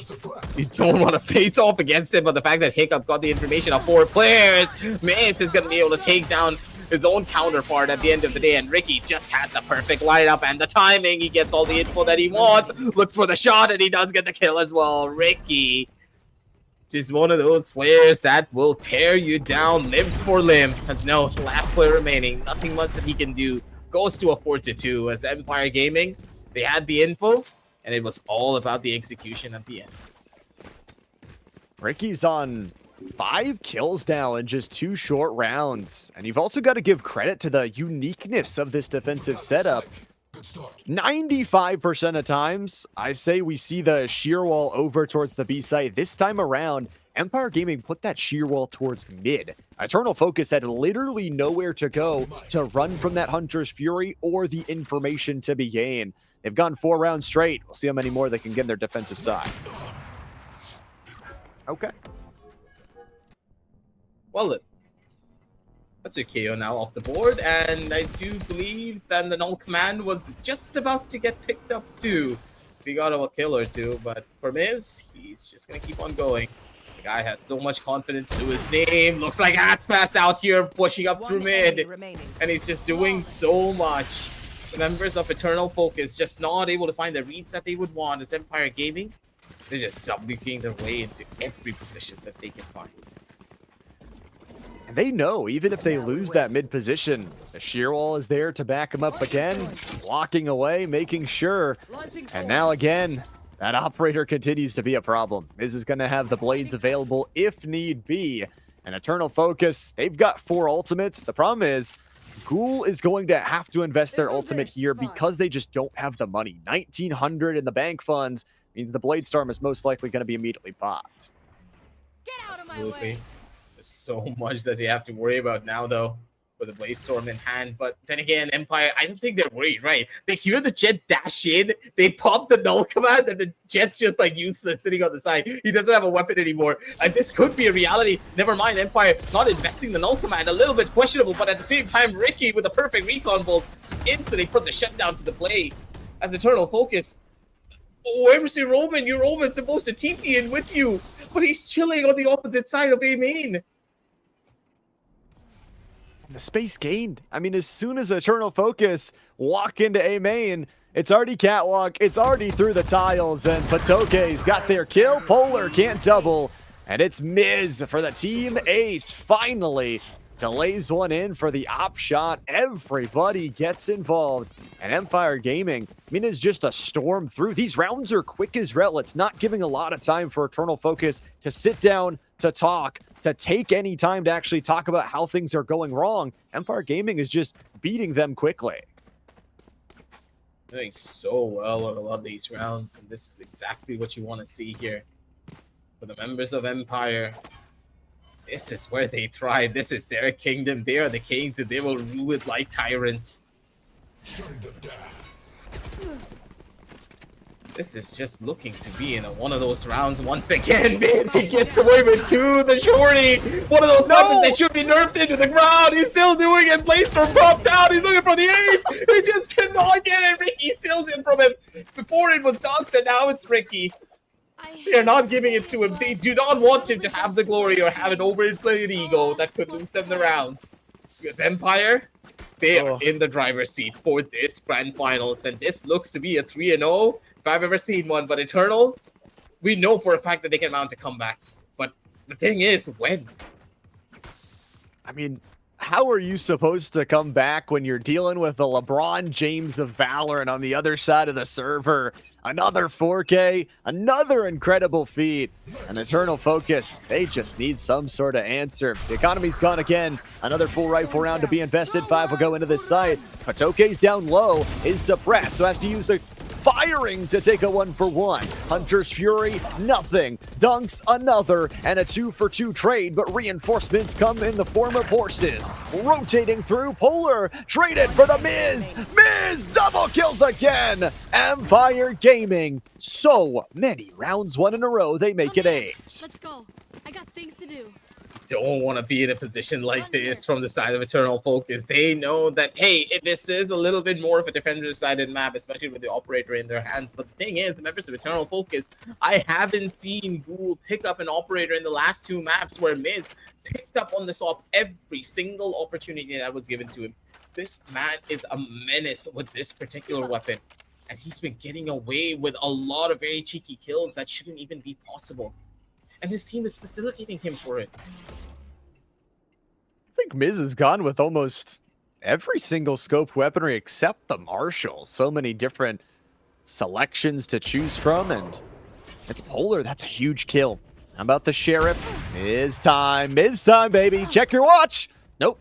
Note says it's time for me to get some kills, and gets the headshot right on back. Polar's going aggressive. How about Note just going crazy here, getting a double kill on 2 phenomenally amazing players of the composition, and Polar breaks the glass, breaks the hearts. It's all down to Ricky in a 1v4. It'd just be the ones to make it all happen here. Chances and opportunities for the members of Eternal Focus to really mount up this comeback, get the 3rd round on the board for their side. Empire, they're still looking to Ricky to maybe pull out a clutch here. He's done it in the past, right? To be in situations like this and still turn things around on its head, but you can't always have that happen for you. Quick shots through the box, swing out, there's 1, there's 2. Ricky! It might not be the clutch, but it's phenomenal damage against Eternal Focus, whose economy is starting to run thin. But they've got their 3rd round. They've at least got something to work with, and funny enough, Aggressive, we've had all 3 of these maps in the grand finals trending towards 9-3. The first 2 went 9-3. This next one has a possibility to go such if Empire Gaming can take another victory. It's always going to be possibilities like that, especially when the members of Empire Gaming just have the curse on their side, honestly. Doesn't matter what round that they're on. If Lady Luck has shined upon them, there's no way you're going to be the ones to be on the receiving end of the hurt here. We were talking about this on the back end of production as well. The fact that the members of Empire just have played so many games here going up into this. They're so well warmed up that it's hard to try and put a stop to them, especially with the confidence that they do have in their arsenal. Miz does get shut down, but that's a 1-for-1 trade. The operator going into the hands of the opposite end, it's not going to hurt them that much. And Hiccup, he's just following everyone in to a corner, and Ricky's just going to be the one to pick it up. He gets 2 frags and sends us over to a 2v2.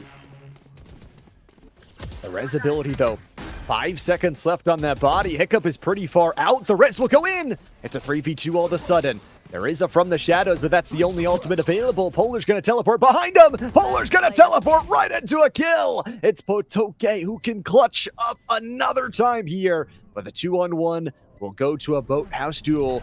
For note, Paranoia is going to connect. We'll trade a flash for it. No utility left in the kit. Straight up kills is what it takes. And Dunks has got the killing nature to bring Empire Gaming to the line. And for the third straight 9-3 half. We're back in the trenches once more here, Llama. The possibility of this, the possibility of the curse is always there. The comeback always seems to happen here for the members of Eternal Focus. They get to that 9-6 line, but that's when the members of Empire, they take a possible pause and instantly everything changes. This is what I'm worried about. There's a chance that the comeback can happen, but the members of Eternal Focus just, it seems as though they don't have the willpower to really see it through up till the very end. And it's interesting enough that the last time these two teams played was in that upper bracket semis. Eternal Focus was able to take the 2-0 victory. They didn't drop a single map to Empire Gaming. And now all of a sudden Empire... Surprise. Yeah, they must have been doing some VOD reviewing, because boy, their strategies look good. Absolutely. It's just a basic of Valorant too, right? It's nothing really like rocket science when you think about it. It's by the book Valorant that is being played out better at the end of the day by the members of Empire. A little bit of a lackluster beat though, coming over towards the mid side, but Dunks instantly finds the trade-off. And that's beautiful. That's all that you need. You get the trades, you go in for the resets, and now you just play it slow. You do whatever the hell you want. You can just calm down, because Cool's got another headshot. Eternal Focus, it's these pistol rounds that seem to be trending their way. Boy, the door's going to be shut. Now it's all up to Windsor. 1v1, that's the trade. And now a 2v3 inside of the site, with an Omen smoke to watch over. That dark cover eventually going to expire, but here's Miz on the aggression. No Kizzy, the reload, 13 HP, and the shots connect. No way, Miz is going to be able to swing back for this utility usage catch. That's not a full catch in time. Kizzy, HP, Miz, nothing. But the Ghost with 3 bullets and a dream. You never forget about the dream. The defuse going in, and Kizzy clutches before they finish the defuse. It's deja vu all over again. We've been in this place before, Lava, and I'm traveling all the way back in the past. But the question is, will the outcome of this future be different from what we have seen before? These pistol rounds are paramount for you to mount a comeback, but then again, if you start making those mistakes, the small, minute mistakes that causes you to lose out on thrifties, it's gonna hurt. Thrifties were deadly in that last map. Empire Gaming also have just so many rounds to give. I think this next one, you'd have to assume doesn't go their way, but Note and the rest of these crew have to be on their P's and Q's because the Thrifties, as we've mentioned, have just been so solid. Eternal Focus, getting the early information, getting that suppression here, but with that one way, they're putting a lot of trust here in towards their jet. Boy, oh boy, if that position is broken, or this tripwire, look, sure, it's a camera up and available, but Empire could go quick and try and catch off guard. Note is going to be watching with the Outlaw. There's a shot through the wall that picks up their second body. Note's been doing really well for all of these last couple of rounds, especially with these buys now not really going in the favor of members of Empire. Small investments that they have made, not looking to be in the greatest of boats, as Dunk's already low on HP, needs to try and make some form of a turnaround here, but it seems as though the members of Eternal Focus, they're not ready to even drop a single gun to them. Never mind, I take it all back. Caster's Curse is a reality. 30 seconds left. Had to say it. Had to bring it in here. Now that HP, like you said, if anybody even breathes on the Omen of Empire Gaming, it will be the death. But for Ricky, it's a long-range shot. All of a sudden, Ricky's still alive. The clutch play is still available. And there's a paranoia from Dunks. That is huge here. The plant's going to go down. Got to be very cautious about where to go as Note takes one down. Dunks has got the headshot. 2 HP clutch scenario. Oh my God, he nearly got it. Will 4K up. It was close, though. My heart was thinking it was going to happen. Someone has to pay our medical bills for that one if he actually hit that shot. Because if Dunk was able to get that kill over onto Note, this was all but over. That was an instant win because he had a paranoia in his hands. But it just wasn't a reality. Maybe in another universe. But for this, the members of Empire, once again, back in the trenches here. 9-5, possibly staring down the barrel of a possible loss from the members of Eternal Focus. But because of the amount of weapons that they did lose out, they're going to be opting in to go in for the full buys. Their weapons not going to be looking the greatest here on a lot of their players, but instead they're opting for a save. Never mind. I thought they were going to try to go in for a force buy here, but instead they're playing it just to give away the round, possibly. You're just trying to build up the economy at this point. I mean, lost a lot of bodies in that last round. Yeah. You wonder for Polar, though, maybe it turns the tide. We talked about these thrifties on either side. There's something weird in the air or in the water about them. Polar, just biding the time. The tension going, and the shot connects to 2. Both players die. The stack is unsuccessful. And Empire, yoink, that's their side, and they might even have another kill coming through tiles. No, Note is going to start this pincer going. Spike planted. You do not want to be in a position like this, especially at the very beginning of rounds. The members of Eternal Focus, they could have had the chance to go in for something big there. She just needed 1 kill, but it just is not a reality for them. Now Miz, given the chance and an opportunity, Kizzy good for the 1 kill, but immediately gets brought down back to her. Ghoul position reveal. The dart's going to be a problem. Possession spammed down by Ghoul, still gets the kill. He's looking for more. Knows the position of at least one of the players in towards the back end of both house, but the body covers everything up. He did not see a damn thing there as Hiccup utilizing the map and of course the game to his advantage there. 10-5 on the scorecards, ladies and gentlemen, as the members of Empire, they're back in the driver's seat. Kind of the usual flow of a round as we see with the 2-2-1, but it's this rifle round to follow that's ever important. Empire Gaming, you see that little yellow dot on the timeline? That is their championship point. That is everything they need. 3 more rounds is all they have to take, and they are victors. The revenge story would be in, but Eternal Focus could start their comeback right here. If they can get this round, they can break the economy, and especially because they have that KO ultimate. That could be one that can just shut down some rounds. Absolutely. Always have to worry about this one big ult that can cause you some problems. Ricky just catches out Kizzy in the worst possible position. The Sova, I understand you wanted to play for space there, but that's primarily your Jet's job. Why are you playing inside a mid? Lots of questions. No answers here for Eternal Focus. Empire Gaming has got themselves another kill. Nice Patoke. A filthy one off the heady. And it's 2 players left to go. I mean, do you just look for the save at this point? Polar, it's the pickup of the operator. It's the look forward to do some damage. But boy, they're just looking for some exit frags. I mean, Empire is going to pick up their 11th. They're going to shatter the economy. And Eternal Focus is just going to look to do some damage on their exit. And this seems to be a done and dusted deal for this particular round. They don't even have buys going into the following round, so they have to opt to go in for the save. It's going to be pretty important for them to find the over. At least have 1 Vandal in their hands, but even then, double digits are already on the cards. You're 11 on the board. Empire Gaming, they have the Hunter's Fury available to them at this point as well. I don't know how they're going to be able to do this, because if Empire are able to find proper information and set up Ricky in a spot where he's able to line up multiple kills with that Hunter's Fury, this is all but over. I think the biggest thing here is going to be Polar or whoever chooses to pick up this operator. It is such a sightline killer and can open things up to a massive degree, but it feels like Empire Gaming are on the cusp of solidifying a championship point, just 1 round away. If they can win this round right here, regen shields for 4, and investment from Eternal Focus, they are betting on this round right here.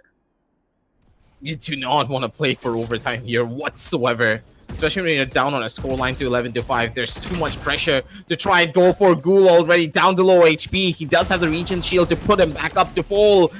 Skizzy still going in for the shots. He's not yet ready to give up. The Guardian able to find so much value. They're able to hold. They're able to survive. The firing line is set up and ready, but Hickam still goes in for the kills. Skizzy with the double. He's able to take things down to an equalizer. 3v3 now going on to the map. A full reset. A calm before the storm. Before the final hit comes in.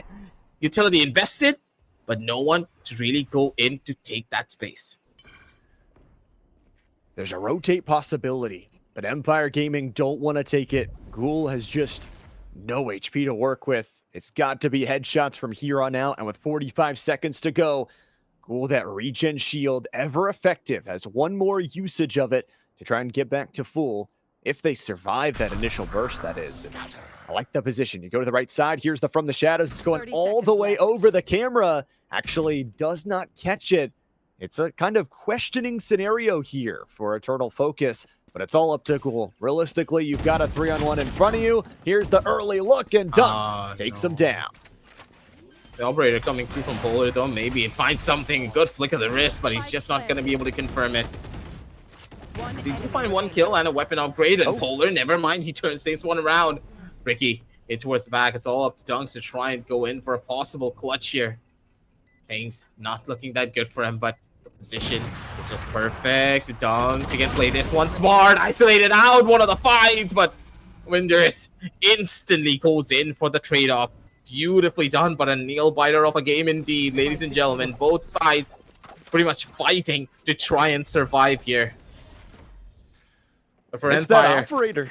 yeah, it's that one op that's just giving them the edge that they need. Worked on the other defensive side. We'll get a timeout called here from Empire Gaming.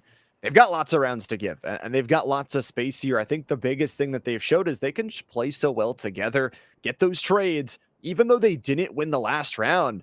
I mean, aggressive. You got to assume, you look at the economy, Eternal Focus need to win this next round and need to do it with Windsor getting a lot of kills from that operator because they just don't have a lot to invest. Either their utility or the guns are going to suffer. They need to be decisive with a couple of these wins. Their players are still down in the trenches. Let's just see, Miz just picks up on an outlaw, right? They're screwed. What will this one operator do? Absolutely nothing, right? Because you now have an operator waiting for you on the opposite side. This is tough. And with this immediate pause coming through from the side of Empire Gaming as well, they understand one thing, that these pauses can be the biggest detriment for the members of Eternal Focus, because the members of Eternal Focus, they love to snowball their lead. They love to play for that momentum, and you put a stop to that momentum, and you made them start second guessing what's going to happen next. How are they going to take this fight? Where will they come forward onto? Empire Gaming, they could be going for a fast rush. They could be taking things slow. Or they could be even trying to sell a fake. You're making them overthink. And this is where Empire will really start to shine. Let's see how bright they can get. It's going to be an operator of Polar Zone. The drone, not going to be shot out by it, but the gather of the information from Ricky, Hunter's Fury, is going to punish through mid. There's the kill they needed. Note is dead. And that ultimate dying with them for now. A quick rotation, though. No real gain from that operator just yet. And you see, for Patoke, I love the reserve position. Finally, Polar will get their one. Now the question is, how fast can you rotate? Literally nobody's sitting on the B side. If Empire Gaming go, they could get it for free 99.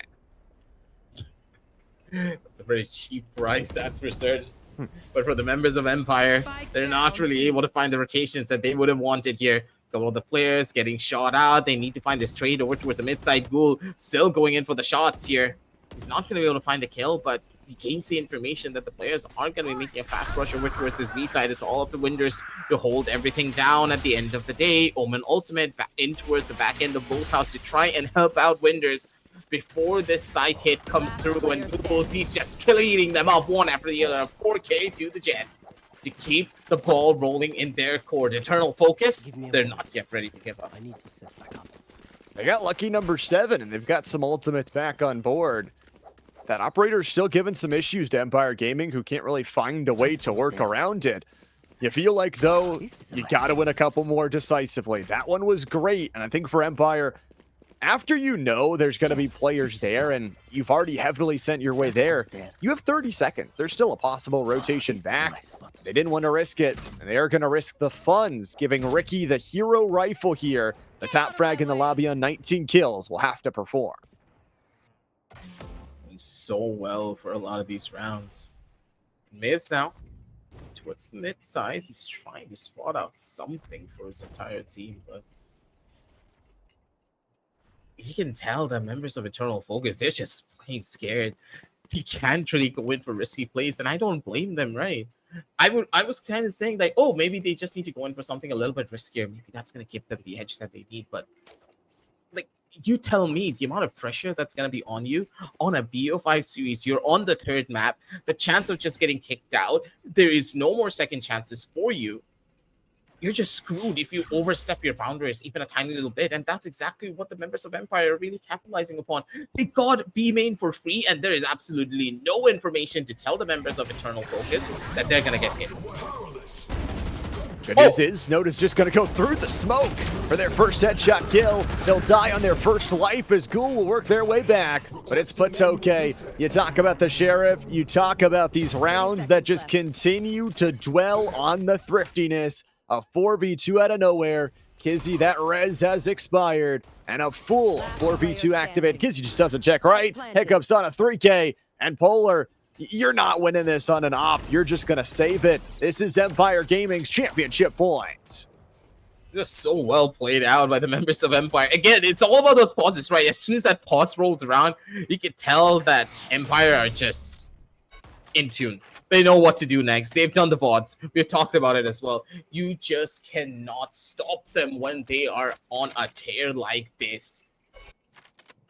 Yikes. I don't know how the members of Eternal are going to be able to even come back into this, because the difficulty of them being able to find a possible victory here has just gone up tenfold. And even if they win some rounds in a row, to be guaranteed overtime for Empire Gaming. A nice acquisition.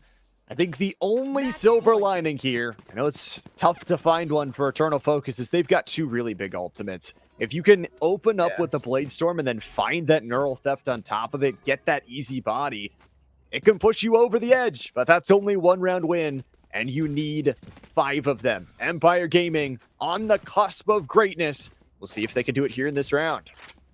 Just don't have information on map control. That's one of their biggest concerns right now.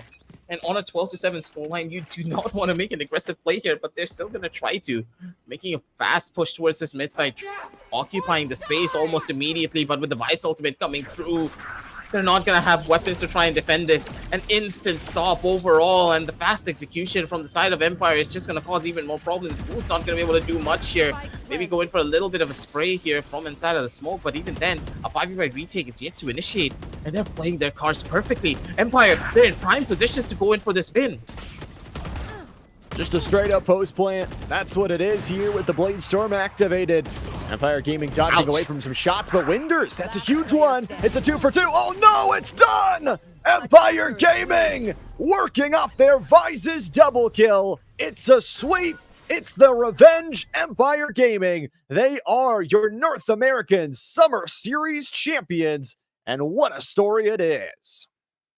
Storyline indeed, especially after what happened in map number 1, a reverse sweep, generational comeback into a victory up here and now. Don't forget, you stated it yourself, that in the upper brackets, it was Eternal Focus who took down Empire all the way to the lower brackets, who clawed their way back through a BO5 series to reach all the way up here in the grand finals. These guys are insane. To have the stamina to play at this high of a level, to get a 3-0 victory up against the team that beat you in that upper bracket, it's unheard of.